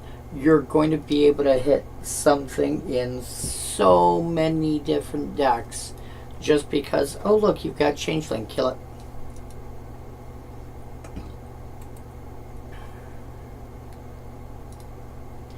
Ogre Taskmaster, 4 mana, 4/3, can't block. Not a terrible creature. These days, you can get that as a 4/4. Sometimes, if you're willing to go higher rarities, you can get it as a 4/4 with abilities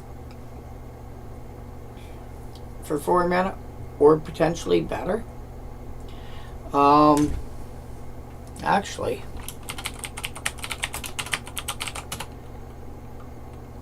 yeah, for 1 mana more, you would get Covetous Dragon, which is a 6/5 flyer. Chances are it's going to be really hard for you to not have any artifacts. You should probably, unless you've got a good reason, and Ogre Tribal, I could see being a viable reason. It's probably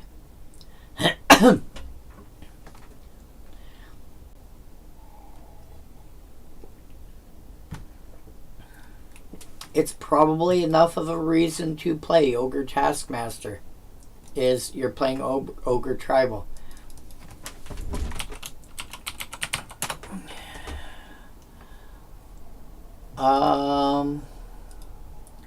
Sort by color, almost nothing white, no blue. fast forward through black. Know what? ID equal red. 72 cards. Ogre Taskmaster, we will go sort by mana value. We had a 4-3. Go away. I hate these.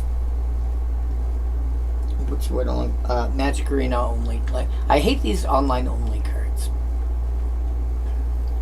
So we're looking for 4 mana. So once we hit 4 mana, we have from here your 5-2, which is basically the same as a 4-3. Consider this basically a 4-3. This is a 4-3 tramp. Well, actually a 5-2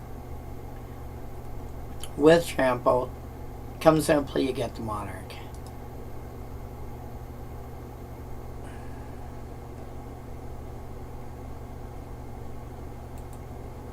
Hoarding Ogre is always going to be essentially a 3 mana 3/3, at least. Actually, that's an attack trigger. That's a 5/1, which is basically a 3/3. I would skip that. Indentured Oath, not completely unhappy with that one. This is a 1/1 that pings a creature that was dealt damage for 1, and when that creature dies, you turn it into a 4/4 that pings a creature that was dealt damage for 4. Okay. This is a 4/3 that lets you copy activated abilities. Whenever another creature you control... Oh yeah, this thing is dumb. Whenever another creature you control enters, that creature gets +2/+0 and gains haste till end of turn. You're playing a deck that's, say, goblins, for example. Ogre Battle Driver, really good. Ogre Errant, another... When it attacks, give another attacking knight menace till end of turn. I can see that. Comes into play, destroy target creature. If this said destroy target wall, when it came into play, it would see a lot of play. Because it's target creature with defender, you're restricting yourself to having a specific ability, and that doesn't work. Ogre Menial, a 0/4 with infect and fire breathing. This is basically a... Like, if you think about this in a 20 life format, 1 point of infect is worth 2 damage. In a 40 life format, like Commander, 1 point of damage is almost worth 4. Like 1 point of infect is almost worth 4 damage. Whenever a player plays a spell, attack Ogre Recluse. You could turn that into a combo piece if you tried hard enough. 4/3 Ogre Resistor, straight up better than Ogre Taskmaster. If if Reckless Ogre attacks and no other creatures do, gets +3/+0 till end of turn. So it'll attack as a 6/2. Yeah, it's...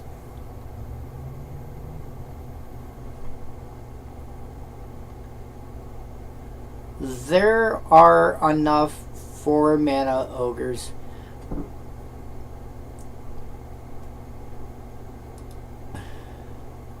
Common Gruel Career Aspirations. Berserker, Shaman, Catapult. What? Yeah. There's enough 4 mana ogres that are worth playing before you get to Ogre Taskmaster.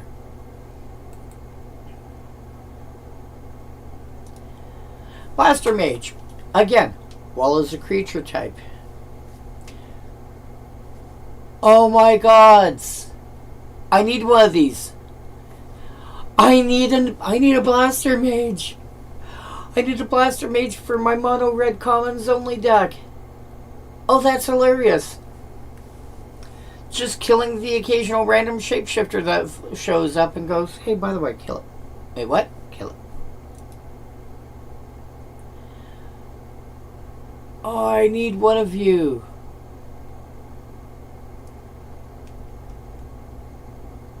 Where are you?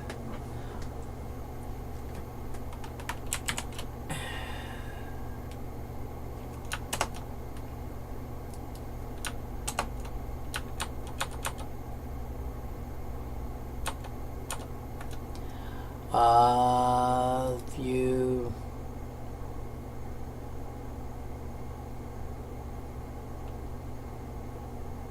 Zoom.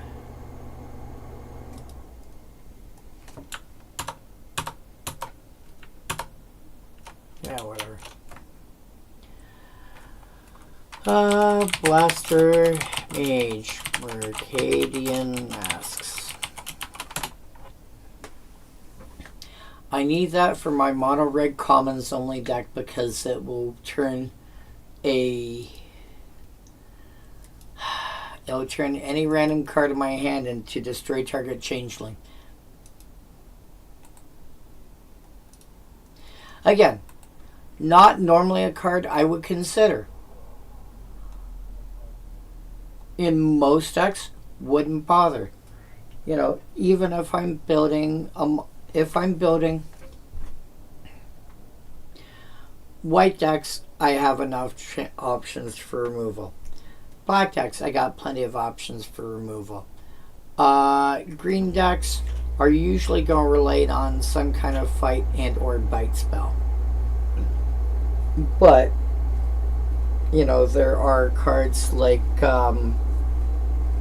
Beast Within that I can play with. Beast Within, Desert Twister, etc., etc. Blue, surprisingly, has got more than you think. They're usually some kind of polymorphing effect, i.e. a card like Raven Form, but more than you think. Red, you normally expect to be dealing some kind of damage, but if you're paying attention to what options there are, you don't need cards like Lightning Bolt.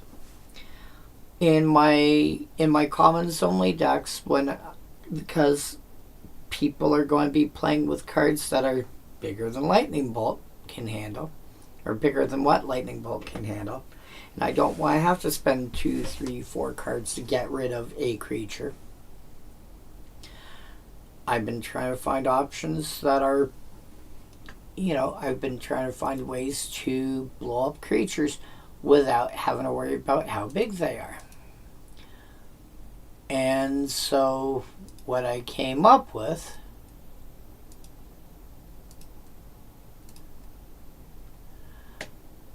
was Aftershock, which can blow up a very huge swath of card types, artifact, creature, or land for 4 mana. Destroy it. Do not care how big you are. I take 3. Okay, fine. Fisher. Bury, which is destroy without allowing regeneration. Target creature or land for 5 mana, instant speed. Or Lava Flow, which is the same thing, does allow regeneration. Shrug. Most creatures people are playing don't have regeneration anyway. Sorcery speed. Plus Introduction to Annihilation, which is always going to be relevant in like pretty much any deck, because it exiles target or basically any non-land permanent. They draw a card. Okay, don't care.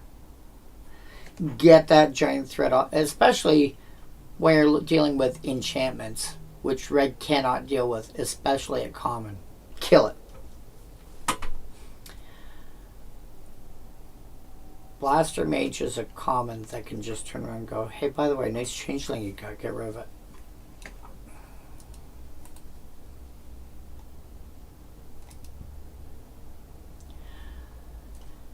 Shock troops.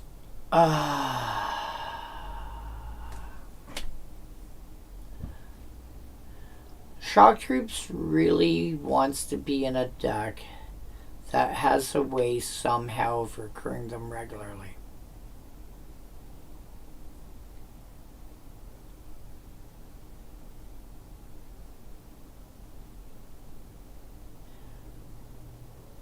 Actually, if you throw this in a deck along the lines of Splinter Twin,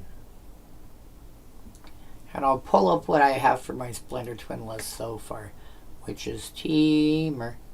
You know you are a teamer. Do, do, do, do, do, do, do, do.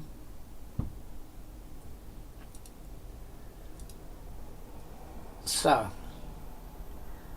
you want an effect like Splinter Twin or Kiki Jiki or something like that.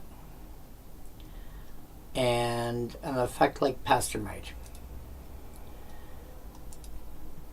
Oops, Pastormite.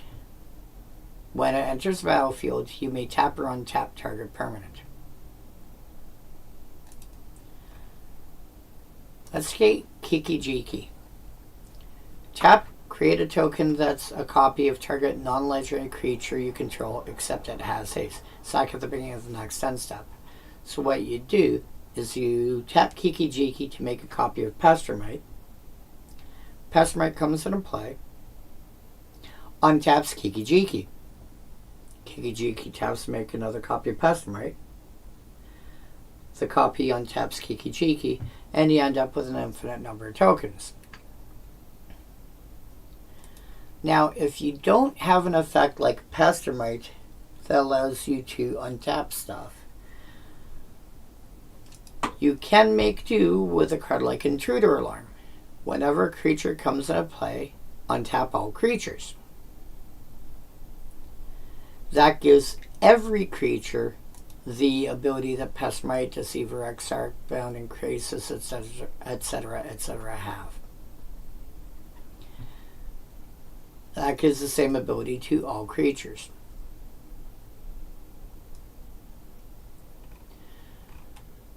So,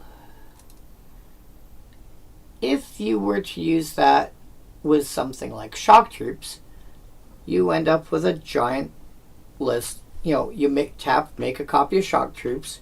Shock Troops comes into play. Intruder Alarm triggers, untaps all creatures, which includes your Kiki Jiki or your Splinter Twin creature or whatever. Whatever creature you're tapping to generate more creatures. So you tap and make another one, which untaps, and you make a whole bunch of Shock Troops. Usually when you're copying a card like Pastormite, you then have to attack and deal a bunch of damage and win the game that way. If you generate a bunch of copies of Shock Troops or Mog Fanatic or whatever, something that has this kind of ability, you can then sacrifice them all, make an infinite number of them. I usually say some crazy number like 1,048,576. Yeah, one of those silly giant numbers whose digits I can remember exactly easily because I've been around computers long enough. Or like 16,777,216. Again, I've been around computers too long. And then you turn around and instead of having to attack for damage, you just fling the Shock Troops at people until they die. And that's usually enough. So depending on the style of deck that you're going for,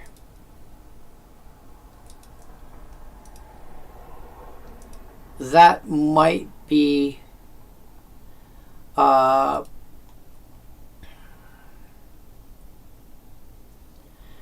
actually, that's what I'm using Mog Bombers in this deck for.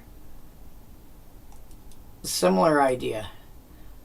Another creature comes into play, so a token that's a copy of Mog Bombers. You sacrifice a previous one, That deals 3 damage. And you just end up making a bunch of chains of like 3 damage at a time.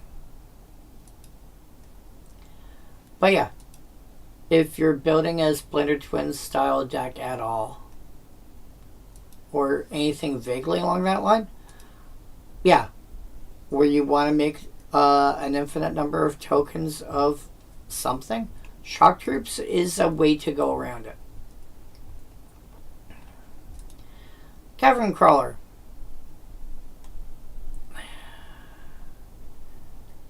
Do not generally like this guy.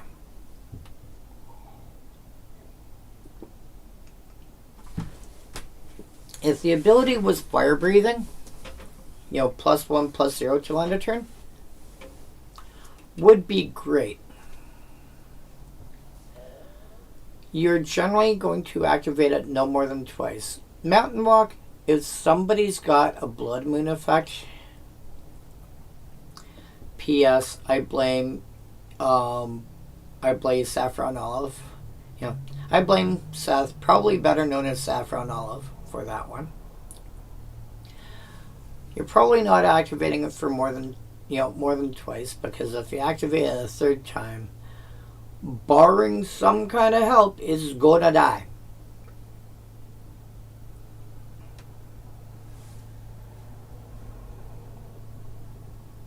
So at that point, you have a mountain walking 2/1 for 3 mana that you spent 2 mana to activate.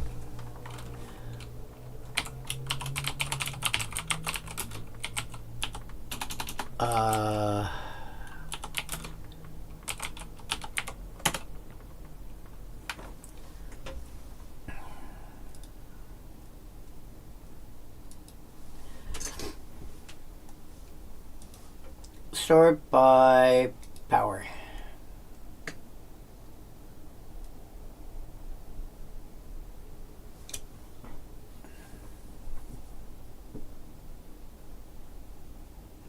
So, you have a 3/4 with Echo. You have a 2/2, a 2/2, Goblin King, a 2/2 with activated Mountain Walk, a 1/1 with Mountain Walk and Fire Breathing.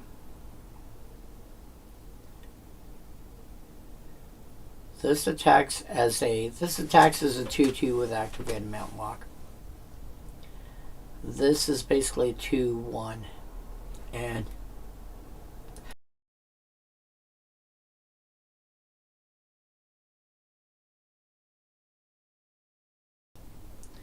oh, it's going to come out sooner or later. Basically, thank you. Basically, a 2/2 Mountain Walk, like Zodiac Dog, is better than the Cavern Crawler. And you've already got 2 options there. Vug Lizard, if you can get away with it somehow. I wonder.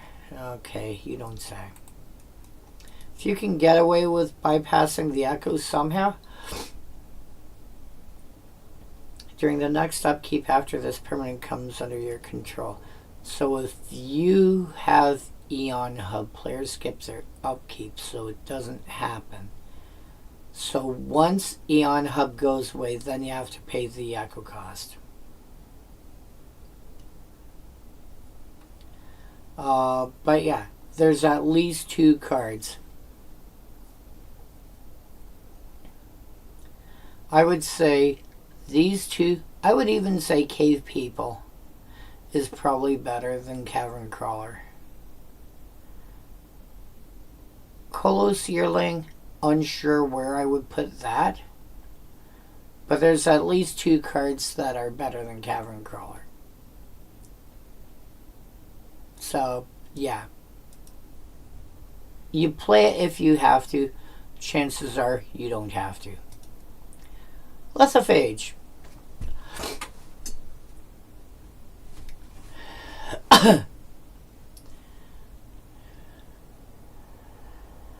Lithophage, I feel like this is one of those cards that you want to play with because you've got an effect like Pandemonium.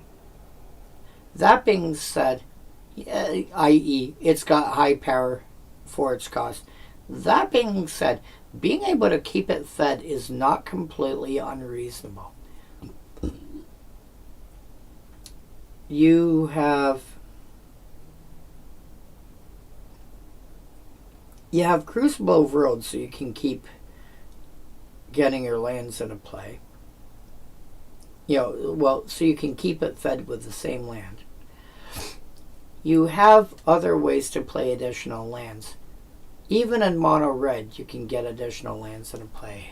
Actually, let me see if I can find you.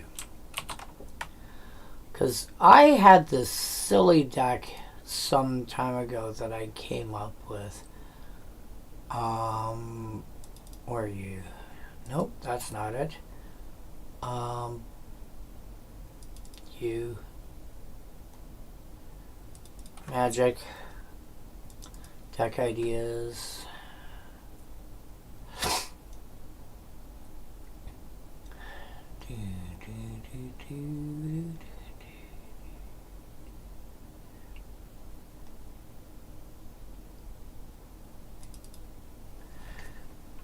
There we go.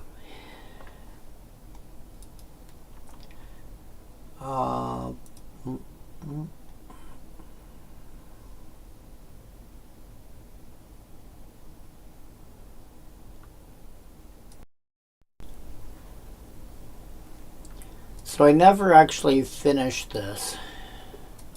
What are you? 150, okay.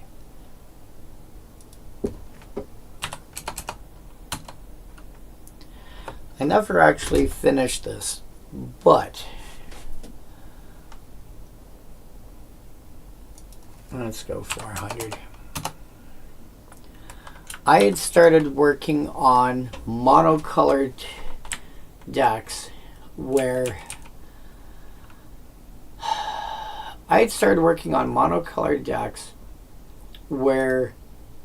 with basic land type matters themes. And so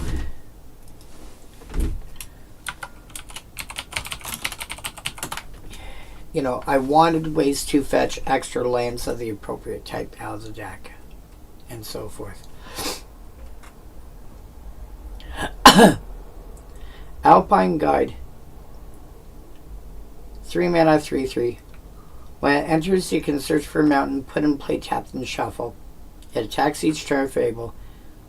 When Alpine Guide leaves the battlefield, sack a mountain. So basically, the mountain only sticks around as long as the guide does. But that particular deck also has a copy of Panharmonicon to duplicate the Covenant play trigger.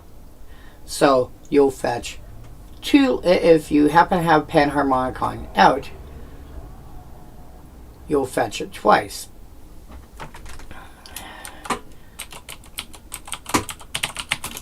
And then some people are going to be familiar with Geomancer's Gambit and Cleansing Wildfire, which are basically the same card.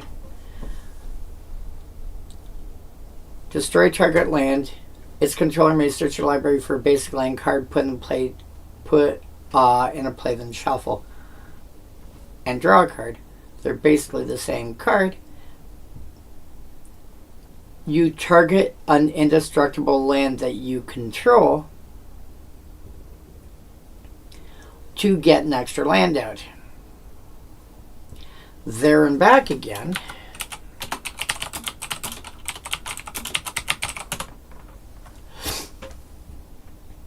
It's a 5 mana saga. On chapter 2, you search for a mountain, put in play, then shuffle. In chapter 3, you get a giant dragon that when it dies, you make a giant whack ton of treasure tokens. Then I've got Panharmonicon, Conjurer's Closet, Granite Grip, etc., etc., etc. And then a few things like Spawn of Thraxes. When it enters, deal damage to any target equal to the number of mountains you control. I have a few cards that care about how many mountains you control. And I've got 8 indestructible land. 6 of them are bridges. I only care that they can tap for red. The other color that they tap for, I don't care.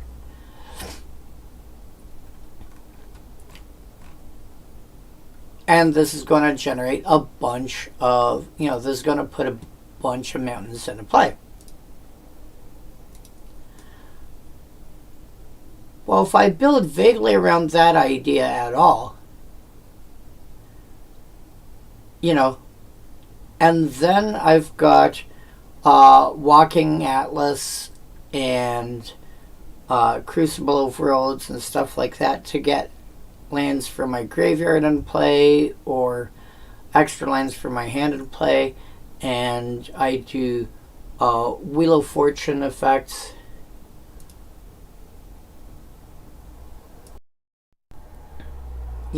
I've got wheel effects to turn around and go, hey, by the way,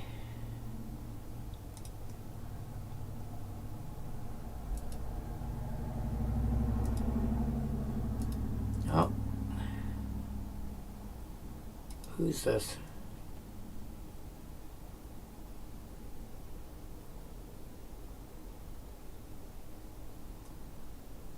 Who are you? I don't know who you are. Anywho. Dun, dun, dun. So yeah, it is possible. It is not completely unreasonable to keep the lithophage fed. My biggest problem with lithophage is that it will, if you don't keep it fed otherwise, if you're playing, let's try this again. It's a 5-mana 7/7. It can be chump blocked all day by squirrel tokens. By 1 squirrel token every turn. And at some point that's going to be enough for you to turn around and go, okay, all my lands are gone now. You, at that point, really want a card like Akroma's Memorial, and I know I keep talking about it.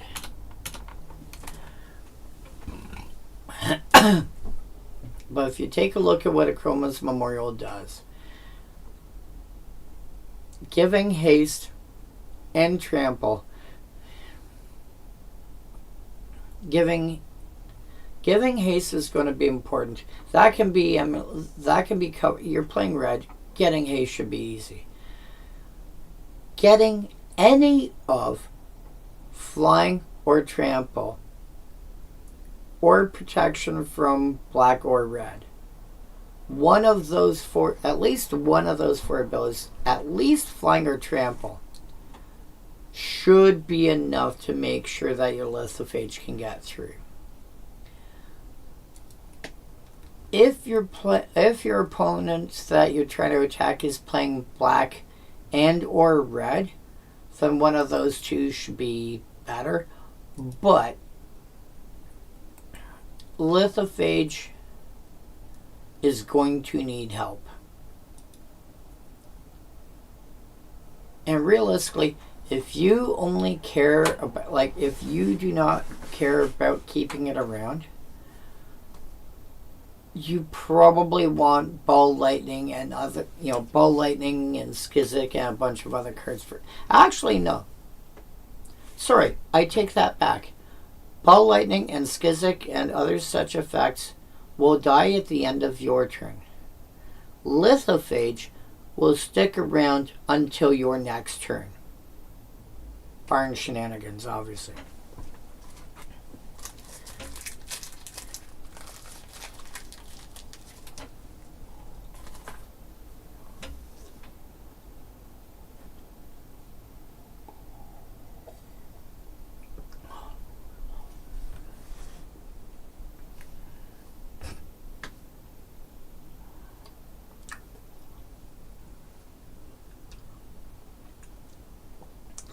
I think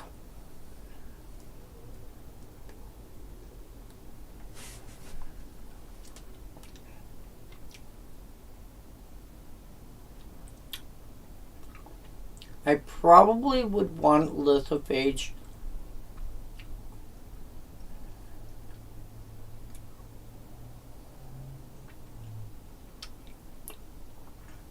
I think I would want Lithophage before I wanted Ball Lightning effects.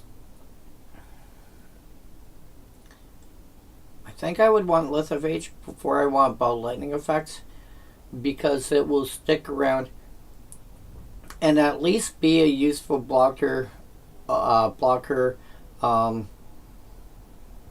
or, you know, something to basically turn around and tell my opponents, go attack over there instead.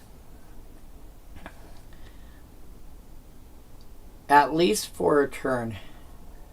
Anything that's a large enough body to trigger Pandemonium effects. Does Pandemonium affect everybody? I don't, because I keep talking about it.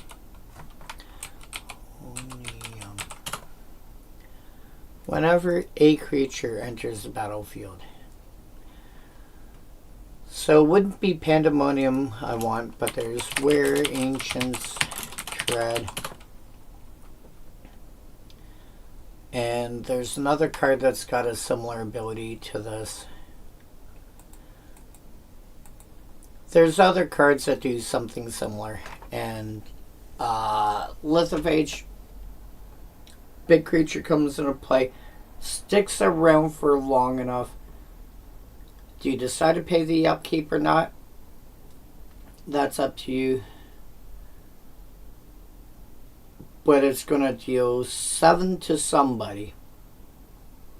If you keep it around for a turn, assuming it doesn't have haste, it's like 5 mana and sack a mountain to do 7 damage to a player and then swing at somebody for 7. I don't think that's completely unreasonable, let's be honest. Rock Badger? Probably not. You know, you're paying. Because the annoying thing is, you can get a 1/1 Mountain Walk for 1. You can get a 2/2 Mountain Walk for 3. But now if you want a 3/3 Mountain Walk, you're paying 5. At which point it's starting to get a little out of hand. You should be looking at like 4 mana in my opinion by that point. But also by the time you're paying 5 mana, you should be looking at dragons. There are vaguely reasonable dragons, including the, what was it called, Skyship Stalker or whatever it was? That was like 2 red and 2 other for 3/3 with like 3 different activated abilities. One of, you know, I think Fire Breathing was one of them. I think Haste was one of them, and I forgot what the third one was. Yeah. No, just start playing flying creatures instead. 5 mana for a 3/3 flyer is probably more likely to be useful. I'm not going to be happy with that, but it's probably also got another ability of some sort. It might be attached to, it might have an adventure or omen attached to it, something. Warpath.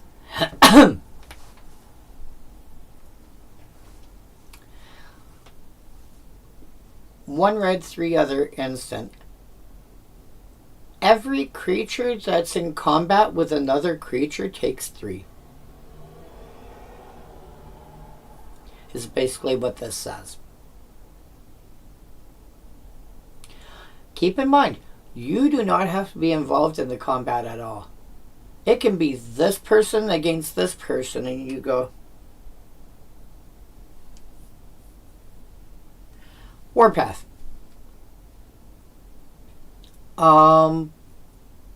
I believe blocking and blocked lasts until the end of combat step.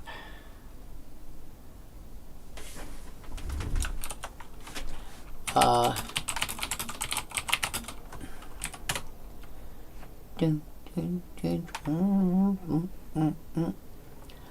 my God, go away.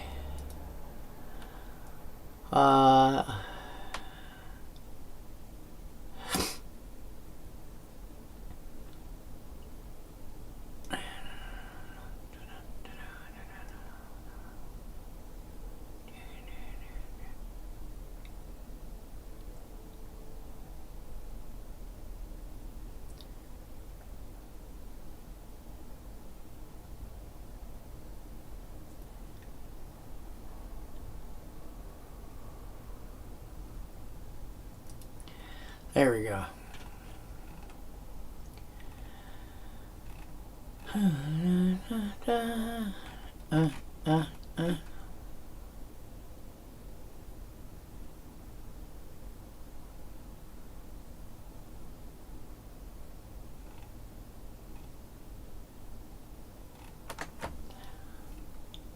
Oh, actually.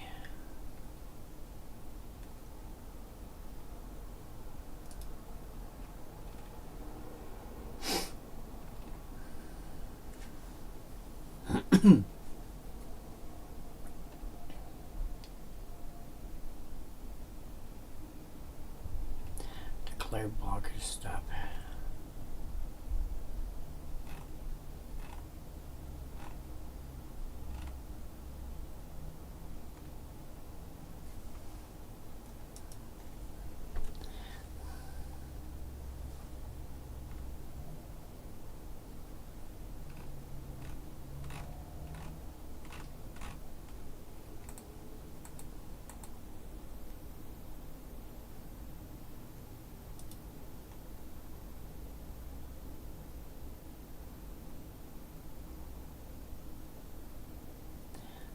So it's got all creatures.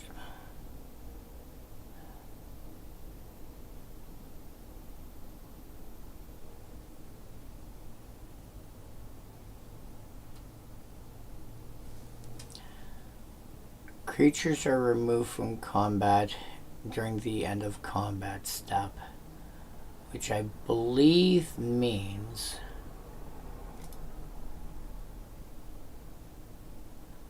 that combat damage, blocking and blocked.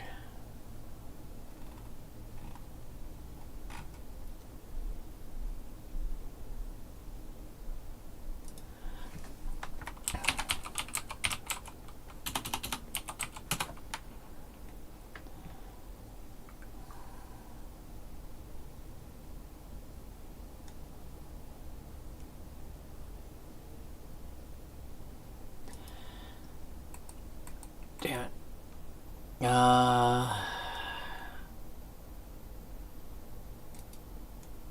There.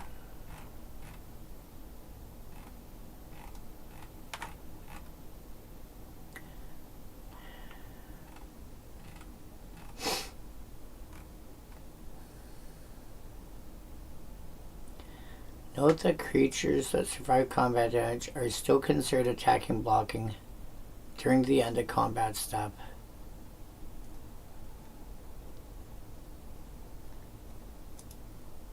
Yeah, that feels right. That, according to what I remember. Yep. So you can play this. So you can play Warpath after combat damage has been handled. During the end of combat step, even, because that until, when that is the last point when creatures are considered attacking or blocking, or attack, or having had attacked or blocked.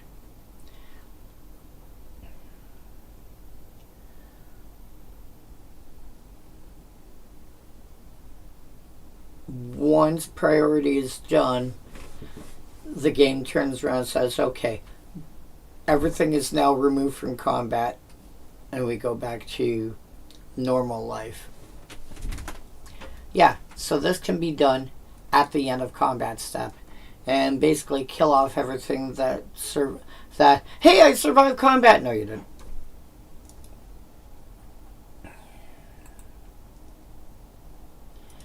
Flailing Ogre. Flailing Ogre is okay. Oh, actually, no. Wait. I misremembered this one. The flailing cards. I'm mixing flailing with flowstone. Flowstone? Yeah, flowstone.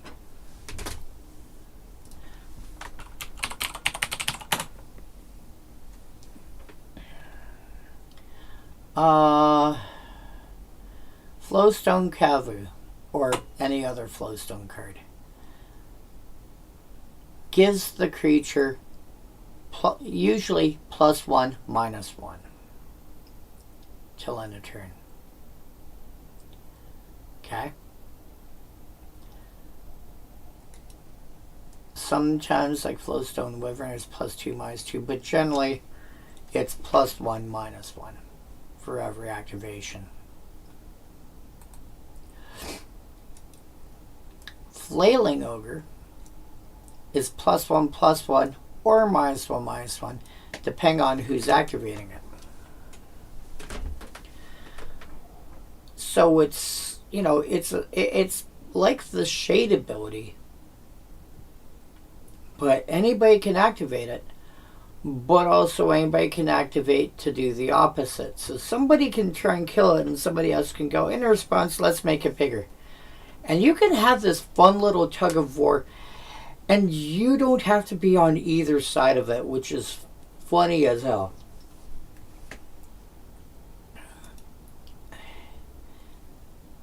If there's a card that stops abilities from able to be activated, or that stops healers, even worse, if opponents aren't able to activate abilities.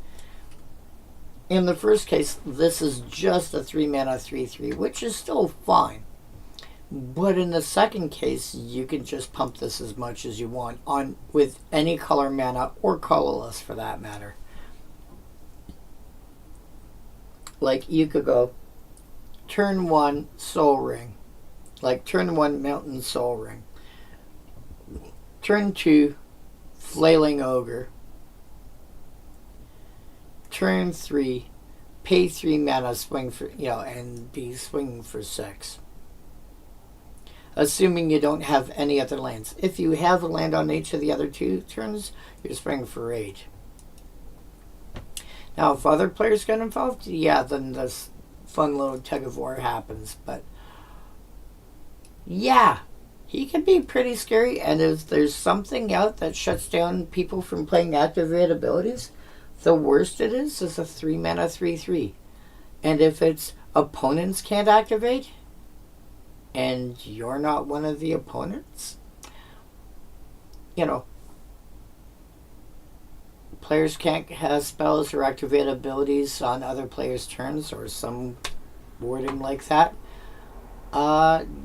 Yeah, have fun.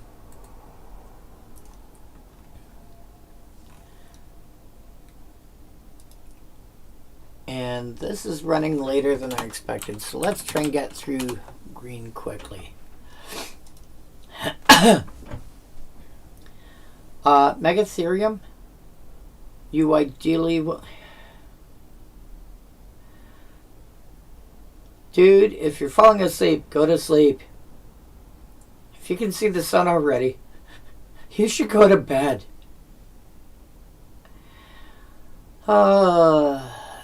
You said you're what? I'm trying to remember.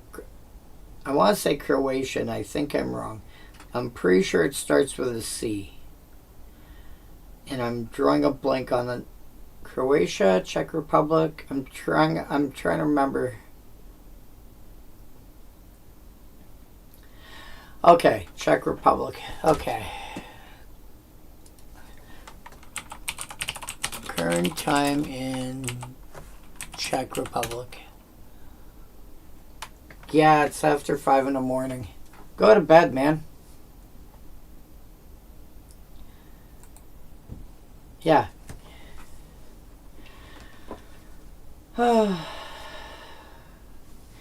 Maybe see you Saturday. Good night. Go to sleep. Megatherium, at this point, a 4/4 trample realistically was 5 mana, so you're saving yourself 5. When it enters second, unless you pay 1 mana for each card in your hand.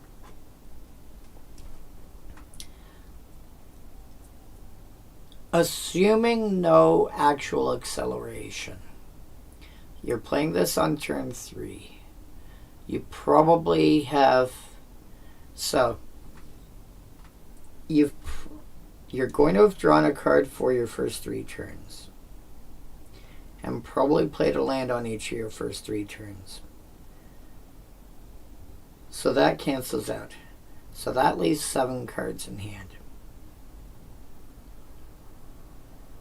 1, 2. You are likely to have 5 cards left in hand at this point.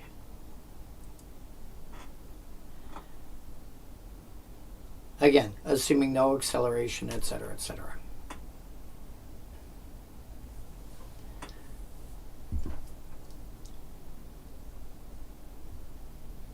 You might have 4.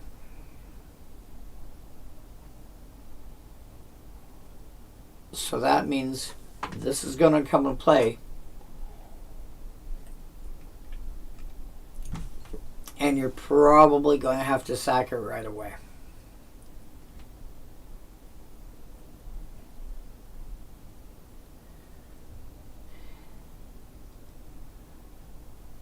If you can hold on to this until later. Again, this is another one of those cards that you want a card like Pandemonium or Where Ancients Treads or something of that nature. Or you're just looking at it to trigger, was it Outland Liberator, I think it's called? Am I missing? That's not the card I'm thinking of. Oh.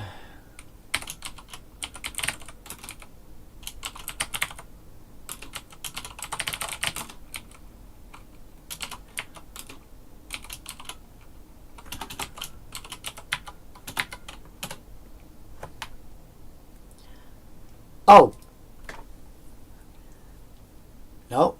When this enters, not when this enters. Outcaster Trailblazer. That's where I was getting mixed up. You really only want Megatherium to trigger cards like Outcaster Trailblazer. I.e., some way to draw extra cards, maybe generate mana, etc., etc. Get some sort of value, not off the Megatherium itself, but off of what it is. But realistically, like, you should be able to find 4 power creatures for 3 mana fairly easy. Depotentive.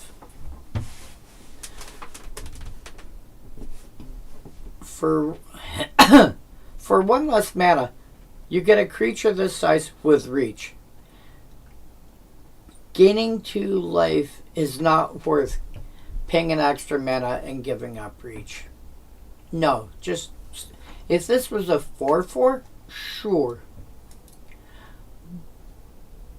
But otherwise, Giant Spider is so much better in so many different ways. Erithazon. Whenever this creature attacks, put a +1 counter on target creature of defending player's choice.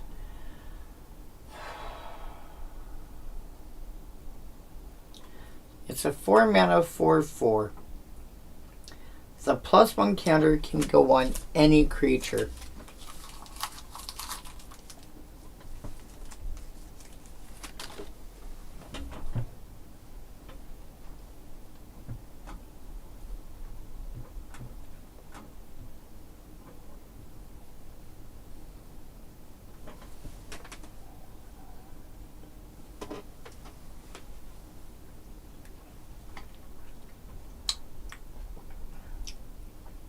It doesn't have to be It doesn't have to be my creature. It doesn't have to be your creature. It can be anybody's creature.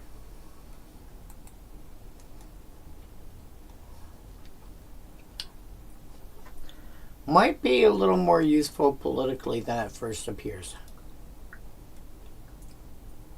Howling Wolf, not as good in Commander as in, 60 card 4-of formats, because it needs cards with this name. Not a thing that you can do in Commander, and otherwise it's a 4-mana 2/2. Not worth it. Not playable outside, your 4-of 60s.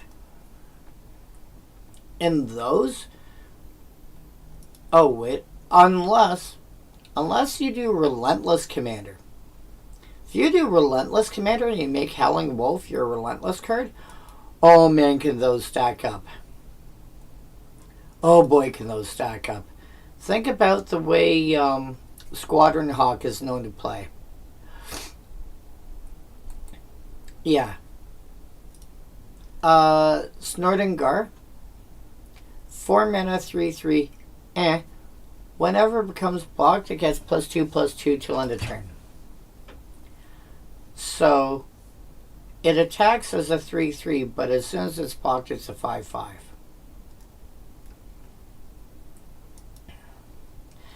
I think nowadays you can get 4 mana 5/5. You're definitely getting 4 mana 4/4. That's easy. I would play a 4 mana 4/4 over this. Although now I'm curious. Talk about Rhino.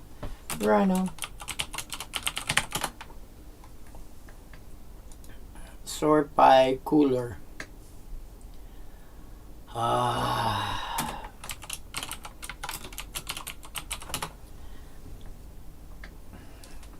4, 8, 12, 13. 13 in white. 1 red. 4, 8, 12, 16, 20, 24, 26 in green.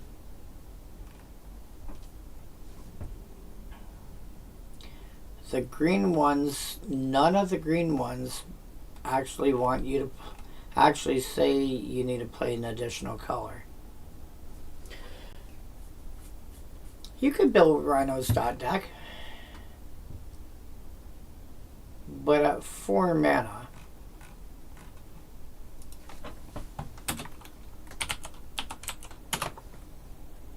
and then sort by mana value.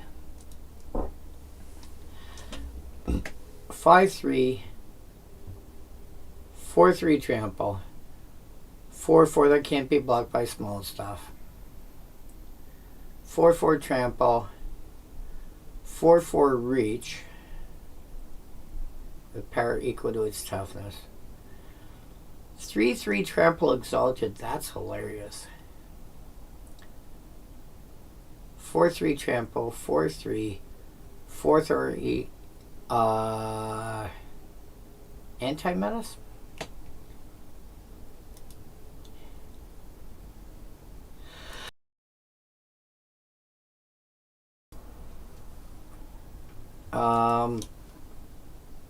Guess +X where X is Gray's power and our toughness.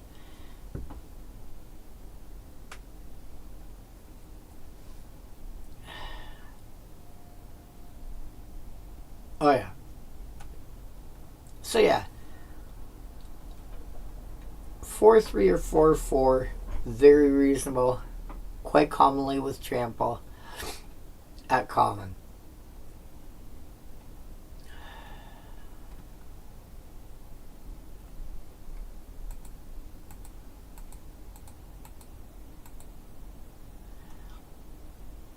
Don't bother with the Gar.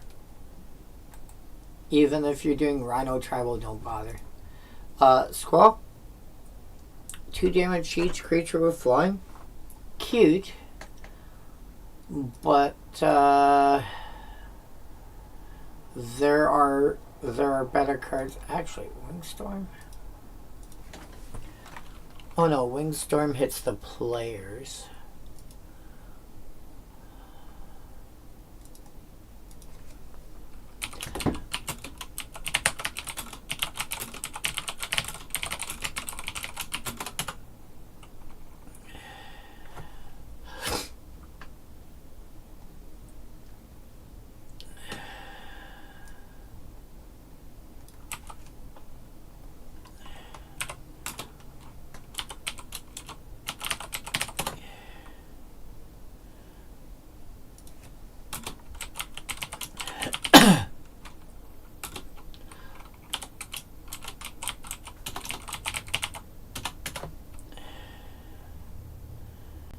Dun.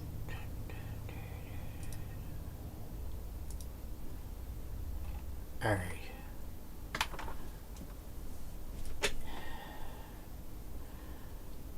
This does 3 damage and has got cycling.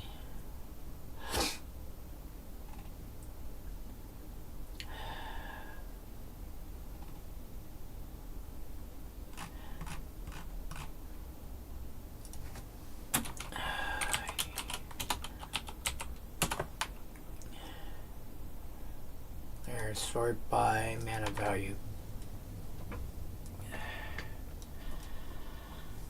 Okay.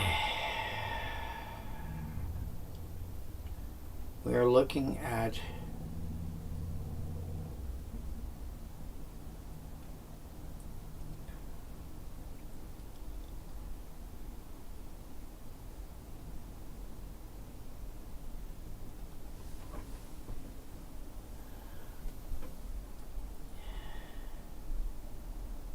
there. Needle Storm deals 4 damage to each creature with flying, compared to 2 for Squall.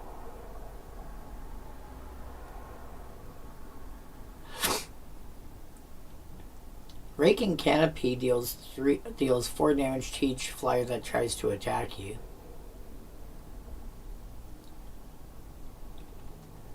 Could have sworn there was one that's like, you know,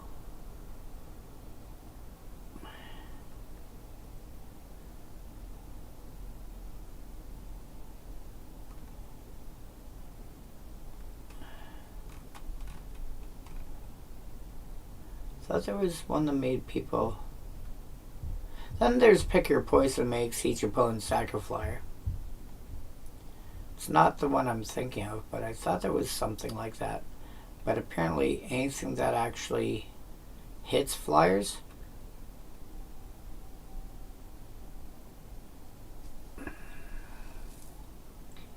for the most part only deals damage.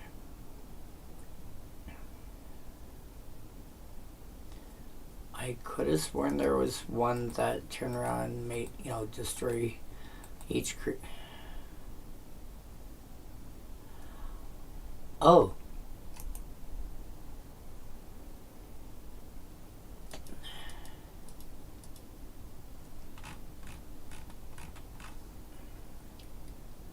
What about...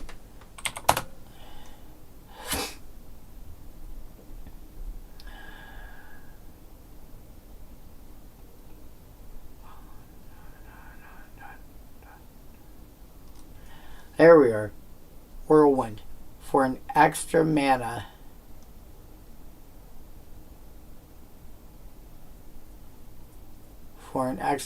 Destroy all creatures with flying. Originally printed as a saga. Like the year before.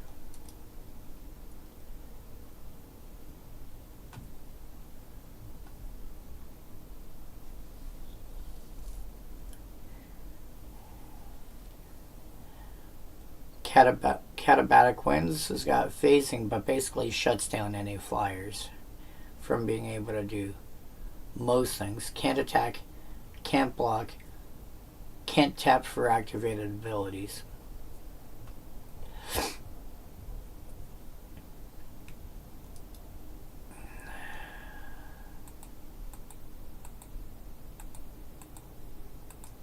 Alright. Yeah. So Squall, unless you're doing what I sometimes do and playing with just commons, but even so, you should be able to find a better option than that. 2, 3. Boa Constrictor. The only, so its eyes are bigger than its stomach, but its mouth is larger still. That's hilarious. So it's a 5 mana 3/3, which is not completely out of being unreasonable. Tap to give it +3/+3 till end of turn. So tap to giant growth itself. The problem is, to be able to use that ability usefully, it either has to be blocking or have vigilance. Neither of which are unreasonable, but it is the thing that you have to look for. I don't think I'd bother playing it most of the time. Like in most decks, even in decks where it could get vigilance, just because, like, for 5 mana, even where there's only a single colored pip to it, like only a single green pip to it, I think I'd only end up, I think I should be able to end up with like a 5/5 or something like that.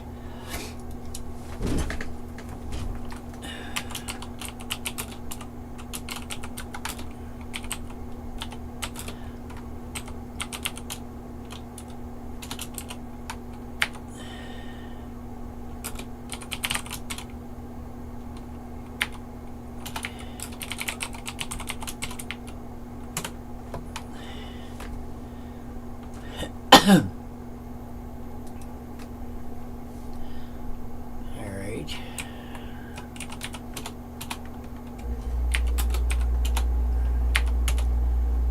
Bigger than a 4/4? Oh! I'm dumb. Mana value equal 5. There we go. Sort by power. And descending.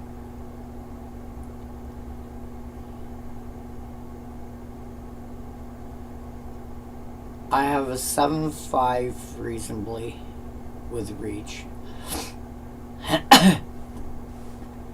You don't count because you're a vehicle. Although this is easier to activate than most. That's actually fairly reasonable, so maybe. You've got Changeling, so maybe,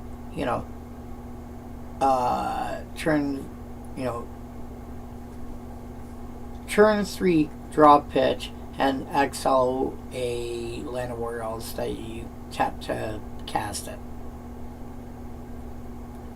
It's actually not unreasonable. But without doing shenanigans, that's a 7/5. This is a 6/6.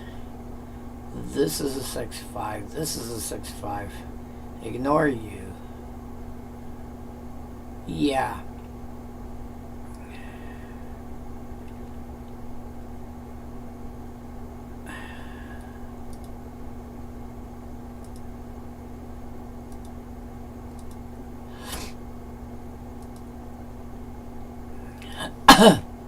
So 5/5 for 5 is easy. A 6/6 is a 6/5 or a 6/6 is doable. And a 7/5 or larger is not unreasonable. Yeah. I would pass on the Boa Constrictor. You can do a lot better. That's going to have like a consistent size and even end up being bigger than the 6/6 that this can be. That being said, if you've got some weird way to untap this and activate it again in a single turn, let's say you're playing blue-green, for the sake of argument, freed from the real, pay a blue, untap it, cool, now I'll tap it again. I'm sure there's ways to do it in green, like instill energy and whatnot, but blue's easier to do that sort of thing. But if if you can activate this like 2 or 3 times, then yeah, it gets huge really fast. So, okay, potentially there's ways to make that work. You do want some kind of evasion or something like reach or flying or something to make sure that its size and its pump, like to make sure that its pump can actually be useful. Deepwood Wolverine, incidentally, love the artwork. My brain keeps going for this artwork all the time. Shame there's only 27 cards that Ray has done. Hey, Zero. Whenever this becomes blocked, 1 mana for 1/1. Whenever it's blocked, it gets +2/+0 till end of turn, which means you want to attack with this. If you can find a way to attack with this multiple times in a single turn. Oh no. Oh no. Oh no. I'm afraid to ask.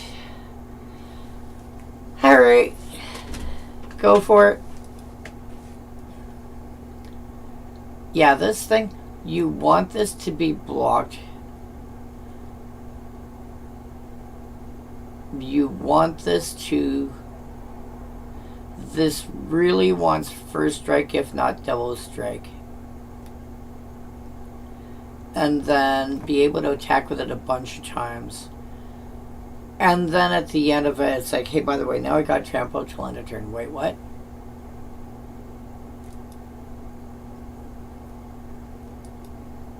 It could work, but it would require a lot of effort. Horn Troll.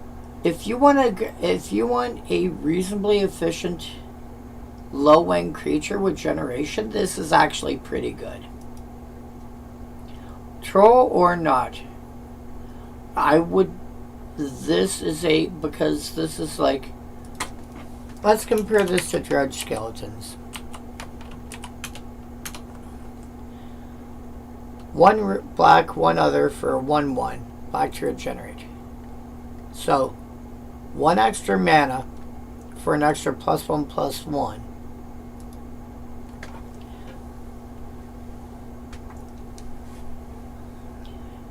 This is going to be the better creature. Easily.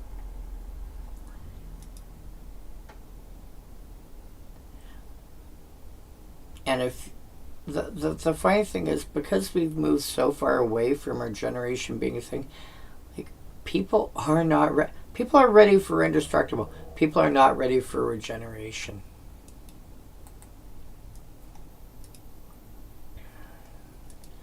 Alright. Copy link. Paste Zelda. Wait, what? But bombardment. Oh no, did you do a thing? Are you playing birds? Has everybody heard about the bird? Creatures with power 2 or less can't be blocked by powers 3 or greater. Small creatures can't be blocked by big. And triggers of small creatures trigger. Okay. Which explains why you've got the dusk till dawn in here. Ascend.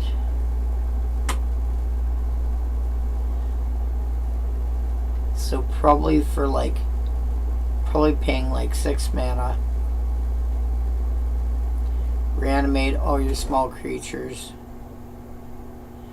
All creatures from your graveyard. Okay.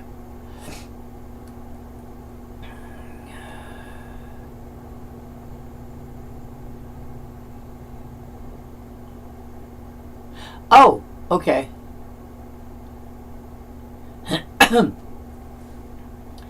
So, just to let you know, I recently, and I don't know if you know about this or not, I recently finished building my Azorius Advisor mill deck. And I'm running 24 copies of Persistent Petitioners. And I do have, if I can find it here. Oh, must be further. Oh, I do have Thrumming Stone in here. I have 24 copies of Persistent Petitioners. To make sure it goes off, the first petitioner is usually enough. The second one, I'll pretty much always, like, if the first one doesn't get them all out, the second one will. Like, the second one I actually cast. Not off a Thrumming Stone, but actually cast. And that's with only 24. So, you don't need to go to 40. You can. There's nothing wrong with it. But it's not unreasonable to cut, say, 10 of them and put in other things instead that you think might be more useful. Let's say, you know, some kind of pump effect for your flyers or something. I like the True Conviction, incidentally. Cathar's Crusade, that's cute. Oh,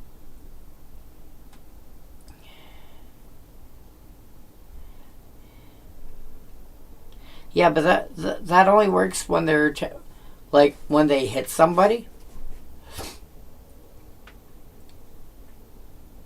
If you, I'm talking about, you have Thrumming Stone out.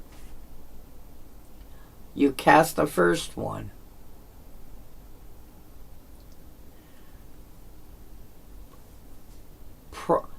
Even without that combat trigger, you're if you've got 30, you'll probably get them all out.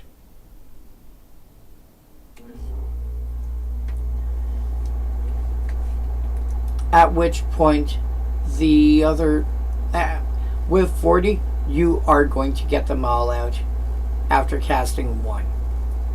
At which point, the combat trigger isn't really going to matter.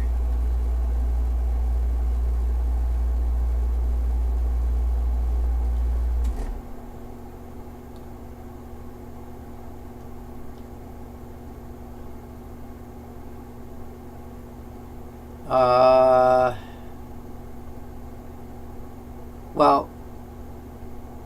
when you hit with one, you get a second one in your hand.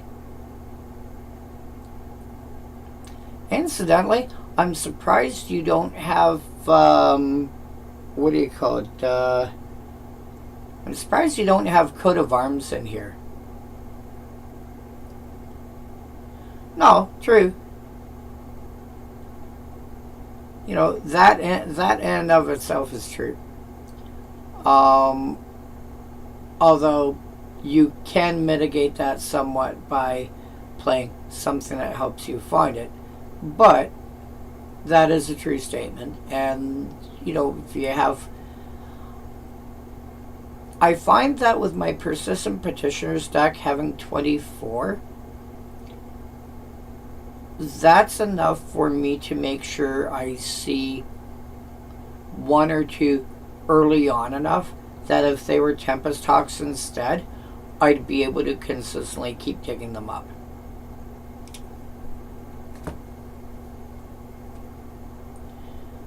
So, I'm not saying don't run 40. I'm saying that if you are looking for, if you have other cards that you want to put in, you can cut back probably as many as 10 of them, and you would still be okay. I.e., you can play 40 if you want. You don't need to run as many as you are. You could probably get away with running 30 and still be comfortable.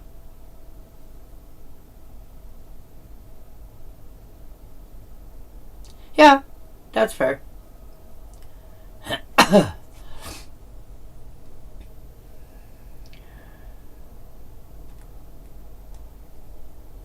Whenever creature enters your... Yeah, okay.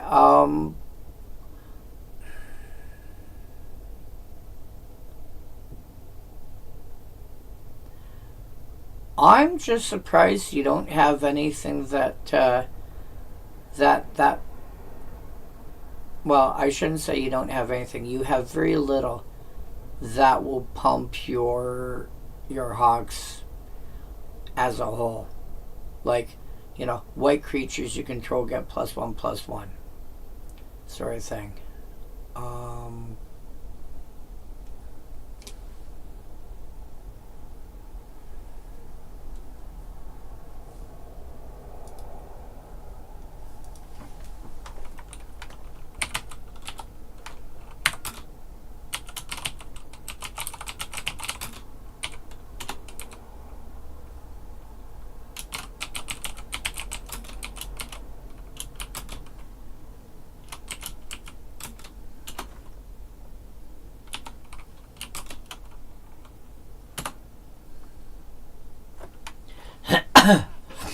Always watching would work.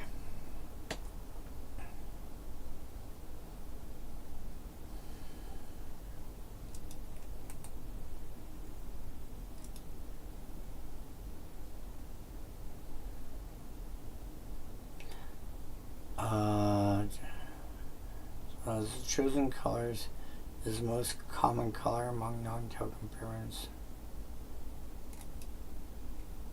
And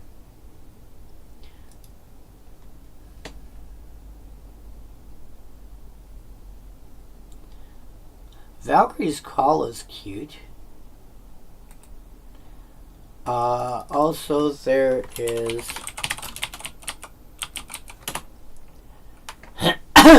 Silver Seraph. Once you hit threshold, all your creatures get +2/+2, which means that any hawk that you cast comes into play as a 4/4. Because that's the other thing you got to remember is they don't play 2/3s, but generally they go from like 2/2 straight up to like 5/5. You don't see a lot. Sometimes 4/4s, like sometimes 4/4 flyers, like angels, but there's like a jump from, you know, small up to relatively large and bigger. I would not be unhappy with a couple more. Oh. Creatures you control power 2 or less. Oh, you don't want them to be pumped.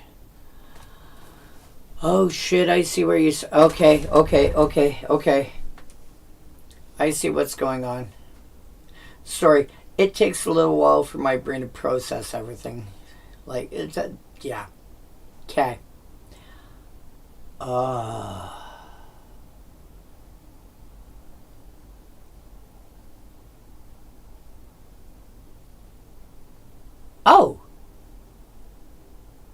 You don't have, whatchamacallit, I was looking at earlier. The white archetype.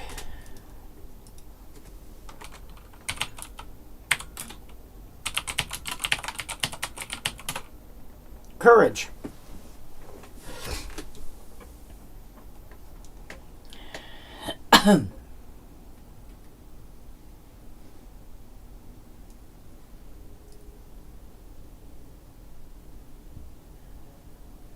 This would also be reasonable in that deck.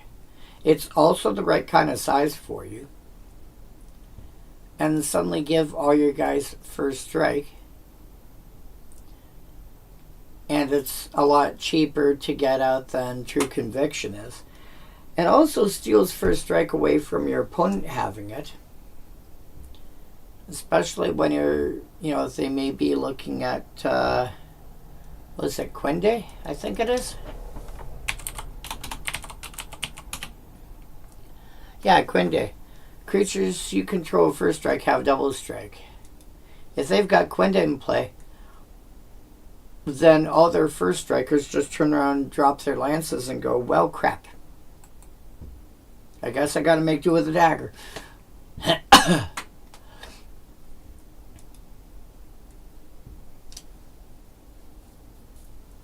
This would work well in your deck, I think.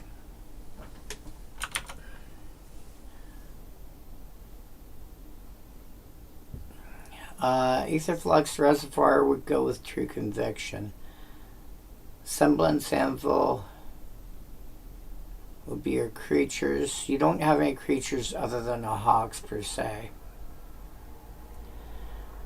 Oh, Catcher's Monument. That's hilarious. Herald's Horn. Yup. You choose bird. Because has everybody heard about the bird? Crawl space. No more than 2 creatures can attack you each combat.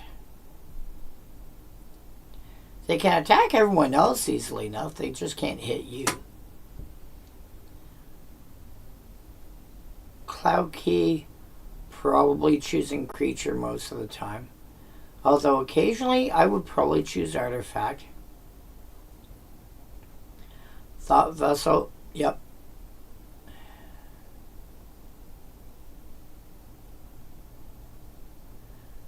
Medallion. Oh yeah. Oh, for sure. Easily it gets really dumb. Pearl Medallion, Marble Dime. Spells cost 1 less. Do keep in mind Helm of Awakening affects everybody. That's usually the sort of card that you want when you're trying to combo off, sort of thing. I'm not saying don't, I'm just saying be aware of that. Arcane Signet. Soul Ring, Locket of Yesterdays. Cost 1 less to play for each card with the same name. So if you have two Hawks in your graveyard and Locket in play,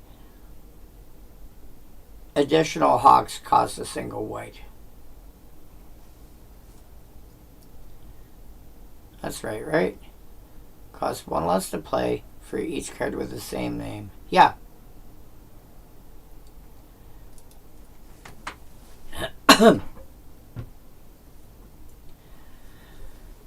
But yeah, no, I've had games with my Azorius Advisor mill deck, and it's literally the first one.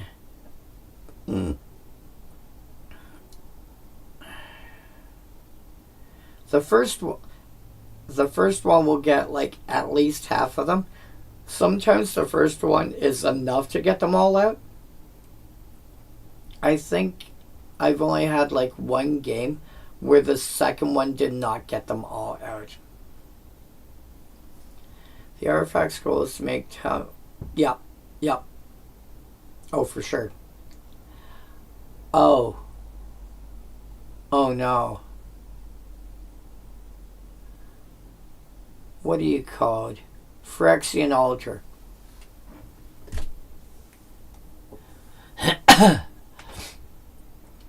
Oketra's Monument.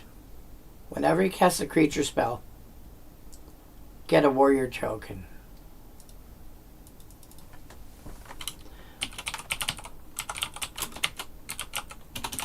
Phyrexian Altar.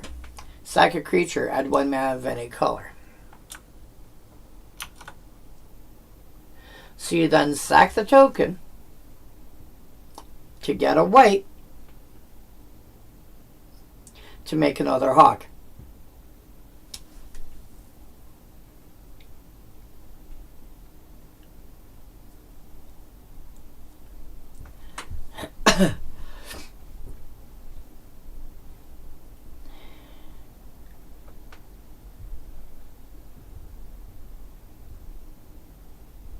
That seems a little silly. Just a little bit.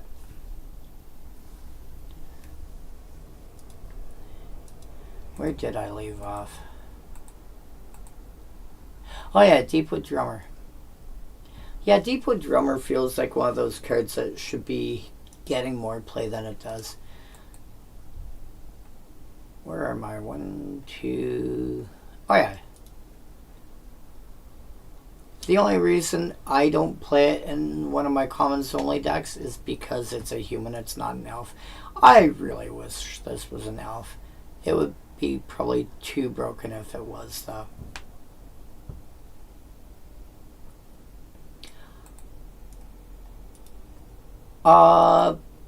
As a whole, it looks fine.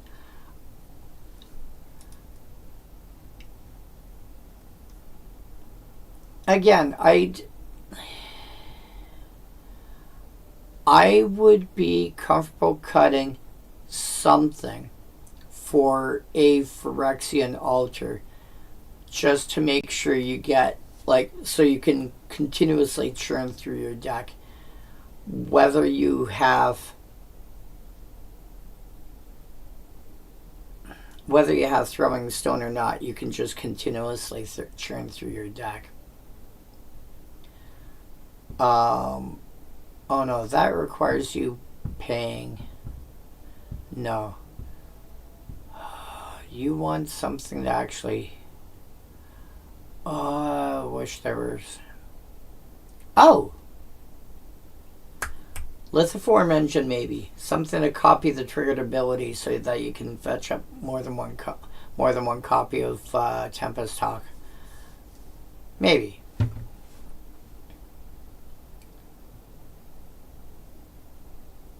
Lithiform Engine would not be horrible here. And if it wasn't Downey that you were using as your general, I'd be playing more cards that will pump the team, like Coat of Arms and such. But it seems fine otherwise. Oh, I get it. I get it.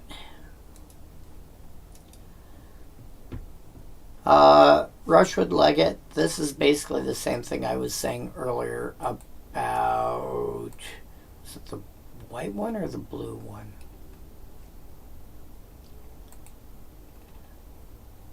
About Showaram Legate. You just get only a 2/1 if you've got an opponent's got an island. That's fine.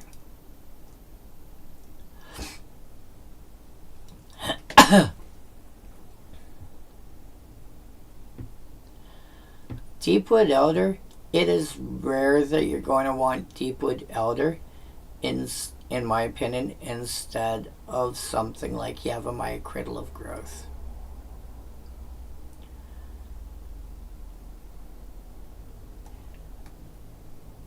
Yeah, I actually, this look, you might have a bit too much mana generation, but it seems fine otherwise. I'd probably still want 1 or 2 more cards that turn around and blow up big creatures. Is this the one I think it is? Yeah. Citywide Bust is another card that could do quite a bit for you, especially if somebody's playing a Toughness Matters deck. That thing can just absolutely wreck a Toughness Matters deck.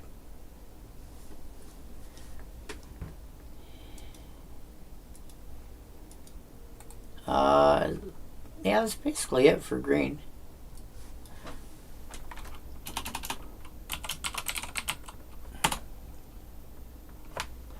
Nothing with a multicolor identity. Nice. Artifacts. Iron Lance. You should be able to find an equipment to do that instead. Or just simply find something to give all your creatures first strike instead. Again, if you're playing white, archetype of... Why the hell can I never remember what it's called? Was it Courage? Yeah, archetype of Courage should be the first thing that you play to do that sort of thing. You're paying 5 mana just to get first strike. Again, this is one of those times when for 7 mana you get a Chroma's Memorial, and you get not just first strike but the giant shopping list of other abilities.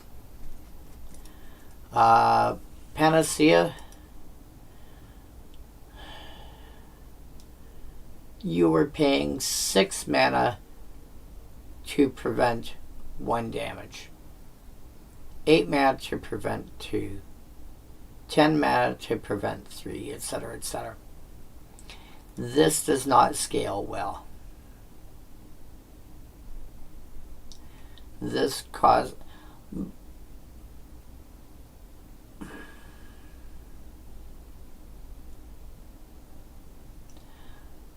Generally speaking, to do something like this, a pump spell would work better. Giant Growth, Brute Strength, your, wow, Final Fantasy's actually got a really good one.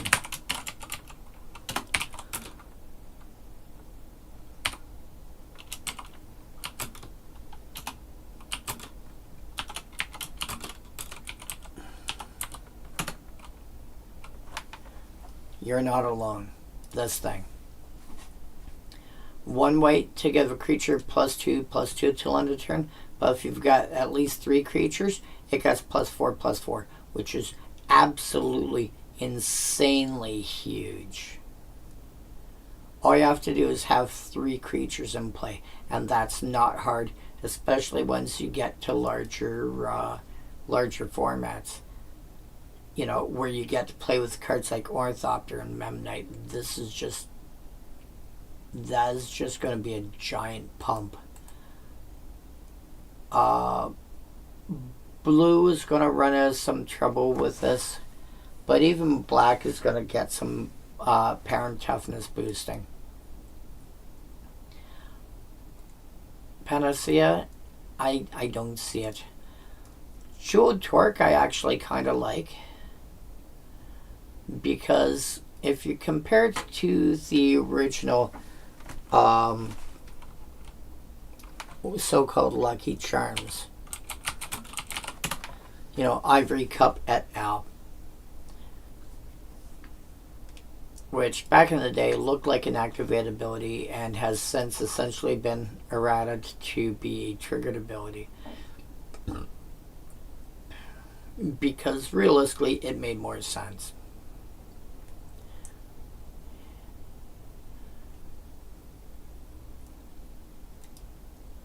You know, somebody casts a white spell, you have the ability at that point to pay 1 mana, or blue spell, or whatever, depending on which one it was. There's even one for artifacts, I think. You can pay 1 mana to gain a life. Jeweled Torque, for an extra mana, you got to choose what color it was, but then you got to pay 2 and gain 2 life. There are better versions of this effect now. I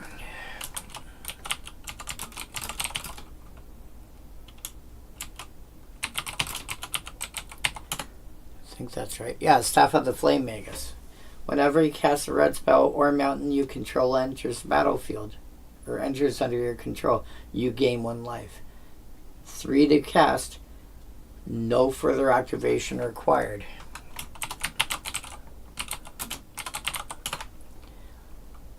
Dragon's Claw. 2 to cast. Whenever a player casts a red spell, you may gain 1 life. So it's more like, it's been kind of power crept. This just gains you 2, costs 2, but gains you 2 every time. But this also gives you the ability to choose what you want to affect. So it's not bad. I just don't think it's as good as it could be.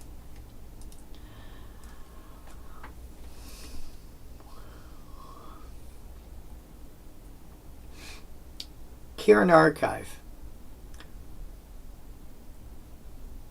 I think this card, you want to be able to manipulate the top of your deck.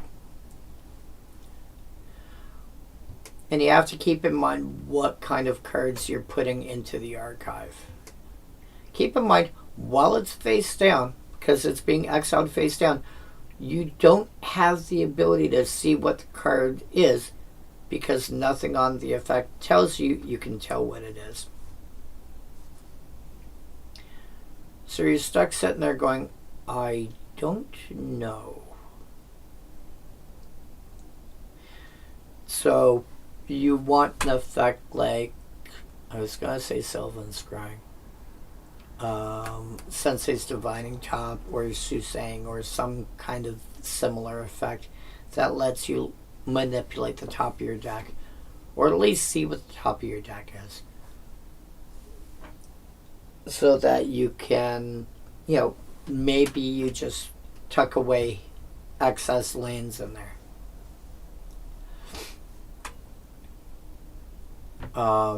Or maybe you tuck away excess creatures and then, actually no, tuck away sorceries in there.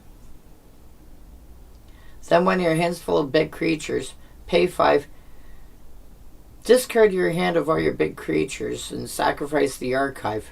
Put the sorceries back in your hand, at which point you're probably going to have something that you can use to reanimate at least some of them. There is a way to make it work.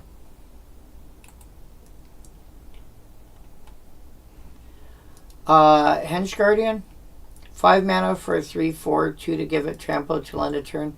You should probably be able to have a 3/4 trample, probably a 4/4 trample by now.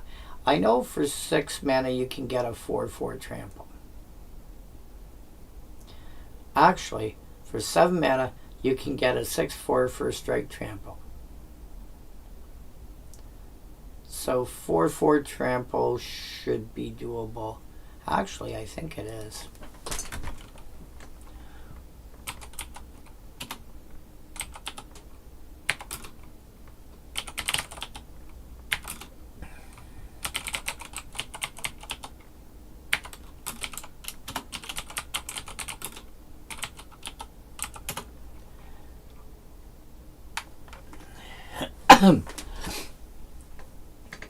At least 3 of them. And Walker of the Wastes doesn't even need to have waste to be able to be playable. And just with 2, unless 2 or more colors of mana were spent to cast it. Oh, that's funny. So Steel Exemplar, if 0 or 1 color of mana were used to cast it, it enters as a 6/6. If you use 2 or more colors, it's only a 4/4.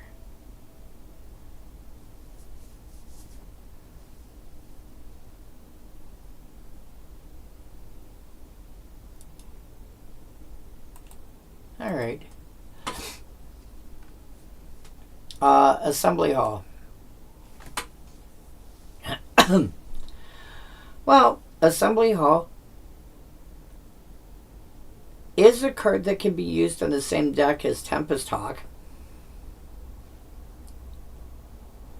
Pay for, so 5 to cast, 4 tap, reveal creature card in your hand, search your library for a card with the same name as that card, reveal it, put it in your hand, and shuffle. It's a lot to tutor up a creature. But it will tutor up any creature.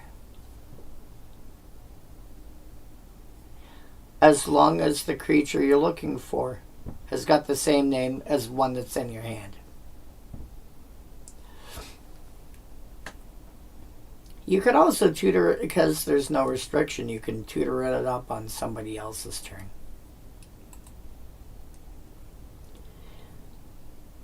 Again, really hard to play in Commander unless you're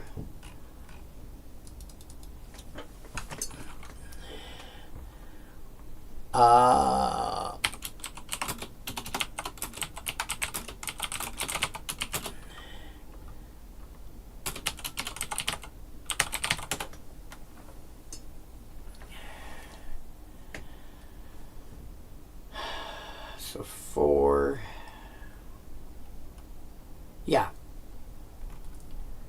So there are 10 cards that you're allowed to have multiple copies of.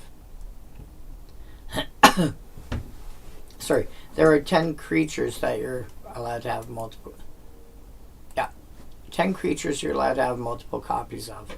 So Assembly Hall will work there. If you're not playing one of those 10 cards, Assembly Hall is pretty bad.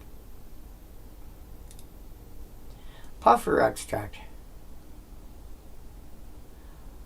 Oh, that's adorable. This is almost like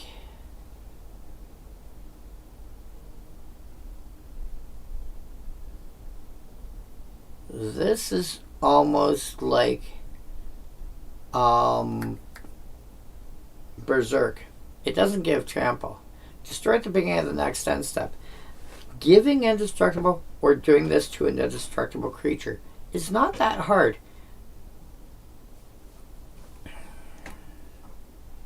I like this card.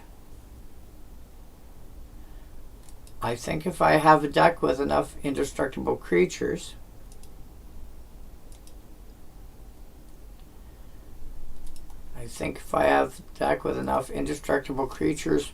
or ways to make my creatures indestructible or regenerate them, because it simply says destroy at the beginning of the next end step. Doesn't say can't be regenerated, etc. Useful. Mercadian Lift. Oh, this is like the early version of Ether Vial. This is an early Ether Vial.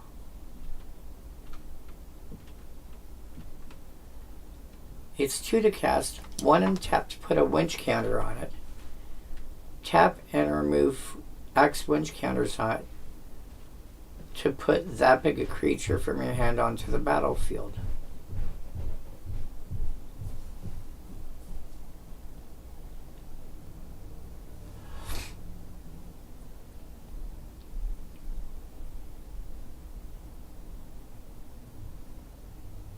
But you can use this more easily than you can with Ether Vial, because Ether Vial only goes up. This can go up and down. Huh.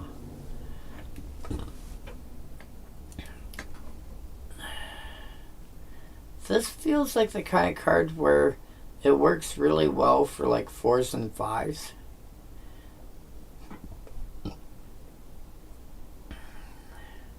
Unless you've got if you have a lot of proliferate shenanigans going on, this can get big creatures into play scarily fast.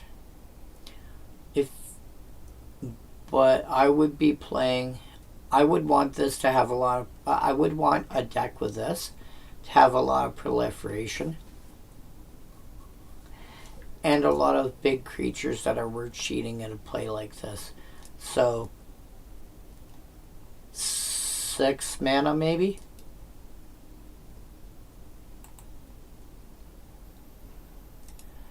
Mercadian Atlas. The beginning of your, oh, that's funny. At the beginning of your end step, if you didn't play a land this turn, you may draw a card. This should go into a lot of commander decks. And I mean a lot of them.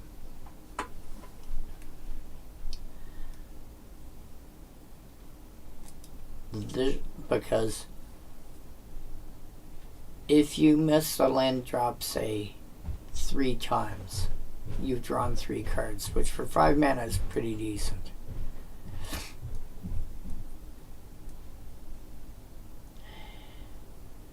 And decks that have trouble drawing more cards,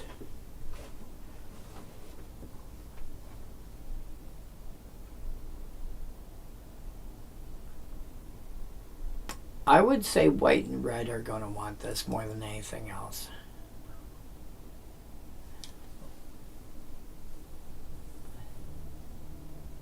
Or mono brown. Mono brown might actually want this a lot.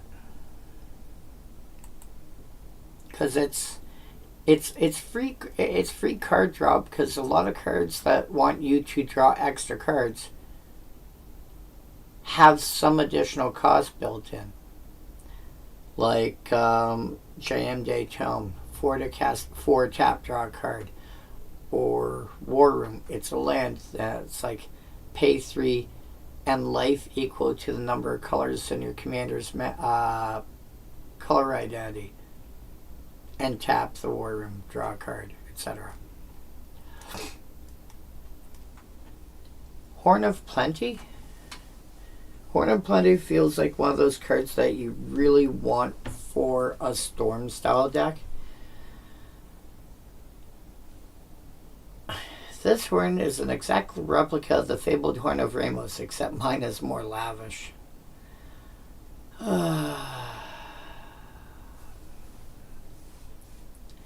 Anywho, yeah.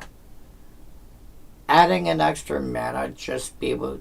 Oh no, you draw a card at the beginning of the next end step. No. No, you know where this goes. If things go wrong, you have this because even if you've got a fast aggressive deck, having a couple of cards up at the top end to help you refill your hand or whatever, if you just simply, this is kind of what I was trying to get at before with my persistent petitioners. If you drop Thrumming Stone first, and then you cast a couple of persistent petitioners, you go off. If you drop Horn of Plenty, and then drop, a 2 mana spell and a 3 mana spell, you draw a couple extra cards at the end of turn, and you can just keep refilling it. This will help a deck that's emptied his hand to actually just keep going every turn, and keep. This will allow a deck like that to just keep feeding more threats. You don't want it to have to cost that much. You might be able to find a way to cheat it into play. Bargaining table.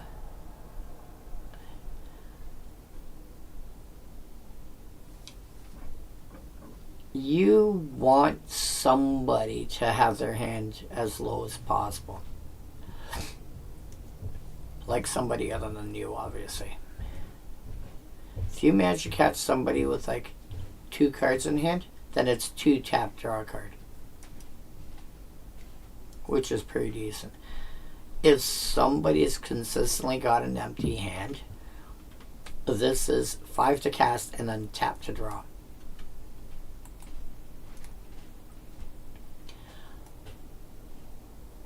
I would say generally assume you're going to be paying at least 3, in which case you should be running Arcane, Encyclopedia, or Giant Tome first. But if you really need another artifact to do it, it's fine. Kieran Toy? Are you playing a colorless deck, or are you playing a deck that just needs a bunch of mana? Keep throwing charge counters on this every turn and suddenly go, hey, by the way, I'm gonna have like 6 mana plus whatever my lands tap for this turn.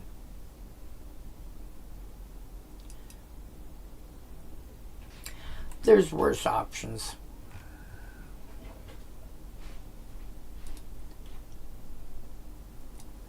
And then last call at the bar.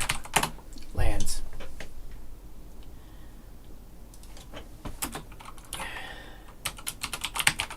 Fine. Get rid of the basics.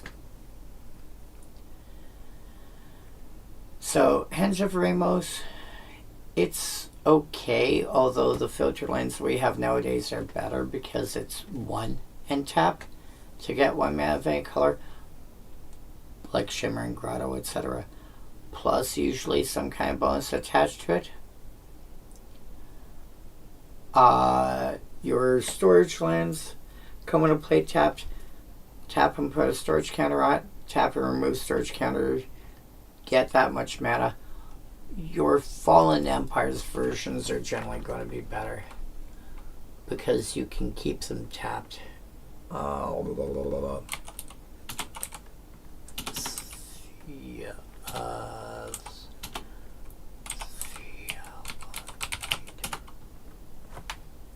That's Theonite Temple.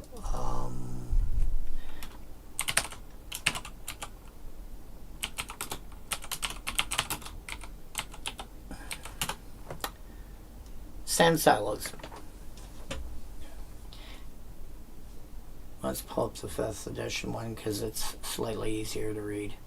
Enters tapped. You can choose not to untap it, and instead you put a storage counter on it. Tap, remove that however many storage counters you want. Add blue for each one. There's 1 for each of the other 4 colors. These are basically the same thing, except you have to you untap it on your turn, then you have to remember to tap it again to put the counter on it. If you're considering playing these guys, play the Fallen Empires ones first. They're so much easier to keep track of.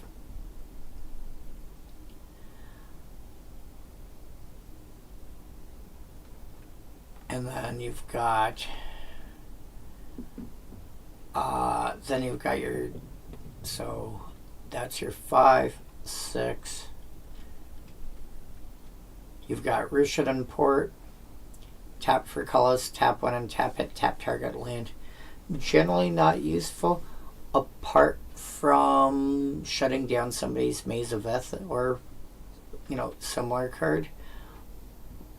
But generally not a card you want to be. Again, if somebody's playing a copy of Rishadan Port somewhere, fine. But, I'm general. But if you're worried about a card like Maze of Eth, sure. Although, in a case like that, I would rather see Strip Mine, Ghost Quarter, Demolition Field, etc.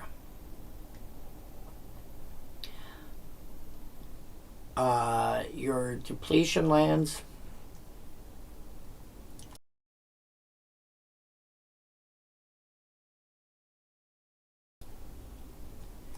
Your depletion lands are really good. Especially if you've got a way to proliferate the depletion counters up, because it only comes into play with 2. But Pauper players know you have these guys and you keep proliferating the counters, you can end up getting 6, 8, 10, 12 mana or more over the course of the game.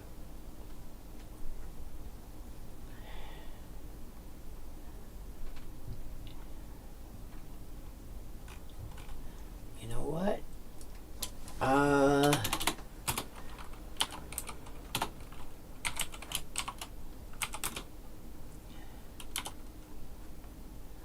Oops.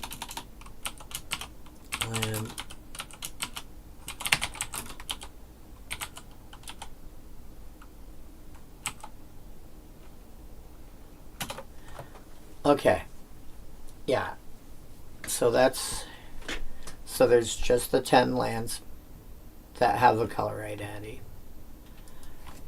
And for the lands that don't have a color identity, Henge, Rishadan Port, Tower the Magistrate. Target creature gains protection from artifacts till end of turn. If you've got a copy floating around somewhere,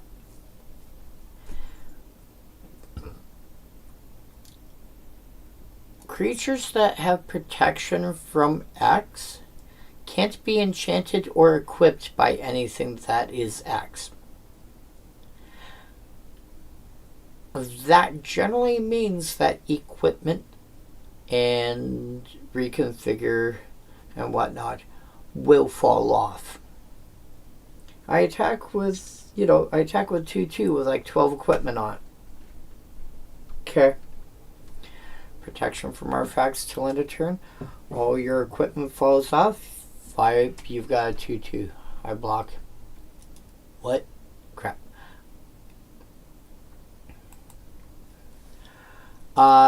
Dust Bowl turns any spell shapers turn all your lands, all the cards in your hand into a given spell.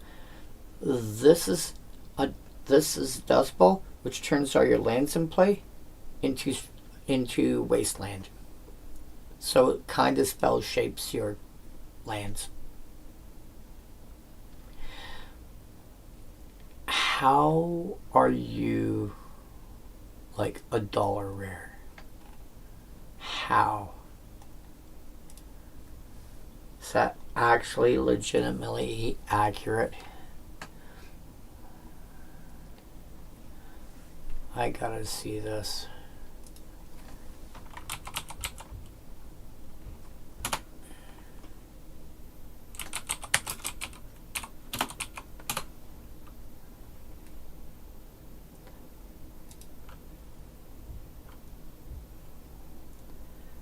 How? Tabletop. You were... Thunder Junction came out, you were like $5. MH3 came out, you were 80. Wow. Okay. Yeah, you're $1 rare. I don't get it, but okay.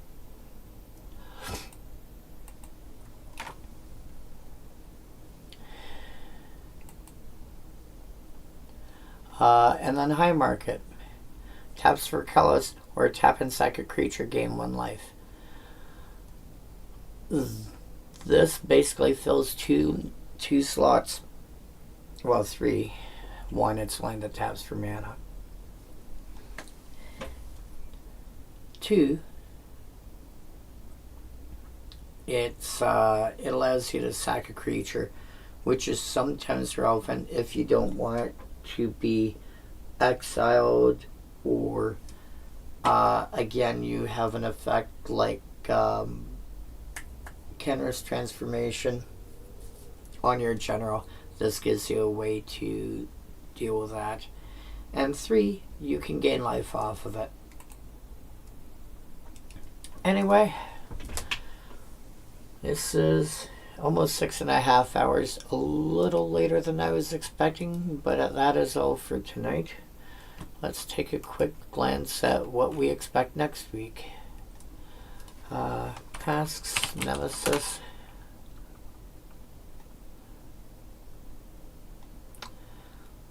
Ooh. Yeah, I see some fun stuff.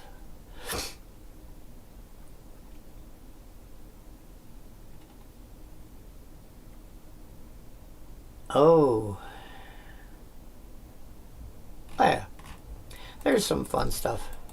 Anywho, we will catch you next time. Pasta la pista, everyone. So long, thanks for the pastrami, etc., etc.